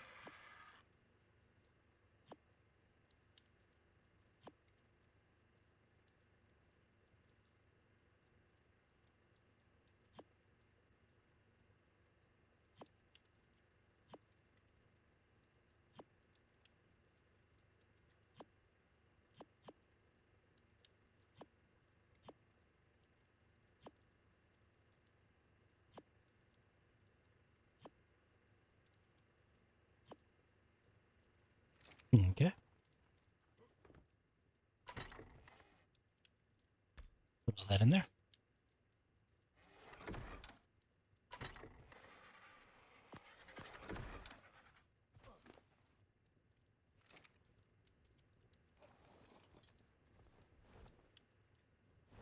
Let's fly here.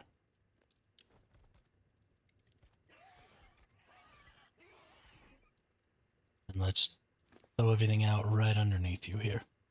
Throw, throw, throw, throw, throw.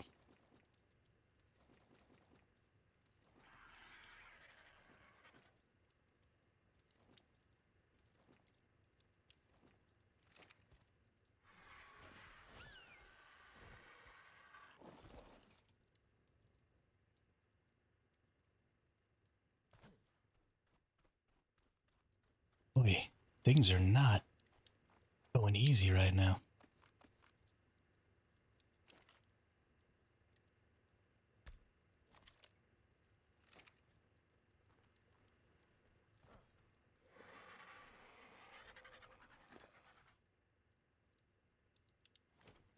We'll take all that stuff out. Let's get a little reorganized here. We don't need all those.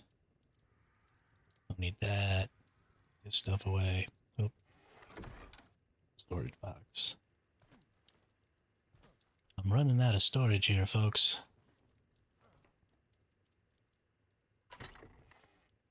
We'll need these.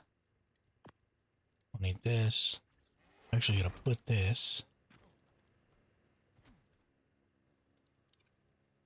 right there.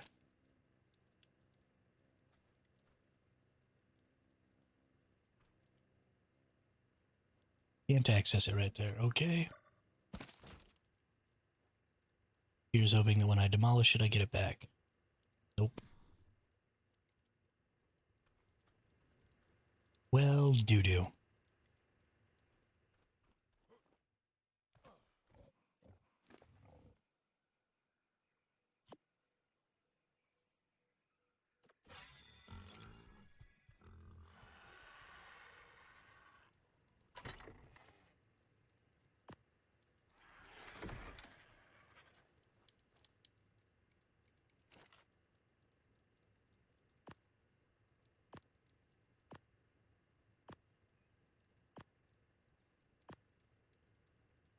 Alright. That's a whole lot of stuff.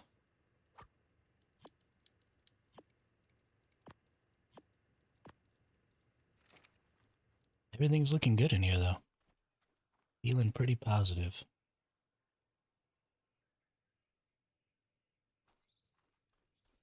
We have 2 hours and 17 minutes. So that creature is done.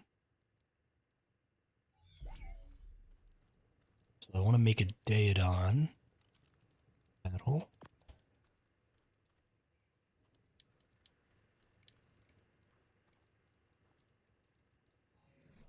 We need to get in here. We need to go to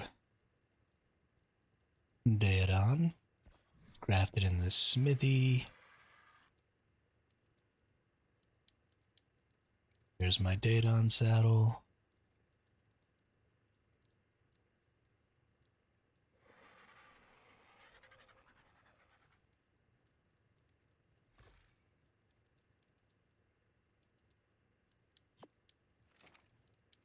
Let's go put it on there.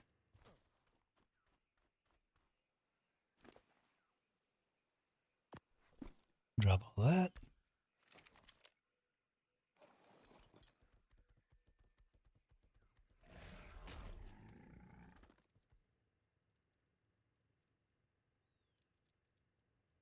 Cool.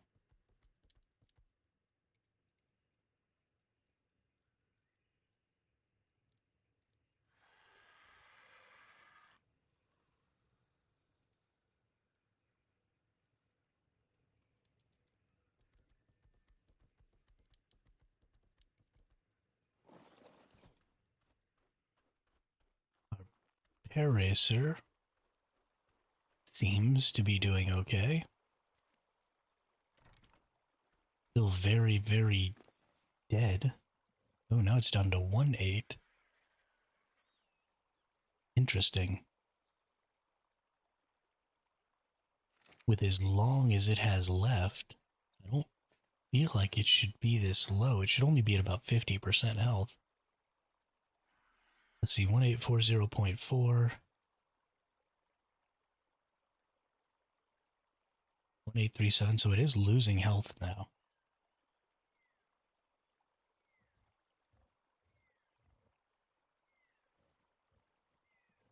I wonder if me leveling up its health caused a problem. I wonder if it uses the amount of health it had before, like its maximum health it had before it became impregnated.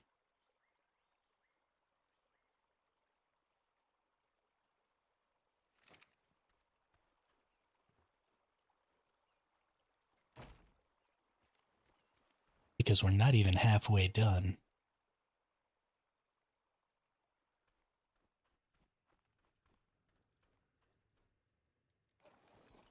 And it is dying quickly.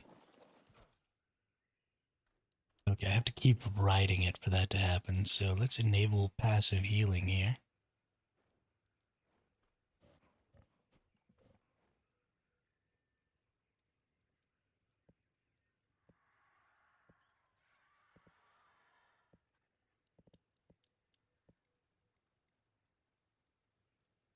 Okay, your passive healing is enabled. Why aren't you passive healing?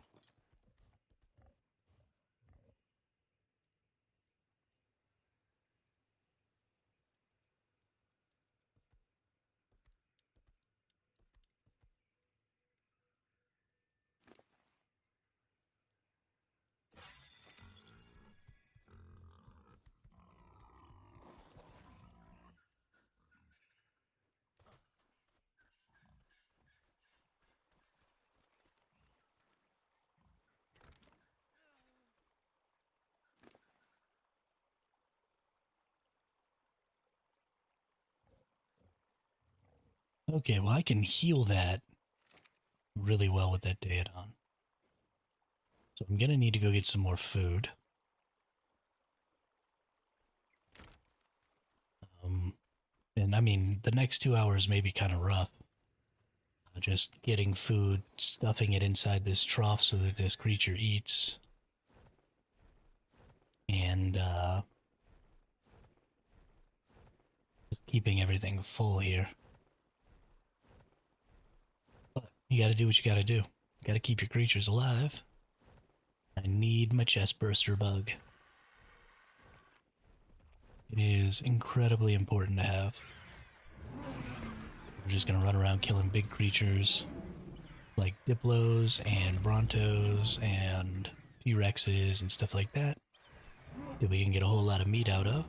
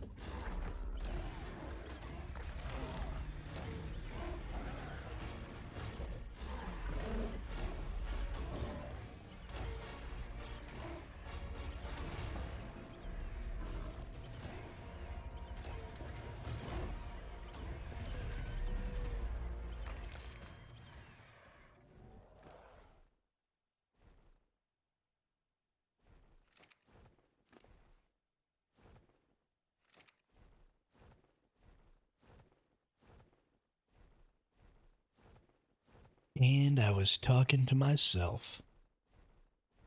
We need those Ceratosaurus spines because that's what we use to make the hemoglobin stuff. We're actually taming.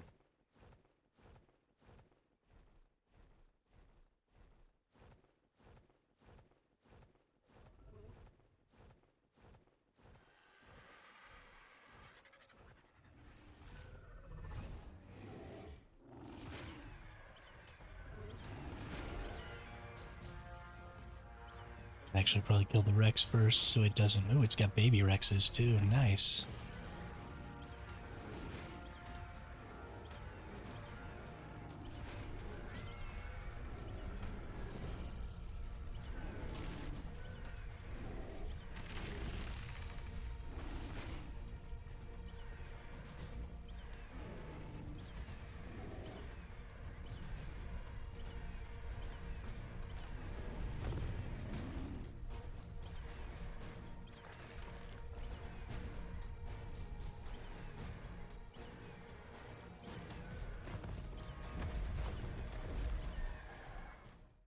Nice. These baby Rexes get even more food.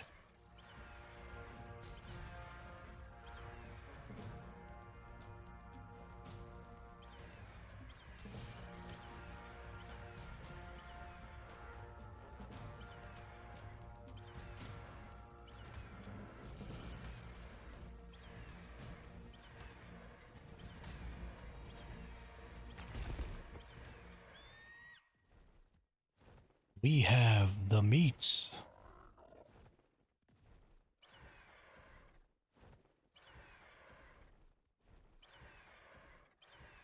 Look at that little baby Rex.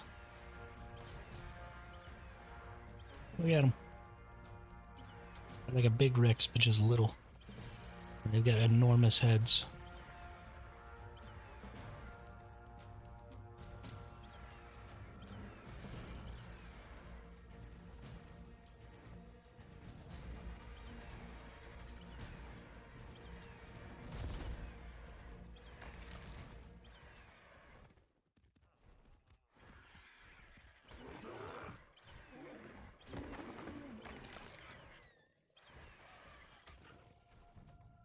Alright, that's probably enough food for now. Let's head back.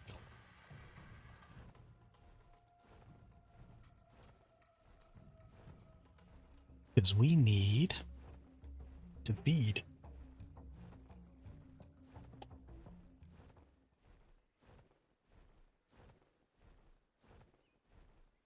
Ooh, yellow drop.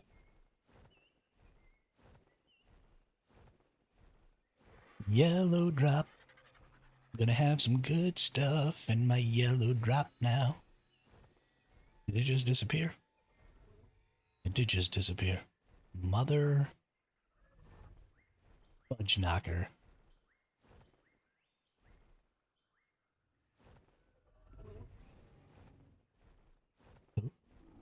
It's a Bronto and a T-Rex killing each other. I get in on this fight. Much meat to be had here.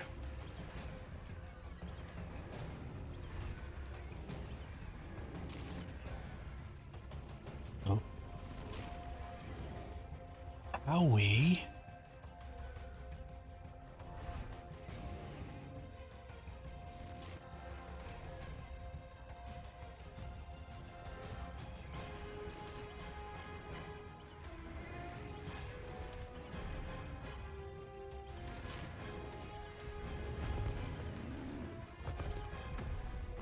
Yeah, so much meats. Look at all that meats.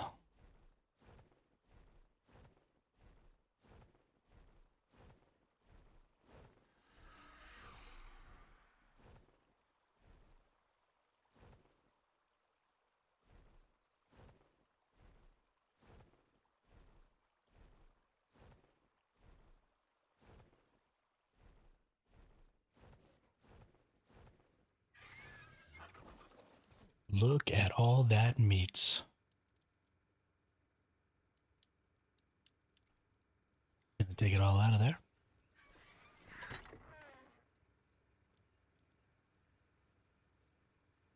Put it all in there. And put the rest right here. Get eating, Daedon. Now I want to go check on this thing's health here.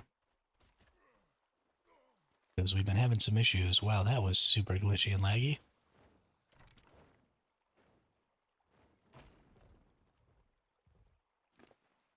What do we got? 2799.9. Okay, so something was going on earlier. But I managed to get the health going on. Whatever the issue is. Seems to have rectified. Let's do some more healing here. Let's try and get this thing up as high as I possibly can. Try and even it back out with where it's supposed to be.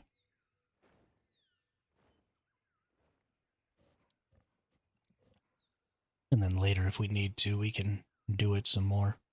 Daedons heal really good, so...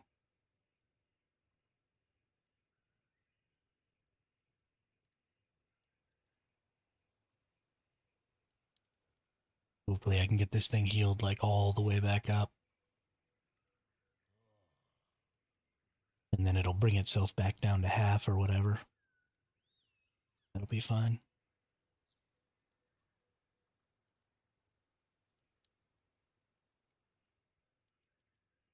Blood spots aren't changing. Doesn't really seem to be healing.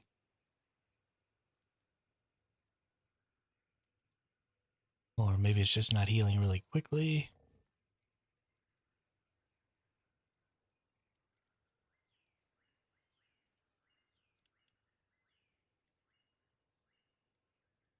Well, that's the Daedon out of food. Let's check the HP here.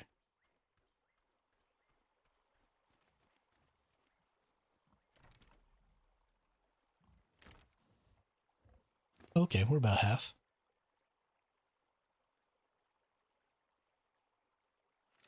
Okay, that was perfectly fine. So that should be good for a little while here. We'll just let it kind of whittle down. Keep an eye on it.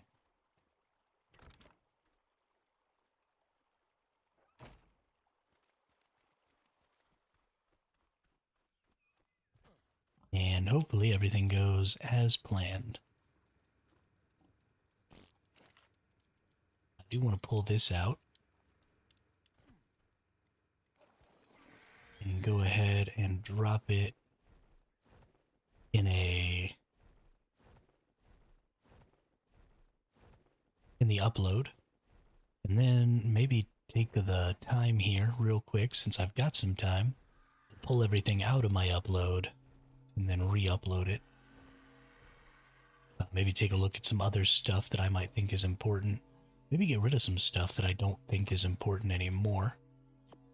We want these things. We definitely want this in the upload, though. Oh, okay, we have 4 minutes we gotta wait here. How long does this have? It'll probably last the whole 4 minutes, but it doesn't really matter. We can just kind of wander around. So let's go see about picking up some more drops, maybe. Because I've gotten some good stuff out of drops, I kind of want to just keep getting drops.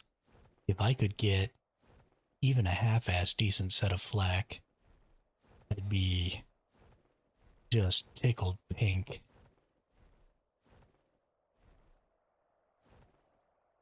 Actually, something I also need to check. I need to go into here. When can I make a Rhini saddle? Because I don't actually have a Rhini saddle.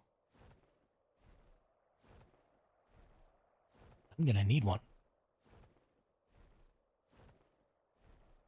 Let's see.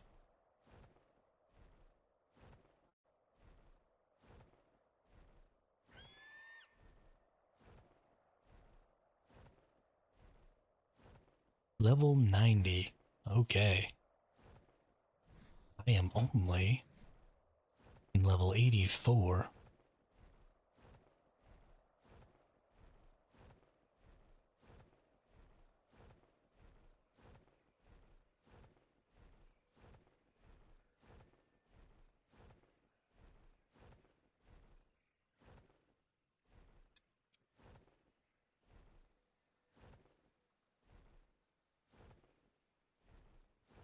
And that says to me that I need to gain some more levels, so let's go look for some alphas.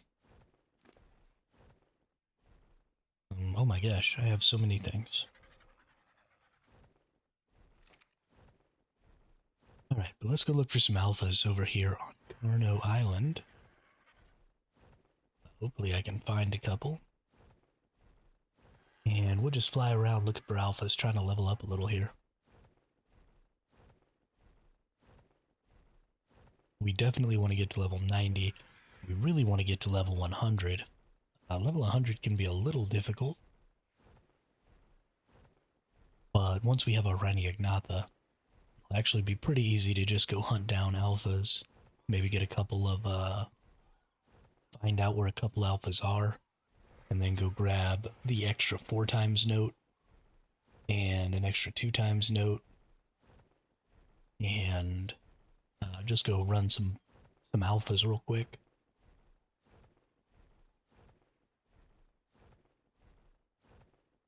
Shouldn't be a problem to run it up to level 100 pretty quickly.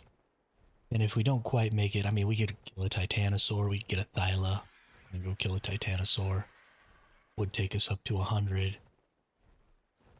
There's a bunch of different stuff we could try.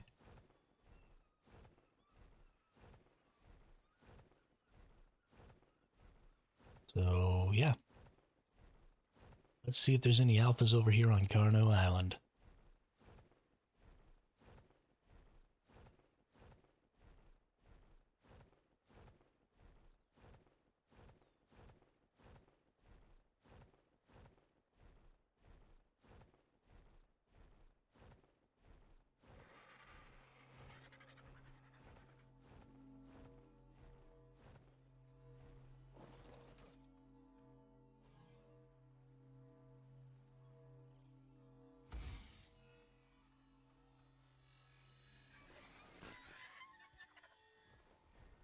There is a Carno.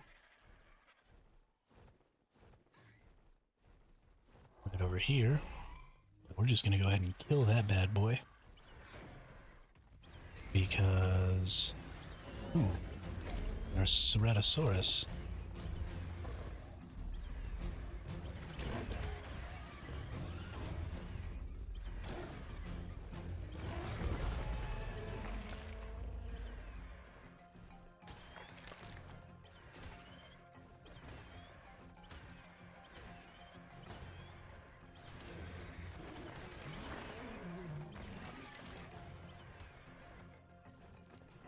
Okay. Did Ceratosaurus not drop any spines? It doesn't look like it did. Oh, there's the spines, probably.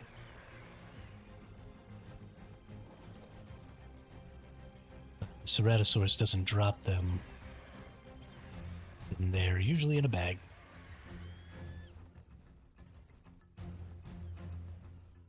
Perfect. It's actually pretty nice. Oh wow, I didn't realize we'd have Dinosuchus over here. Something I want to check. Oh, and... Oh no, that's two Ceratosauruses. They just look like a Dinosuchus. My goodness, so many Ceratosauruses over here.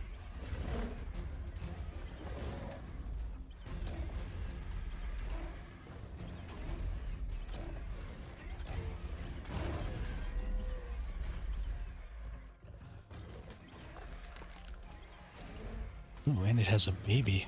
That's interesting. Its baby likely died already.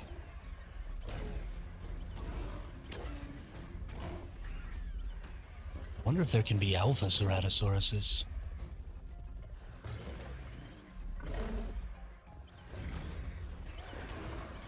These things are flippin' angry, though.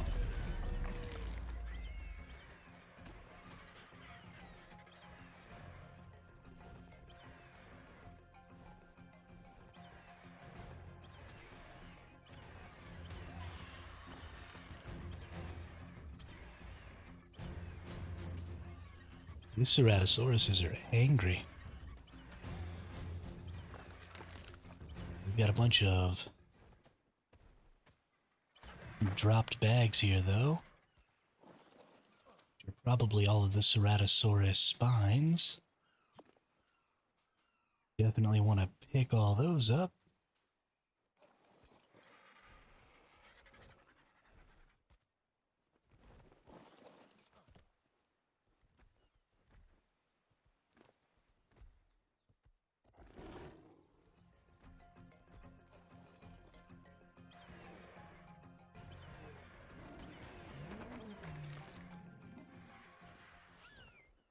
Silly Sabretooth. That he could run with the big dogs. But he's just an itty bitty kitty cat.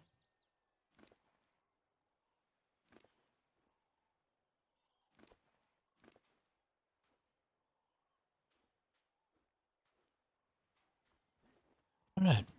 We got all the Ceratosaurus spines there.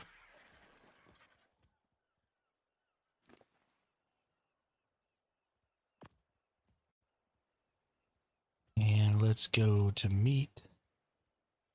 Let's drop it all. Because I definitely don't need all that meat. Oh my goodness, there's another Ceratosaurus.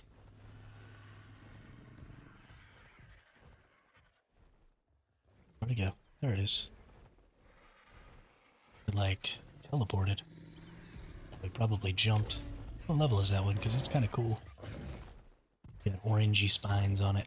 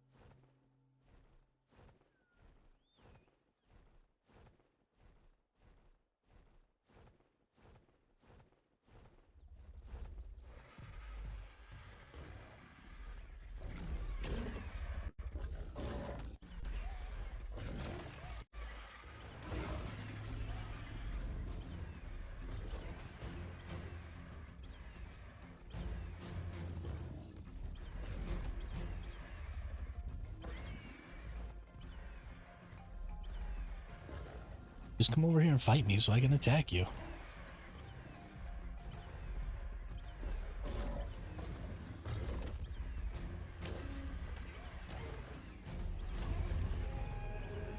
Goodness gracious.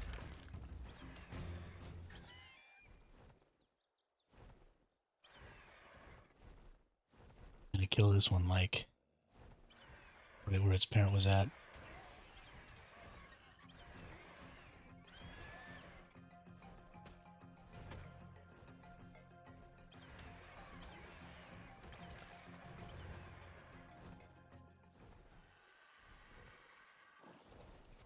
Okay, you take forever to land. I'm gonna get my Soritosaurus spines.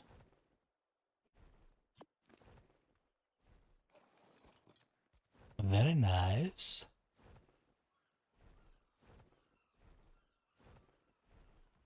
And a Carno. Ooh, and a Rex. So I'm just running around killing all these things in hopes that alphas will spawn in their place.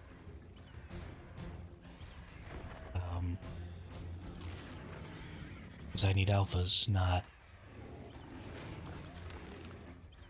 regular old boring enemies. These regular old boring enemies don't give that much XP. But if I could find some alphas...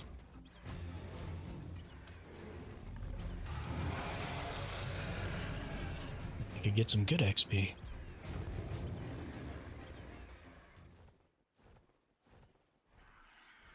We're just gonna cruise around the island.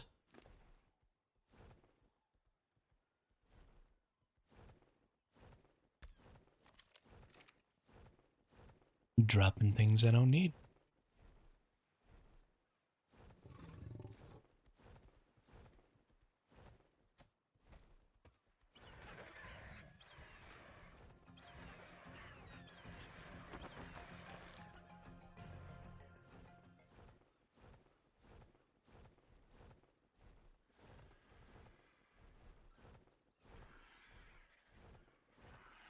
There's another Carno.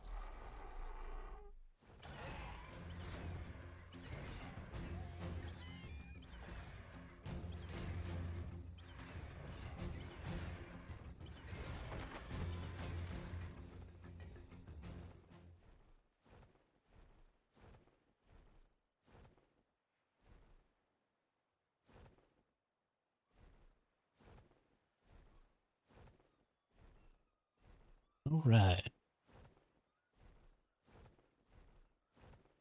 Give me some alphas.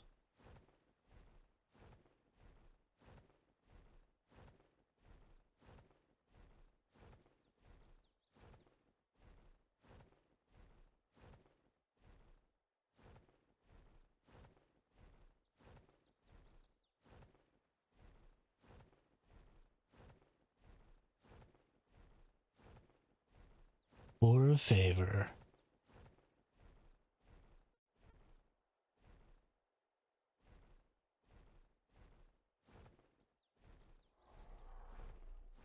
Oop, there's a regular Carno. Kill this dum-dum.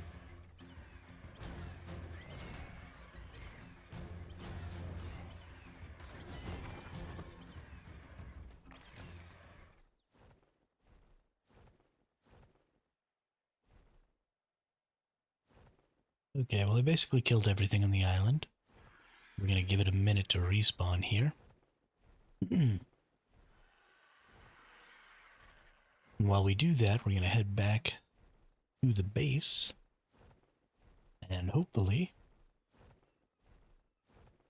our Paracer isn't dead.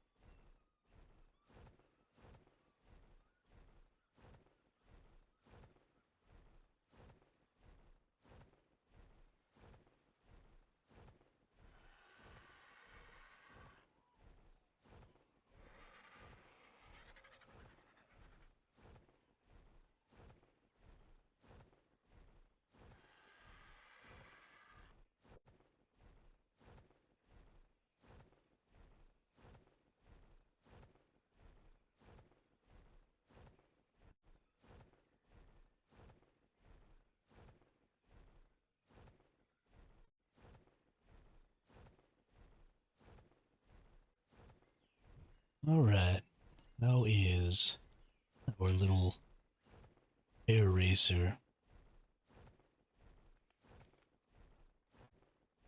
Our impregnated air racer.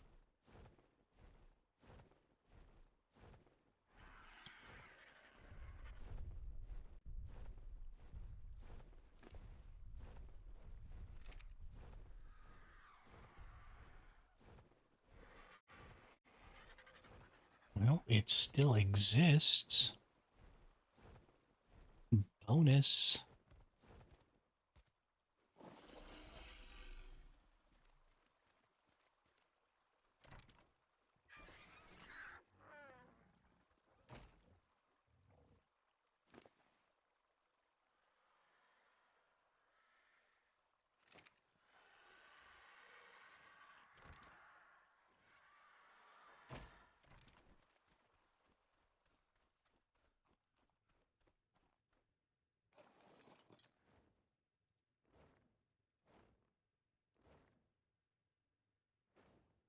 The Daedon didn't fill up its health when it or its food when it derendered. I think it actually has to have the food in its inventory to do that.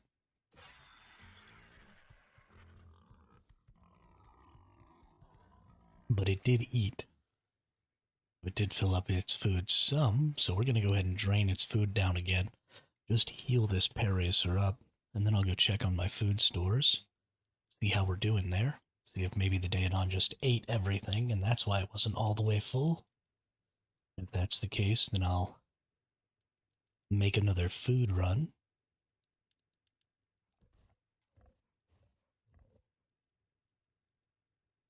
But I just want to give myself the absolute best chance I can for making sure that this baby comes out. Because boy howdy would it be a bummer to have gone through just all the effort I went through to get Papa Beasley join the ARK. All the effort I went through to get this thing and then to lose it would just be awful.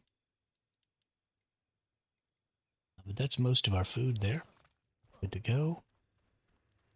How's our trough looking? Oh, It did eat all the food. Holy crap, Daedons can eat. My goodness, I should have kept all that meat that I was getting. The other thing that I want is I want all the hide.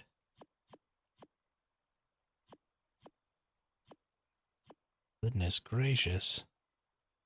I want these things. Don't need, don't need, don't need. That. Want the Ceratoris spines. That. Give me that. Throw that away. Give me that. Throw that away. Might keep that. Keep those.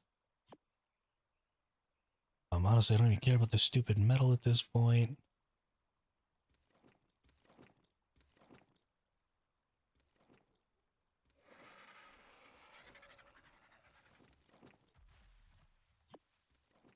Oops.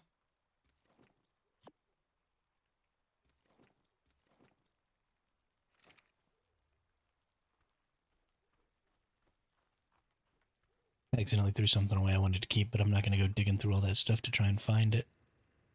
Oh no, what happened to my network? I'm dropping all kinds of frames.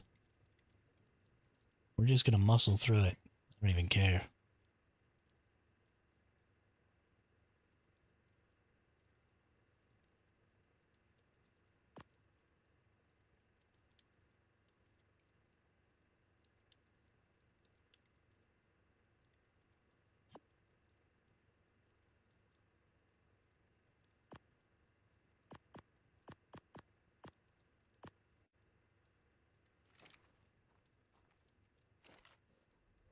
Those in, that in, that in, that in.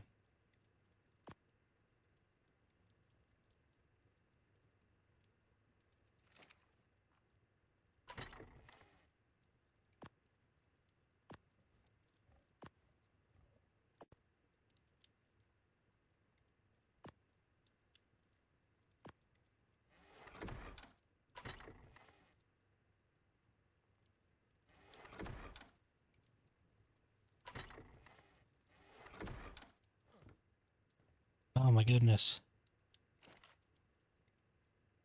Too much.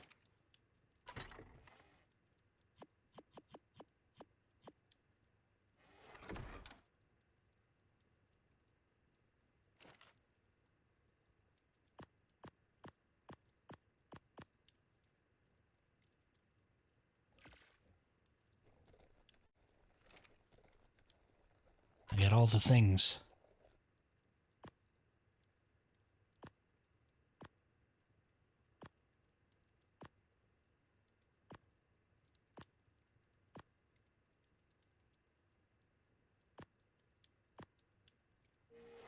Alright. Daedon. You need the meats.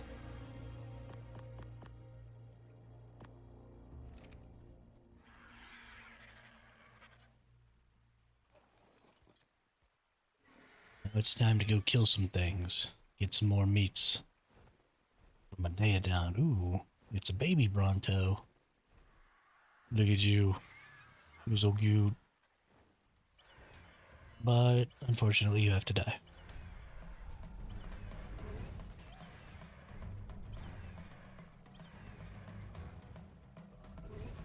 And so do you, Brent.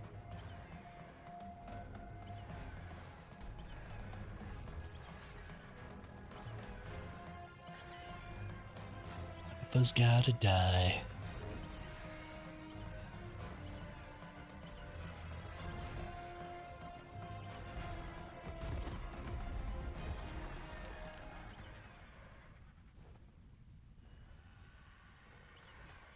I'm sorry to everyone watching about all these dropped frames that are happening right now. I don't know what's going on with my network. But it's obnoxious. There's not really anything I can do about it. Power through. Sometimes my ISP just sucks. And I just have to deal with it.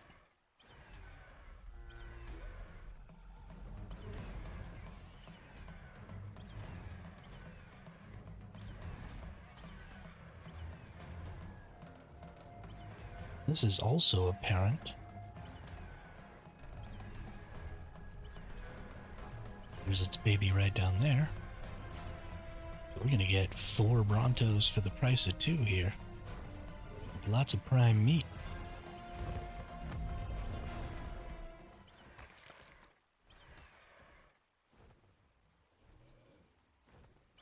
Baby Pronto.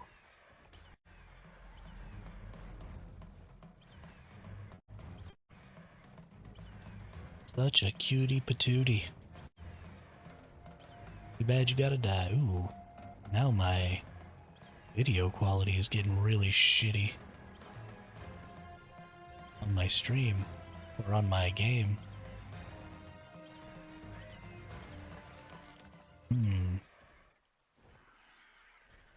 Something bad is happening.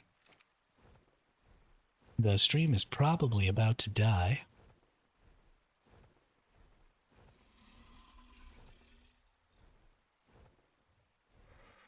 We've been having a small problem all day, but it hasn't been a very large problem, so I'm kind of surprised that things are starting to get poopy as they are.